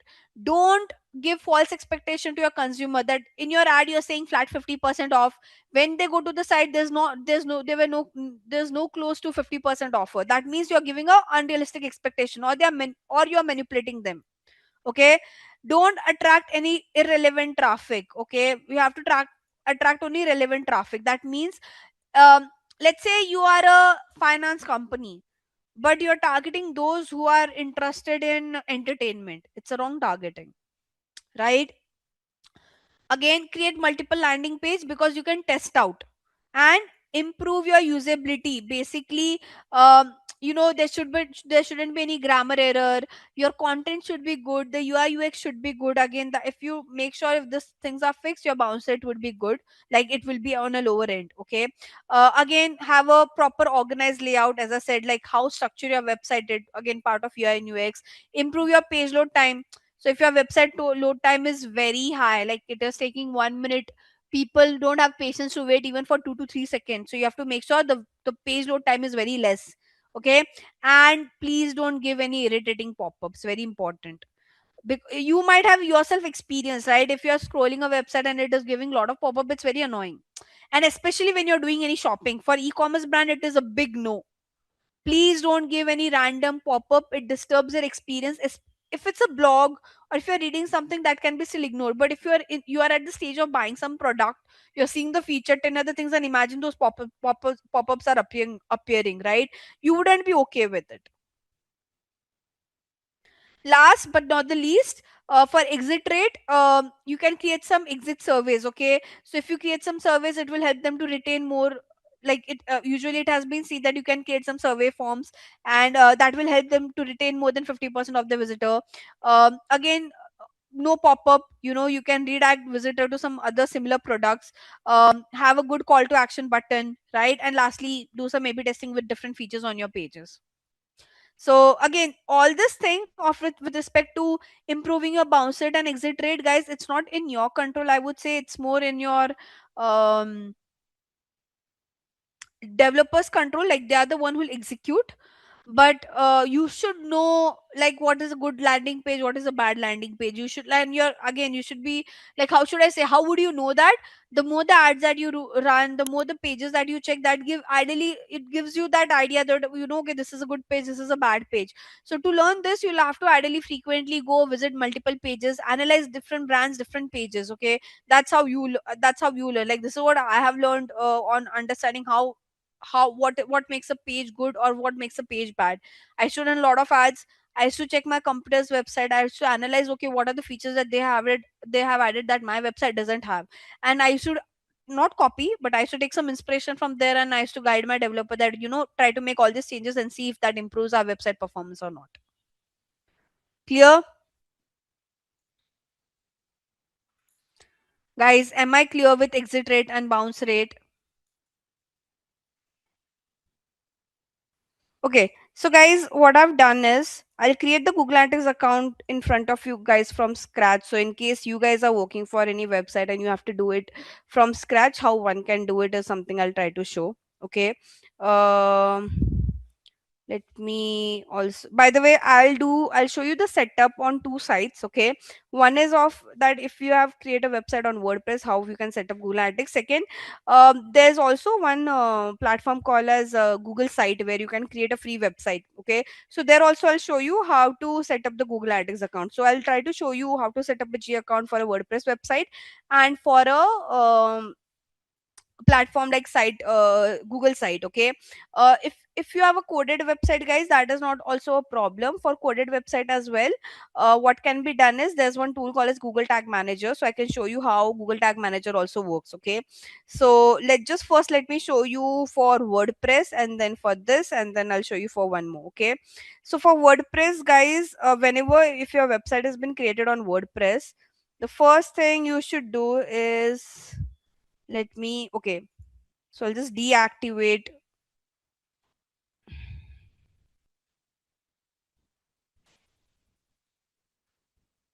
I hope this got deactivated. Google Sitekit.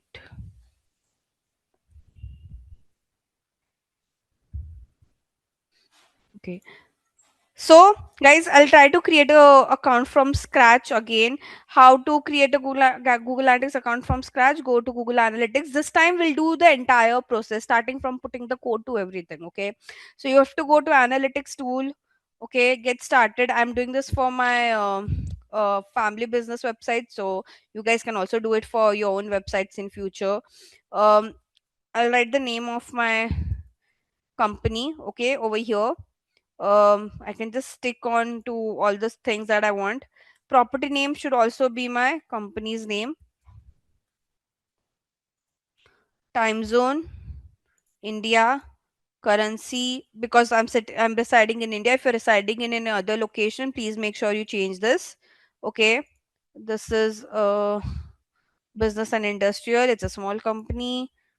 Okay, I can choose all this objective that I want to generate lead, I want sales, I want web, I want some engagement. Okay, and if any of this objective is not mentioned over here, you can say other business objective as well. Okay, say create, um, agree to their terms and policy.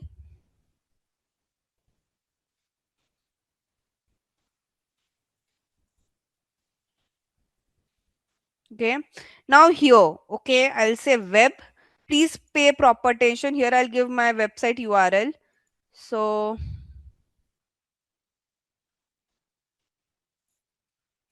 this is my website URL. I'll put that over here. Remove the HTTPS because it's already there.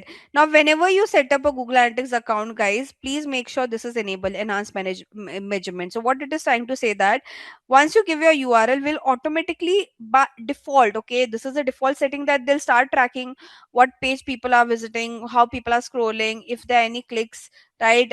If there's someone has engaged with the video or if there's some interaction with the form, all of this will get automatically tracked. Okay, so keep this enabled because we want that. Now site name, again I'll put that and I'll say create and continue. Okay, now here I have to go inside my website, go to this arrow. Now there are different ways to put the Google Analytics code. Okay, one is install with WordPress. So if your website is made on WordPress, you can choose this option. If your website is a coded website, then you have to choose this option of install manually. Okay, I'll show you how both of this option can be used. I'll show you the first one for WordPress because I mean that's the common way people create their website. Okay, so for WordPress, I'll say next over here.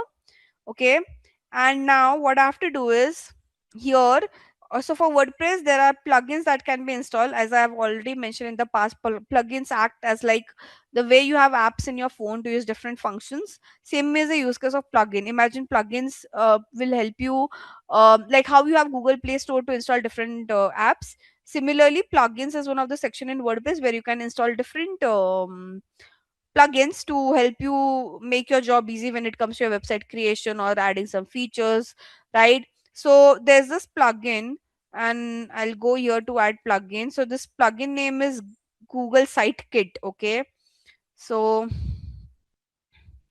you can go to add plugin in your WordPress account and you can say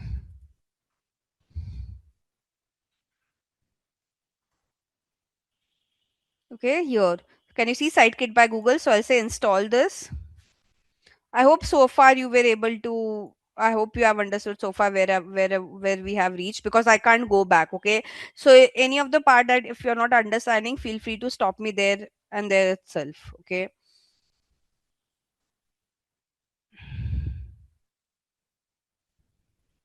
It does take some time to install, so let's just wait for that. Okay, and then you have to activate this.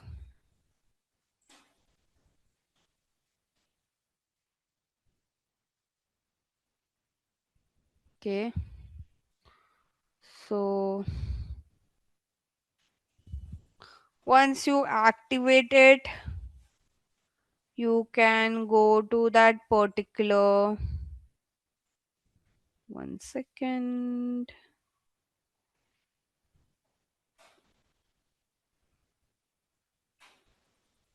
Hmm. So I'll go to this setting for that particular thing that I've installed. Okay. Okay, it's showing already connected. But by the way, if you want to reconnect this, okay, so now for me it's already connected, but I can edit it. Okay. So let me.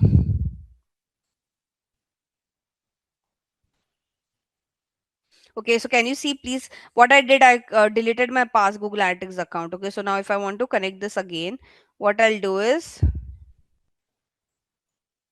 first I'll disconnect it from here.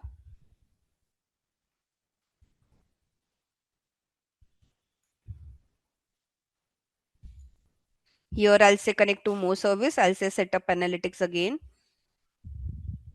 Okay.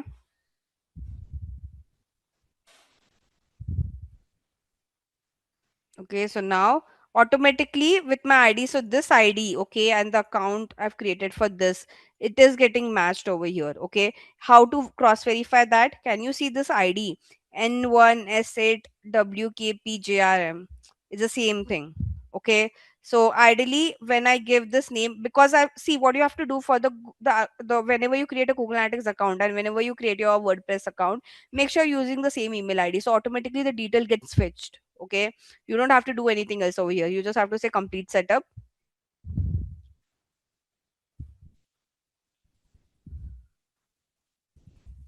See. Okay. So basically, my Google Analytics has been set up. It's done. The setup is done. In future, you're doing, you can follow. They have given you the step that what plugin to install, how to do it. So it's the same step that I've shown you. Okay. Now there's other way as well. Like if your by the way, if your website you have created on this tool called as Google Site. Okay. So what is Google Site? Again, it's like a free tool which allows you to create a free website. Okay. I believe for your capstone. Okay, probably for your caption you might have to create like a dummy page on Google Site and then connect Google Analytics for it. So in case if you're creating a website on Google Site, it is also easy to connect Google Analytics for it. Okay, what you have to do, you have to search for Google Site and you have to click on create your first site with Google Site. Say create a site. Okay, so go to this page. You can create your portfolio page, anything of that sort. Okay, so let's say I want to create my portfolio page. I can go over here, right? So you can edit this page, you can create this page. It's like your Canva where you can plug edit everything. Like if you want to add more page, like you want to add more home page or anything other page, you can do that. So it's like your Canva where you can edit things. Okay, you can edit this, you can remove this picture. But how to set up the Google Analytics for Google Site? You just have to go to the setting bar. Okay, and you can see an analytics section over here. And here, okay, you have to give your measurement ID. Now what is a measurement ID? This is your measurement ID, this. So you just have to click that, give it over here, and done. Okay. So just in case for your capstone, if you are required to create a website, you can create a free website on Google Site. Okay, and for that, if the capstone asks you to connect your Google Analytics account to that free site, this is how you do it. Same procedure, everything is same. It's just that instead of WordPress, okay, once you give your website URL, they will give you this tag ID. You can copy this tag ID, go to your Google site and give it over here. Does that make sense, guys? Yeah, so hence I said, Sayed, that in free, see now, even if your website, in the free WordPress website also, you can connect a Google Analytics account without the help of plugin, okay? But it's very complicated because you have to edit the header code. So basically, you'll have to edit the entire theme of your site. So I don't recommend that. So what you guys can do in your capstone, if it's required, create your website on Google site instead of creating on WordPress. And it's very easy. I mean, it's not complicated. You just have to go to setting, go to analytic, give your analytical ID. That's it. You can do it even for a free WordPress website. You can set up Google Analytics code without the help of plugin, but it's just that it will change the, like, you'll have to manually edit those code, okay? And I don't recommend that. Even I can do it, but the reason, okay, so I'll tell you where exactly it's been done, just in case if someone is interested. So you have to go to your appearance and theme, okay? And when you go to your appearance and theme, like, this is the theme that I am using right now for my site, okay? So I can go there, I can say customize.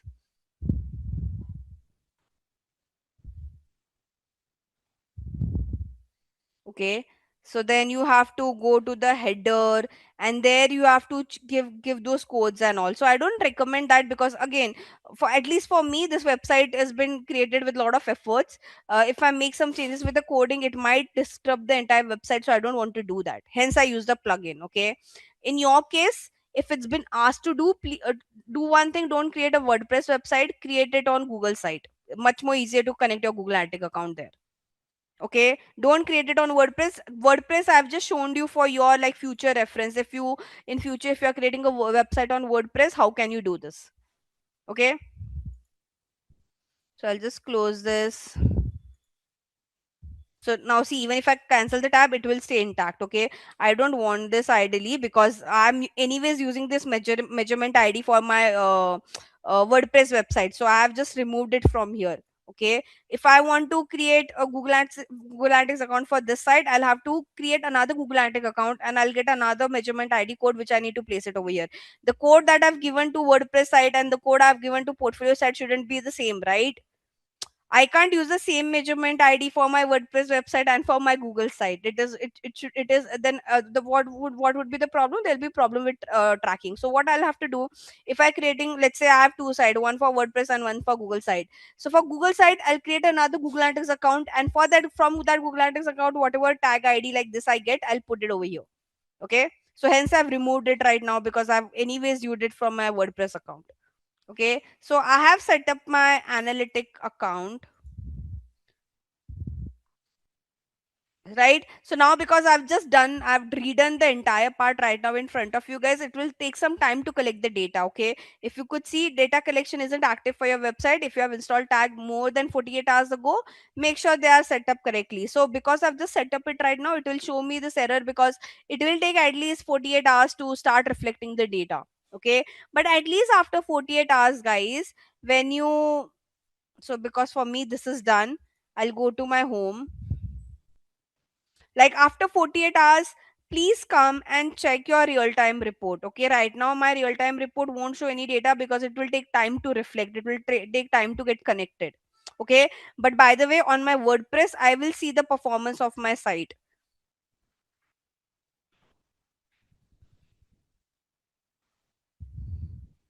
Little bit, let me see, can you see?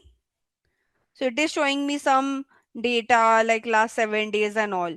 But on the analytic, it will take some time to reflect. So check your analytic account after like 1 day, at least 24 hours or 48 hours after 1 or 2 day. Come and check and see if you are seeing some data or not. Okay, just one more thing. Let's say I've set up Google Analytics for my WordPress website, right? So it is also my job to cross verify if it's been placed properly or not. So what I'll do, I'll go to my website and I'll use this Chrome extension called as Google Tag Assistant. It will, if the Google Analytics code reflect over here, that means, the code has been set up. So I'll just check this once. Can you see it is reflecting? Right, my Google Analytics code is reflecting. It's the same ID, right? KPJRM. So I'll check it over here if it's the same over here in the admin part. Right, it is correct. NY set KPJRM. So that shows that yes, my website has been connected. But as I said, it will take some time to reflect the data. Make sense? Did you guys understood how to connect your website to Google Analytics? Any questions, everyone? Because you might have to do it for your capstone. Okay. Now, once you create your Google Analytics account, guys, as I told you, there are few settings that you should change in your GA account. Okay, so now for my this account, there are few settings that I would change. The first setting that the first setting change that I'll do is with respect to the session duration. You remember the default, if you remember my past lecture, I said that the default setting in Google Analytics says that one session would end after 30 minutes of inactivity. So it's a very big time period that has been set by Google Analytics. Ideally, I should go and edit it. Okay, so that's the first thing that you should ideally do. Please always go to your, let me just show you. So you go to your data stream, again, go over here, and there's an option to configure your tag setting. Can you see over here? So go to configure tag setting, and once you say configure to tag setting, just click on show more. See, adjust session timeout. Can you see? Set how long session can last. So when you go there, see, right now what it is. Can you see 30 minutes of inactivity? Adjust session timeout. Okay. A session is initiated when an app is open or foreground, or when a web page is open. A session ends after a period of inactivity on the part of user. The default timeout is 30 minutes, that can be adjusted. So I have to make sure I change this. I will give around 5 minutes. Okay. So if the person is not active on my website, after 5 minutes, my session should end. Make sense? You can also change engage session timing. Okay, so what is the difference between session and engage session? Session would mean that, though, yes, the person has landed on the site. Okay, it's there, like right now I come to this site, my session has started. Okay, engage session means that they are scrolling, they are clicking, they are hovering around, right? So for engage session as well, give a at least in 10 second they should, this is correct, 10 second is fine. Okay, so what you're trying to say, that my first, like, if anyone lands on my site, okay, sorry guys for the background noise. So if someone land on your site, okay, and they, um how should I say, they go to another page. So let's say right now I went to the site and now on my Google Analytics, if I don't come back to my site in 5 minutes, my first session should get ended. Okay, and then if I come to the site after 5 minutes, the second session would start, right? If I come back to my site before 5 minutes, the first session will keep on continuing. Same for engage session. If I don't show any engagement on my site in the next 10 seconds, my first engage session would get close, and the second engage session would get started. So I'll just save this, that I'm giving a session timeout of 5 minutes, and engage session I'm keeping 10 seconds. Now, the next part, very important, is setting up your events. Now, you remember I told you that event is something that you are the one who'll set up, okay? Right? I hope you guys remember when we were checking the demo account. I'll open the demo account also side by side so we can compare and we can cross check. I'll close my WordPress backend. I think I should. Uh, okay, let me just close it. I don't need it anymore. So I'll open the demo account as well to check few things side by side, and it will give you a revision as well very quickly. So now, if you remember, the demo account had event and key event. Okay, like I'll just go to one of the report to just quickly show. So let's say we are in acquisition report. This is a demo account, and this is the account that I've created. Now here, you remember there was this event count and key event, right? And I told you this is something that you have to create. It doesn't get created automatically. You are the one who will create all this. Okay, so now how to create this event and key event? You go again back to your admin. Okay, and there you will see this option of events. Can you see this? So go there, create your event. Okay, now here there are few events that I created. So can you see the one which is in dark gray? This was something that I created. There's one event that GA has created automatically for me, which is for purchase. Okay, I can, let me just unmark. I don't want this to be a key event. So okay, whenever you create an event, if you want to create a new event, always Go over here and say create an event. Okay, give a name to that event. Okay, now for my website, I don't know what key event I should create. Let's say contact us. Okay, so I want to create sorry, I want to create an event that whenever a person, you know, comes to my contact us page, and once they give their detail, I should, how should I say, I should give a hint that the person has submitted the form. Okay. So basically, I'll just write like some dummy numbers.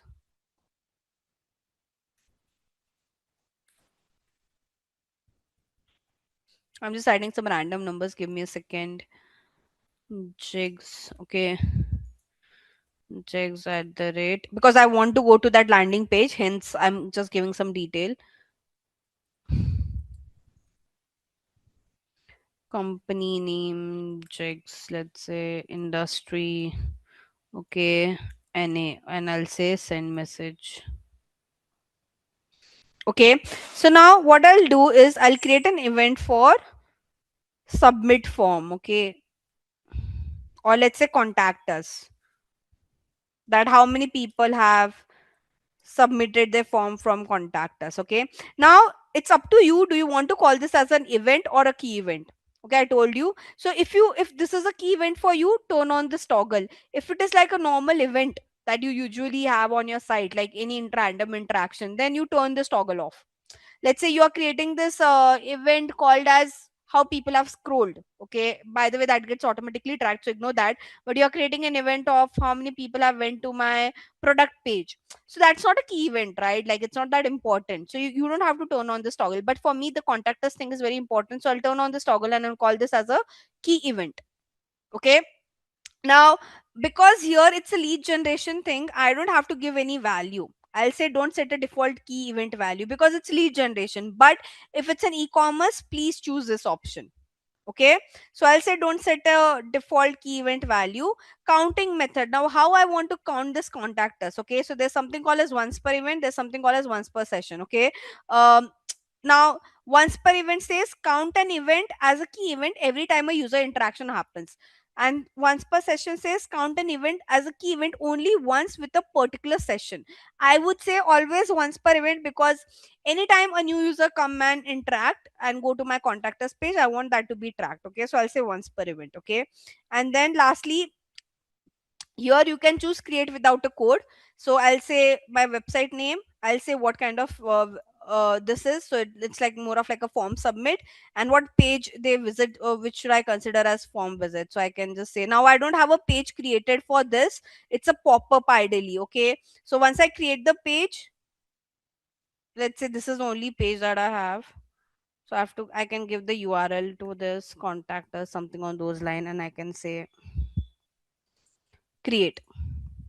Okay, you can do this with the help of code as well, is what I'm trying to say. So I have created like contact us thing. Am I clear? I can edit it later on as well. I can change the counting method. I can change it from one per event to per session. I can go over here and check, give a value as well. I can go over here and, sorry, if I don't want to call this as a key event, I can say unmark this as a key event. So when I unmark it as a key event, it won't be shown over here. These are some important things that you should know, hence I'm just trying to show it to you, and it might get asked for your caption as well, so please pay attention. Now there's something called as audience creation as well. Okay, so now see, can you see there are two audience which are default being created by Google Analytics, that all user, like all the people are coming to the site, and then there's something called as purchaser, like who have purchased in the last 50 days. Now let's say I want to create a different kind of audience. Okay, so I can say new audience. Now I want to create like a custom audience. Okay, and I can add some condition. Now condition could be, let's say,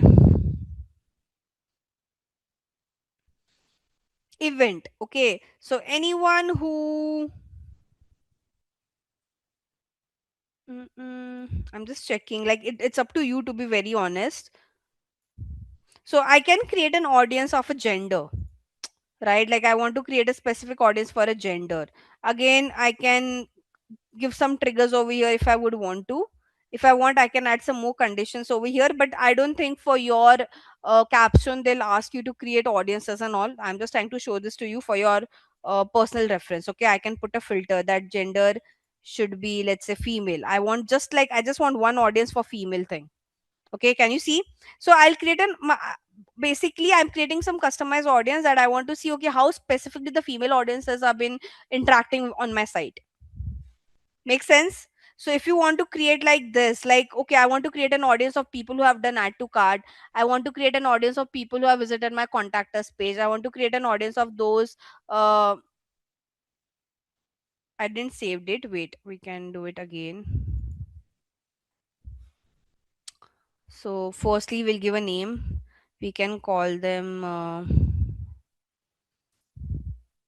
Let's say I just want to do a specific tracking for female audience. So I can say that here I can say demographic, gender, add a filter. Is one of them is female, time period as per their last interaction, and I can say save. Can you see it's here? So in case this audience thing is very customized, as I said, it depend. Your client would tell that, okay, let's just specifically track how many people are doing add to cart. Let's create an audience group of how many people have not interacted with us in the last 10 days. So if they ask you to create anything on those lines, you have to go to the audience section to create that. Clear,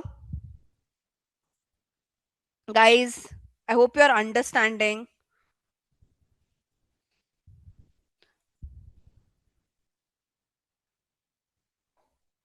Yes, no. Okay. Now, last part of your Google Analytics account creation. One more thing that you guys should know. Just give me a second. I'll try to. Okay. So can you see there's something called a segment? Okay. Now for segment, there are some segments that they have already created, like mobile traffic, organic traffic, paid traffic, tablet traffic, web traffic. If you want to create a segment, like you want to create a specific segment for, let's say, um, here they have created all the kind of segment. Like, can you see the default one has direct traffic, there's organic, there's paid as well, there's mobile, web, and tablet as well. Ideally, you don't have to create one, but let's say in case your client asks you to create some segments, you can go over here. Okay. Now, what kind of segment you want to create? Do you want to create a user segment or a session segment or a event segment? Okay, it's up to you. There are some options also they have given, like there are some templates they have given you. Let's say I want to create for an event. Okay, I want to compare an event, two different events. So again, I can say my event should be session start. I can add some parameter for that if there's any.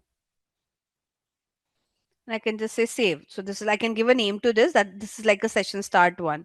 Okay, so segment is more created for your comparison thing. Okay, what do I mean by segment here? Like, can you see here the comparison thing that we can do is for the segments. See this. Can you see? So the default one has all these options, but if you want to create more segments and you want to compare over here in your chart, like if you want to compare when you're showing your clients the reports and you want to show them.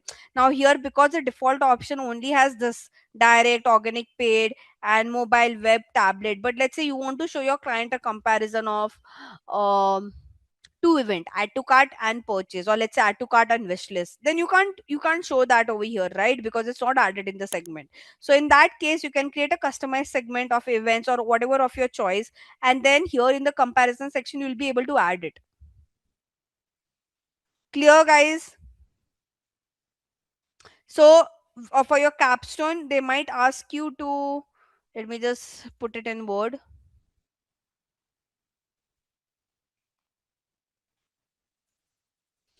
First thing, you might be asked to create a Google Analytics account. You might be asked to create a site. Okay, website. I would always recommend create a free one on Google site. Okay, because it's easy to set up the analytical code, then set up the analytical ID or code. Okay, then you should know how to create events and key events. You should know how to create an audience. I'm not sure they'll ask you for audiences to advanced segment. Okay, that's all. And lastly, the session duration. These are some basic settings that we fix on our Google Analytics account, and then we start using frequently. But whenever you set up a Google Analytics account, these are the things that you should do at the beginning. Clear?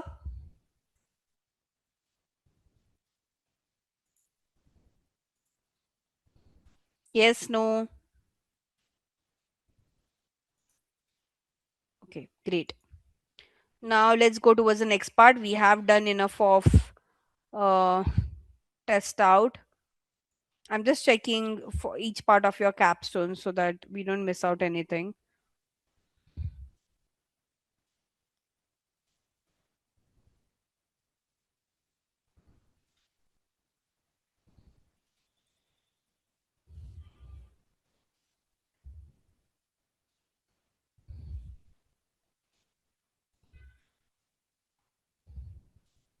Okay. Now, guys, your capstone will also have.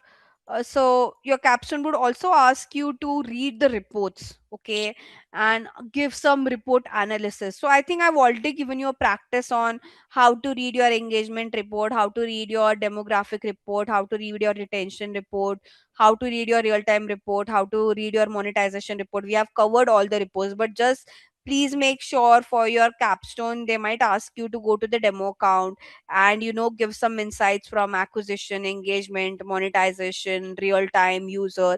So take a brush up of this. I've already taken like one entire day to show you how to read all these numbers, how to analyze the numbers. I won't reiterate those things again, but just like a heads up that you might be asked in your capstone to read, analyze, and share the insights. Let's just say interpret for real time acquisition, monetization. What was another report? Retention, user, and tech. We have done enough practice, but please go through it again. Okay. If you know this much, I think we'll be able to do well for your capstone. Okay. So I think I've already covered this. I won't go through it again. Now, there's a case study that we have to go through together. So let's get started with the case study. This case study is of this um, a company called as Watchfinder, and what this case study is all about to understand how what is the role of web analytics in today's marketing world for this particular company. Okay. So okay uh, now there was this thing that this company uh, kind of they saw that they have seen like an ROI hike of 1300%. Okay. By because they use Google Analytics and precision remarketing. Now how they were able to do this? Okay. So this particular brand, um, what they did when they set up their Google Analytics account, okay, uh, they kind of push the user, or they try to entice the user to visit their site, uh, uh, to return and kind of complete their purchases. Okay. They also promoted traffic to their brand new boutiques. Okay. So again, for how they were able to do this, because they tracked their data on GA, right? Once they created the site, they tracked that, okay, what are the locations where people are reaching more on our site, what are some of the reasons they are getting dropped down, right? So when they were able to track all of this, what they did, they thought, okay, let's just create a goal. The first goal was they wanted the users to come to their site, return there and complete their purchases. Also they wanted people to go to check their offline store as well. Okay. Now, how did they do this? Okay. So what was their target base and what was their approach? The first thing was their target base was people who visited this website, so website visitor. Okay. Now what they did, uh, they created a audience, the way I created the audience right now on G account. They also created a audience which consisted of a list of people who showed some intent but they didn't purchase. Okay. Now how you can create an audience like this? What you can just clearly say over here in GA, you can go to your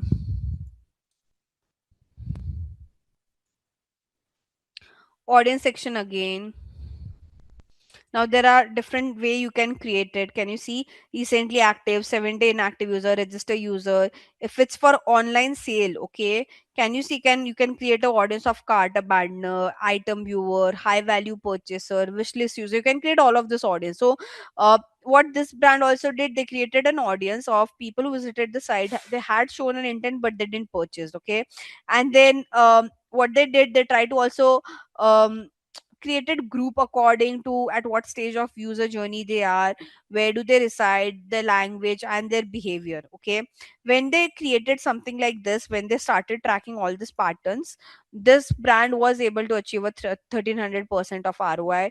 Their AOV increased by 13% almost. They decreased their cost per acquisition by almost 34% because they did a lot of remarketing campaign. How they were able to do the remarketing campaign? Once they created an audience of people who visited the site, had an intent but didn't purchase, they understood what is that audience size. They divided into different locations and all of that, and they did precise remarketing to them, okay. So people who sitting in London, for them the advertisement would be different compared to some who might be sitting in another side of the country, okay. And lastly, um again, like the whole point when they did was that they were able to enable the remarketing plan in a more precise way. They were able to invest that particular money that they've spent on remarketing, where they integrated Google Analytics along with it. So what many brand do, they create their audience in Google Analytics and also in Google Ads, and they merge both of them and then they run ads. Because see, if I, by the way, you can transport this Google Analytics audience data to your Google Ads account as well, okay. So when you'll go here to your admin section again, can you see Google Ads link? So what will happen once you link your Google Analytics account to your Google Ads, whatever audience you are creating on the Google Analytics account automatically gets fetched in your Google Ads. So, and what you can do, you can select that audience and run a remarketing campaign for them. So this is what the same thing this particular brand did. They created very customized audience on their G account. They basically connected their Google Analytics account to their Google Ads account, and whatever audience they were creating in analytics, they pushed it to Google Ads, and just to that particular audience, they created like a very specific remarketing campaigns. Make sense? So you, by the way, this is what every brand should do. When they create their Google Analytics account, they should merge it to your Google. They should defaultly merge that to their Google Ads account, because whatever audience you're creating over here, you can use it to your Google Ads account. By the way, you can't do this for any other platform. Like for social, you can't do this. Like you created an audience over here, and then you want to use that audience for your Meta ads. You can't do that. It is only possible for Google Ads.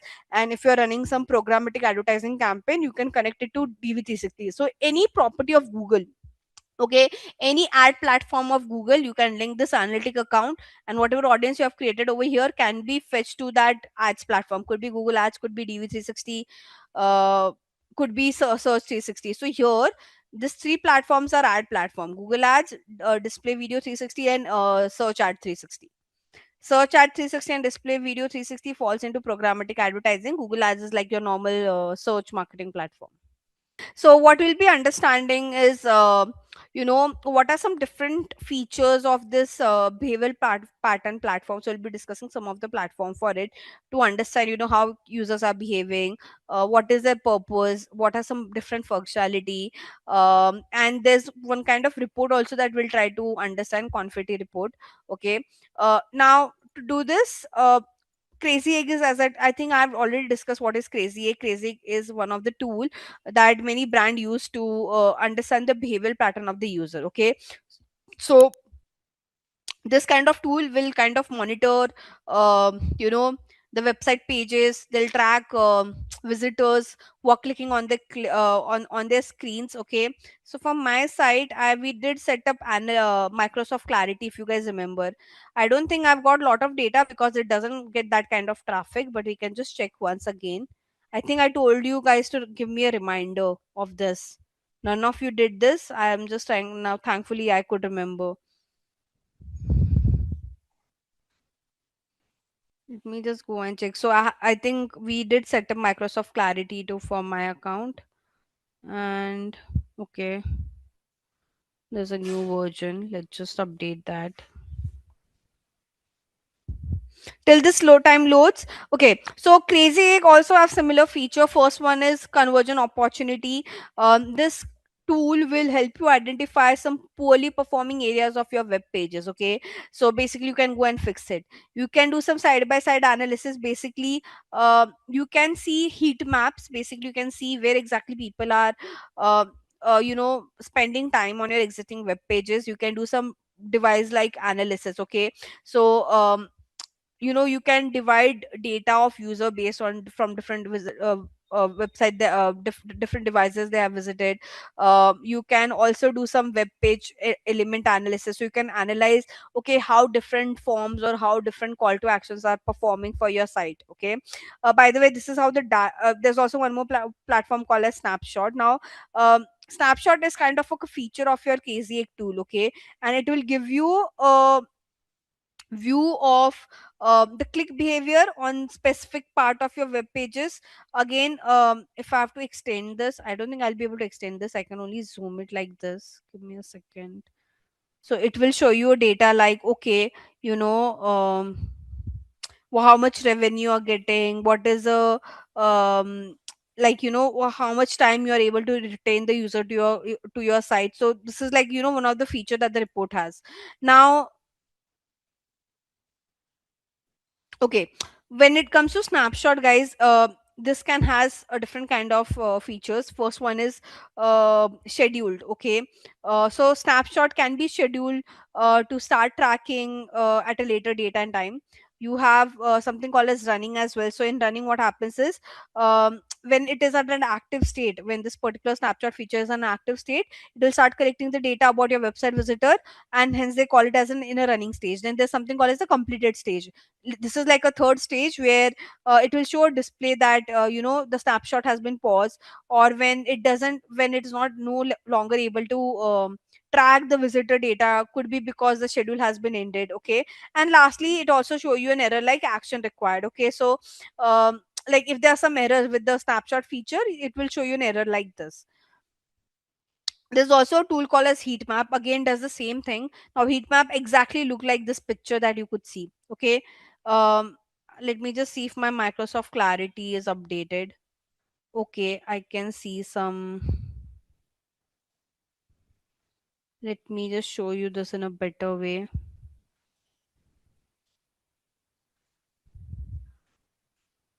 Give me a second, guys. Okay.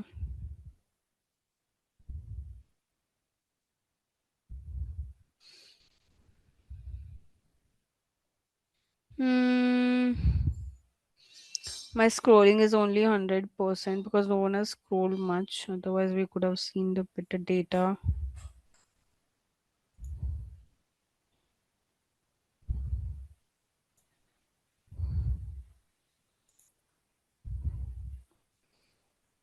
2 minutes, guys. I'll just try to mm, just make this custom and make this from Jan 1st to March 1st. Apply.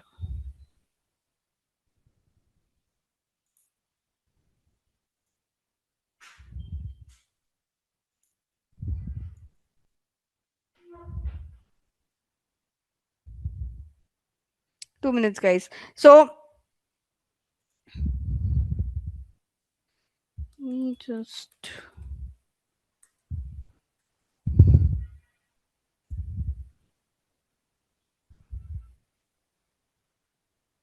hmm.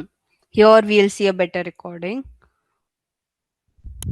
We don't have, actually, I don't have much data to show it to you, but let's see. Okay, so what does recording mean is it acts exactly track, what was the last time one visited my page, what page did that particular person visited, from where did they enter, from where did they exit. Okay, can you see PC, Chrome, India? So like your heat map, see all this tool are same, your heat map, your crazy egg, your Microsoft Clarity.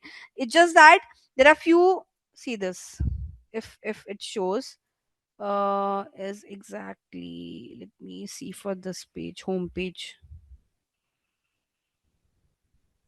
It's still loading, so I can show it to you over here. Okay, can you see this? Basically, can you see this? This circles and this green sign.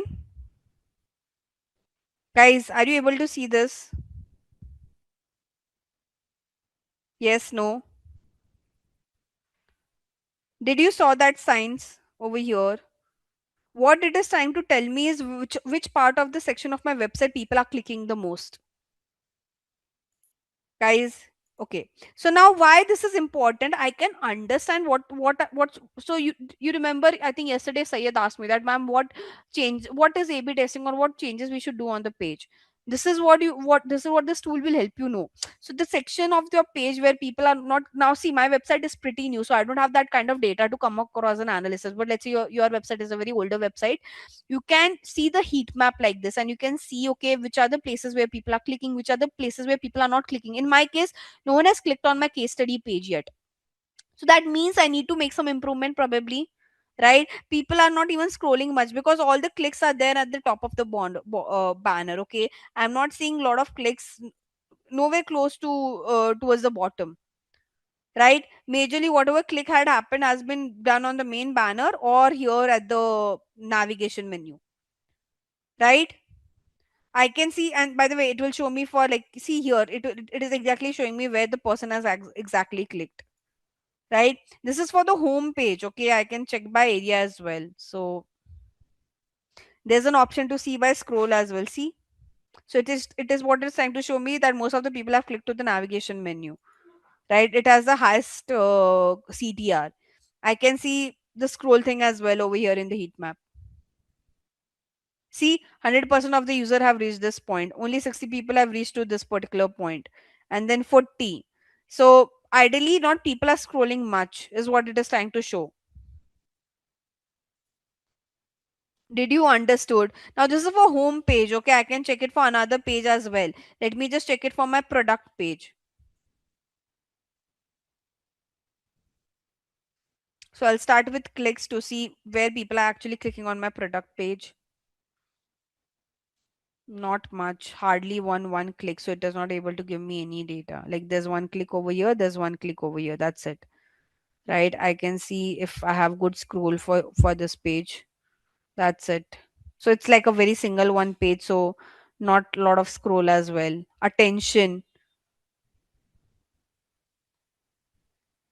See, and by the way, you can ask them to summarize your heat map as well. So this is like an AI feature in the tool itself. It will summarize. See this.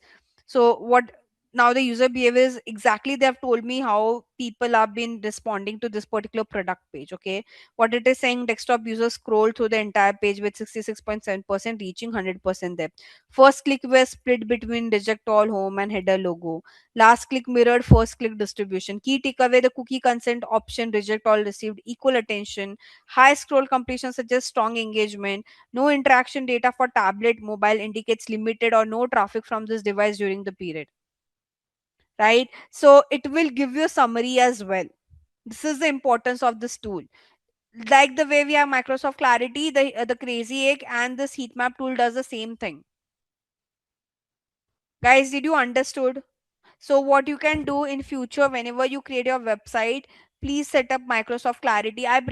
So out of Crazy Egg, Heatmap, and Microsoft Clarity, I suggest to use Microsoft Clarity because I've tried all the three. Microsoft Clarity in the free version gives you a lot of details that Crazy Egg and Heatmap wouldn't give. Make sense? I hope now you can understand the use case of this. Okay, we can check this for other page as well if you want to. So let me just go to.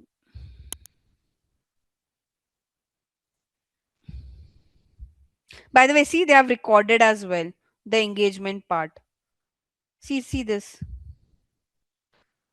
Recording is basically how people are navigating.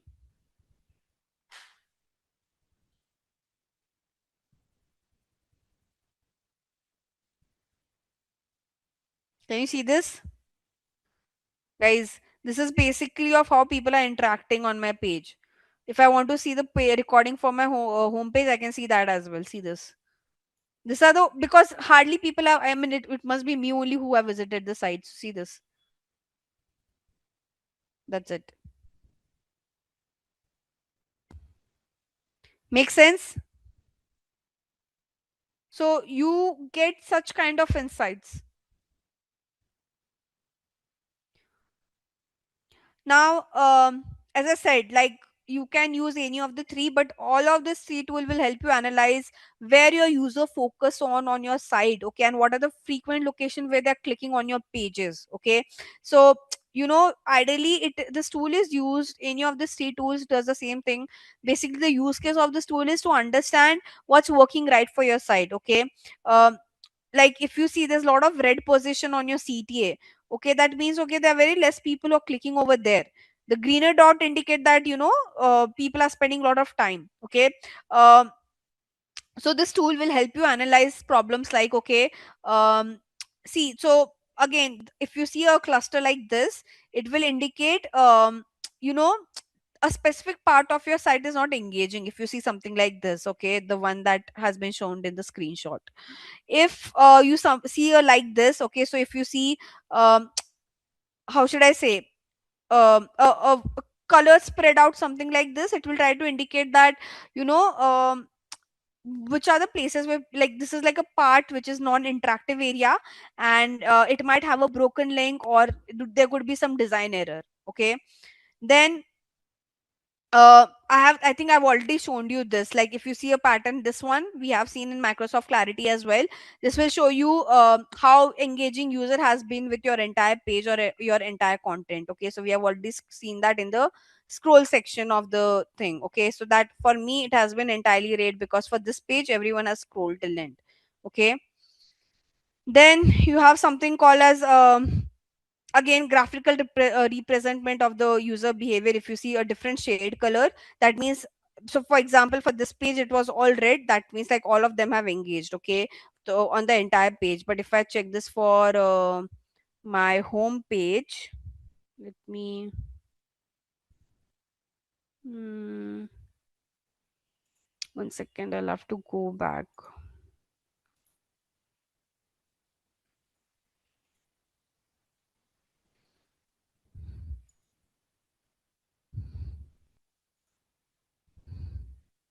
See, so this shows the most popular to the least popular section on my home page.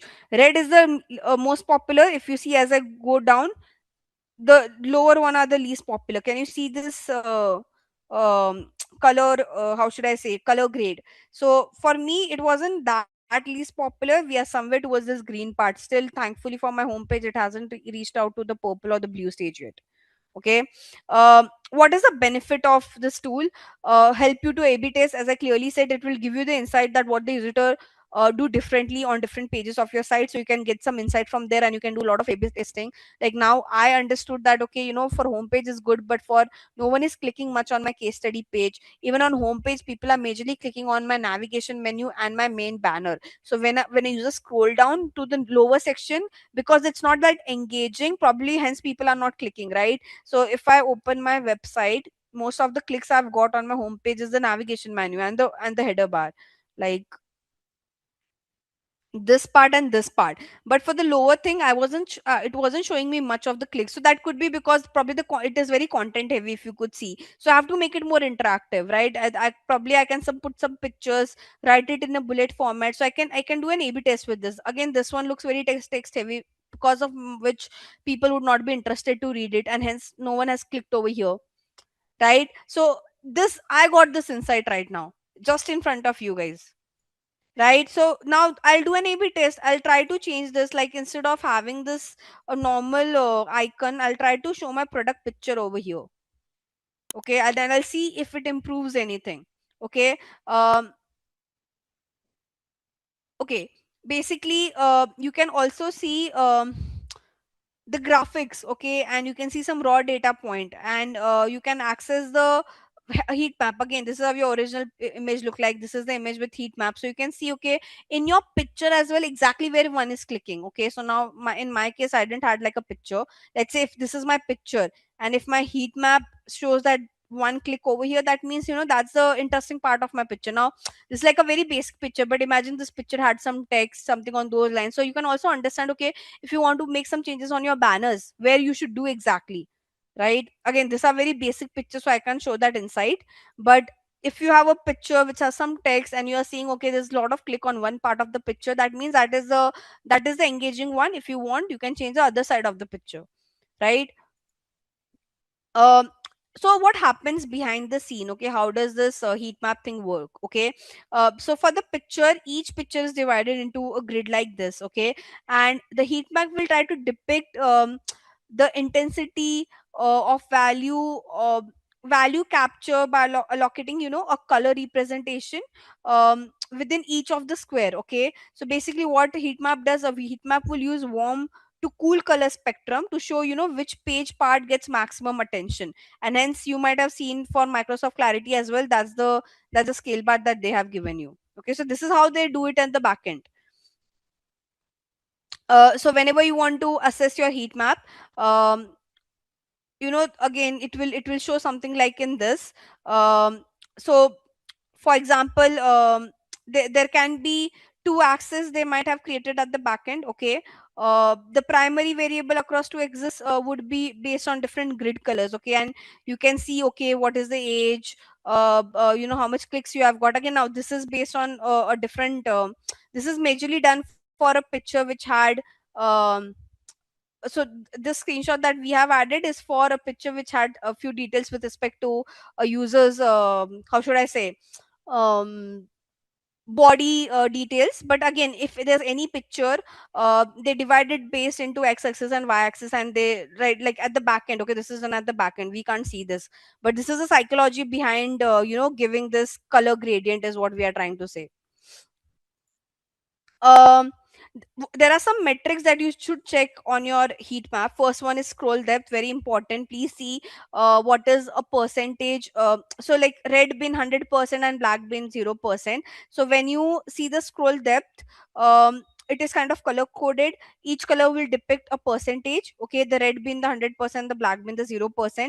Second one is click trend. Please always check your click trend. Uh, Now the red one would signify most interaction and the blue one would signify the least interaction. Okay, you can also see the mouse movement. You will see a picture like this. Again, here it will show you where the visitors spend the maximum time on your page.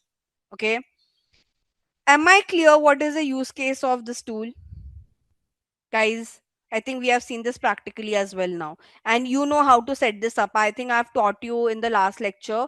You have this extension in your WordPress, Microsoft Clarity. For WordPress, you just have to install this plugin. You can also set up Microsoft Clarity for your coded page as well.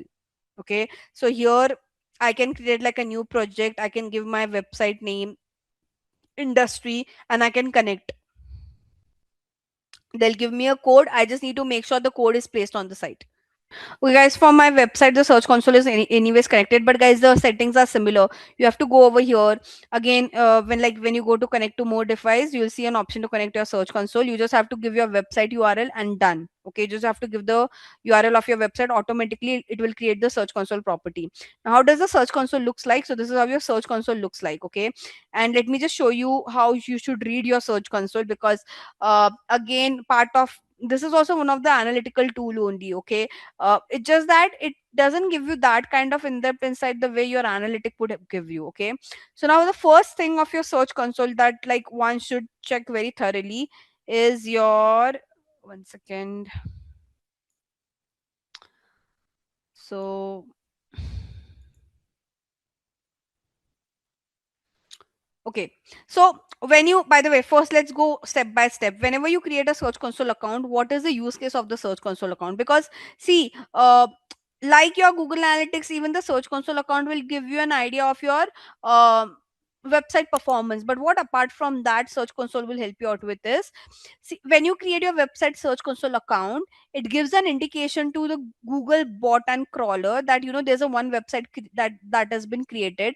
And now the Google, so for your SEO ranking, it is very mandatory to create a search console account, because if you don't create a search console account, it will be very difficult for the Google's bot and crawler to know that okay, there's a website that they should go crawl. So there's like an entire process of SEO where what happens when you create a search console account, Google will get an indication that okay, there's a new website in the market. Now what they do with this information, they send their bots and crawler to crawl your page. Okay, why do they crawl your page? To understand what kind of website it is. So they crawl all the pages of your site, then they store that website's data, and now next time when anyone searches anything related to your brand, okay, and if your website is well created, it is SEO friendly, it will rank your website on the search engine result page. Okay, so this step is done so that when you create a search console account, it will let the Google know that okay, there's a website that they need to crawl. Okay, otherwise it's very difficult for them to also understand, right? And also if there's any problem with your website with respect to SEO, they will flag it on your search console account. Okay, for example, can you see, so here my like when for my Google search console account, they have it shows that they have indexed 4 pages and they have not indexed 2 pages. What do they mean by indexing? Indexing is basically they have stored the database for 2 pages, and for 4 pages, and for 2 pages they haven't done it. Okay, can you see what's the problem? So they have told me why they haven't done it. Okay, so there's some problem with 404. 404 is basically page not found error, so they could find that error of 404. Then there might have been some redirection, so it will let you know if they are not, if they are not indexing any of your pages, they'll let you know what is the reason behind it. Okay, apart from this, so let me, you can go to your overview and it gives you an idea of how your website is in general performing. Okay, like this has just started tracking data from February. Okay, I don't have like a lot of data. This is more with respect to overall February's data, that how much impressions I've got, how much clicks I've got, what has have been my average CTR. Average position is where my website is ranking. Okay, higher the average like lower the average position, it will indicate higher is your ranking. Okay, so this should be good basically. Okay, then here it will, okay, see this, it will also tell me what were the queries for which people were able to find my website. Okay, so ideally I am the only one who have searched for this website, so it's showing that the person searched for this particular query and after that they saw your page. Okay, again here it will tell you what pages the people have visited most, so it's been the home page. People are visiting from which country, so now if you can clearly see it's from India. But yes, my website has got some impression from US, Vietnam, Brazil, Costa Rica, and all. Okay, even in India, if you want to know specifically, go inside it and you'll get some basic data. Okay, then people are coming to my website from which device, what kind of searches. Again, day by day performance is also something that you can check. Okay, you can do some URL inspection. URL inspection is basically, is there any problem with that particular page of your site or not? So, for example, I want to see it for. Can just check once. Did this page of mine.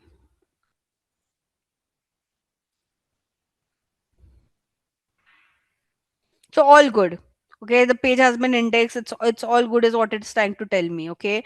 By the way, whenever you create a Search Console account, you have to come here and submit your sitemap.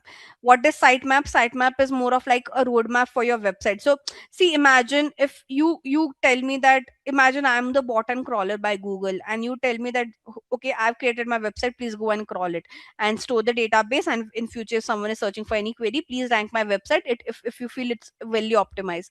Now the problem is, like imagine I'm the bot and the crawler over here. The problem is that if the website is very complicated, like how would me as a bot and crawler would know that okay, from where to navigate, what all pages are there, how to crawl it, I wouldn't understand, right? So imagine sitemap is nothing but a roadmap of your website. When I say roadmap, it consists of all the URL which are there on the website, so you're giving like a file to them that okay, this is the these are all the pages that you need to crawl. Okay, if your website like Amazon, Myntra, which has so many pages, how the crawler would know where to start, where to end? It's very difficult to gauge, right? So you have to give a sitemap link, which is like a roadmap. If you want to ever, by the way, sitemap ideally gets automatically created, but just in case, if you know, like if you want to see the sitemap for your website, you just have to write your website and then say dash xml sometime dot sitemap. Let's see, it should ideally show up, otherwise I'll show it to you. Let me just go to my backend to show this to you guys. Wait. So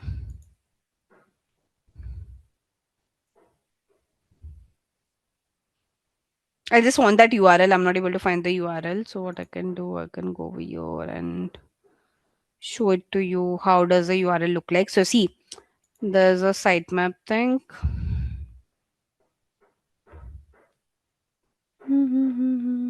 It's already enabled, so I can show. Yeah. So can you see it is listing down all the URLs that one should crawl? Okay. Now this page has like multiple URLs, so it has just clubbed everything into one. See this. See this. Right. So it is more of like a roadmap for your crawlers to know, okay, what are the pages that they need to crawl. Did you understood the importance, guys? Without that, it's very difficult for the crawler to understand. And like if you don't submit the sitemap, there's a good chance some of the pages won't get indexed. Indexing is basically storing the database of your website content. Did you understood this? Yes, no? Okay. One more thing, guys. Okay. Now, when you ask the, like, once you submit your sitemap, guys, see, for an e-commerce brand or for any other brand, there might be some pages on your website that you wouldn't want the crawlers to crawl. Okay. Now, why wouldn't you want the crawlers to crawl? So let's say you're an e-commerce brand. Let's say you're an e-commerce brand. Would you want the crawler to crawl your add to cart page or your customer information page? No, right? Don't you think your customer information page shouldn't be crawled by the crawlers as well? Guys, do you agree? So like if it's an e-commerce brand, you wouldn't want the crawlers to check the order detail page or the add to cart page or like the payment gateway page, because that has all the customers information. Even the crawler shouldn't crawl that, right? Or let's say your website has some pages which are in development, it has not been created entirely. Now ideally such kind of pages you shouldn't allow the crawlers to crawl. So how would you let the crawlers know about it? What you have to do, you have to create a file called as robot.txt file. Okay. What exactly is a robot.txt file? Basically it looks like let me just show this to you. Wait, I'll have to go back.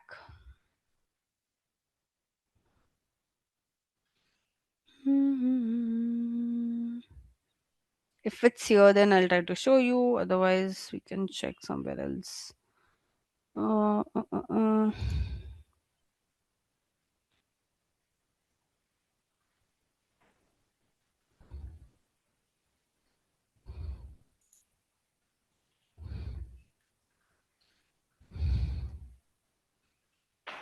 There is some issue. um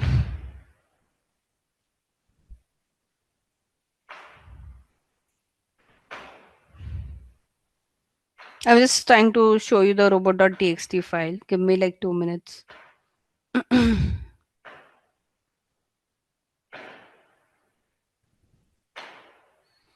Doesn't reflect over here. We'll go to another section. Not sure why it's not appearing right now. Mm,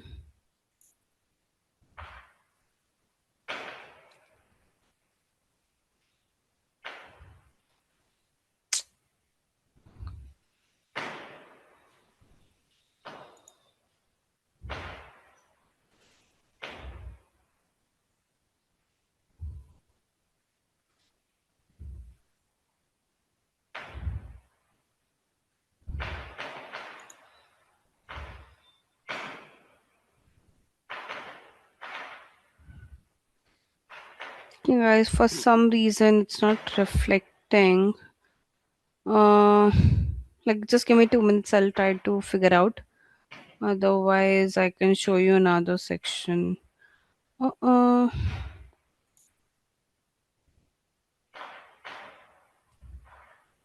Here. So there's something called as robot.txt file. Sorry, I was not able to remember where need to be navigated. So here, basically a robot.txt file, like right now, the robot.txt file. Okay, can you see this? So basically it's a code which says first thing user agent is equal to asterisk sign. So this means that, okay, this condition is applicable for all the search engines in general. Okay, and now you have to tell here in this that what are the pages you don't want the crawlers to crawl. So how would you let them know is you have to enable this. Okay, this remains the way it is, like asterisk is equal to wp, like disallow. And with that, we have come to the end. If you have any doubts or questions, you can ask them in the comment section below. Our team of experts will reply to you as soon as possible. Thank you and keep learning with Simplilearn.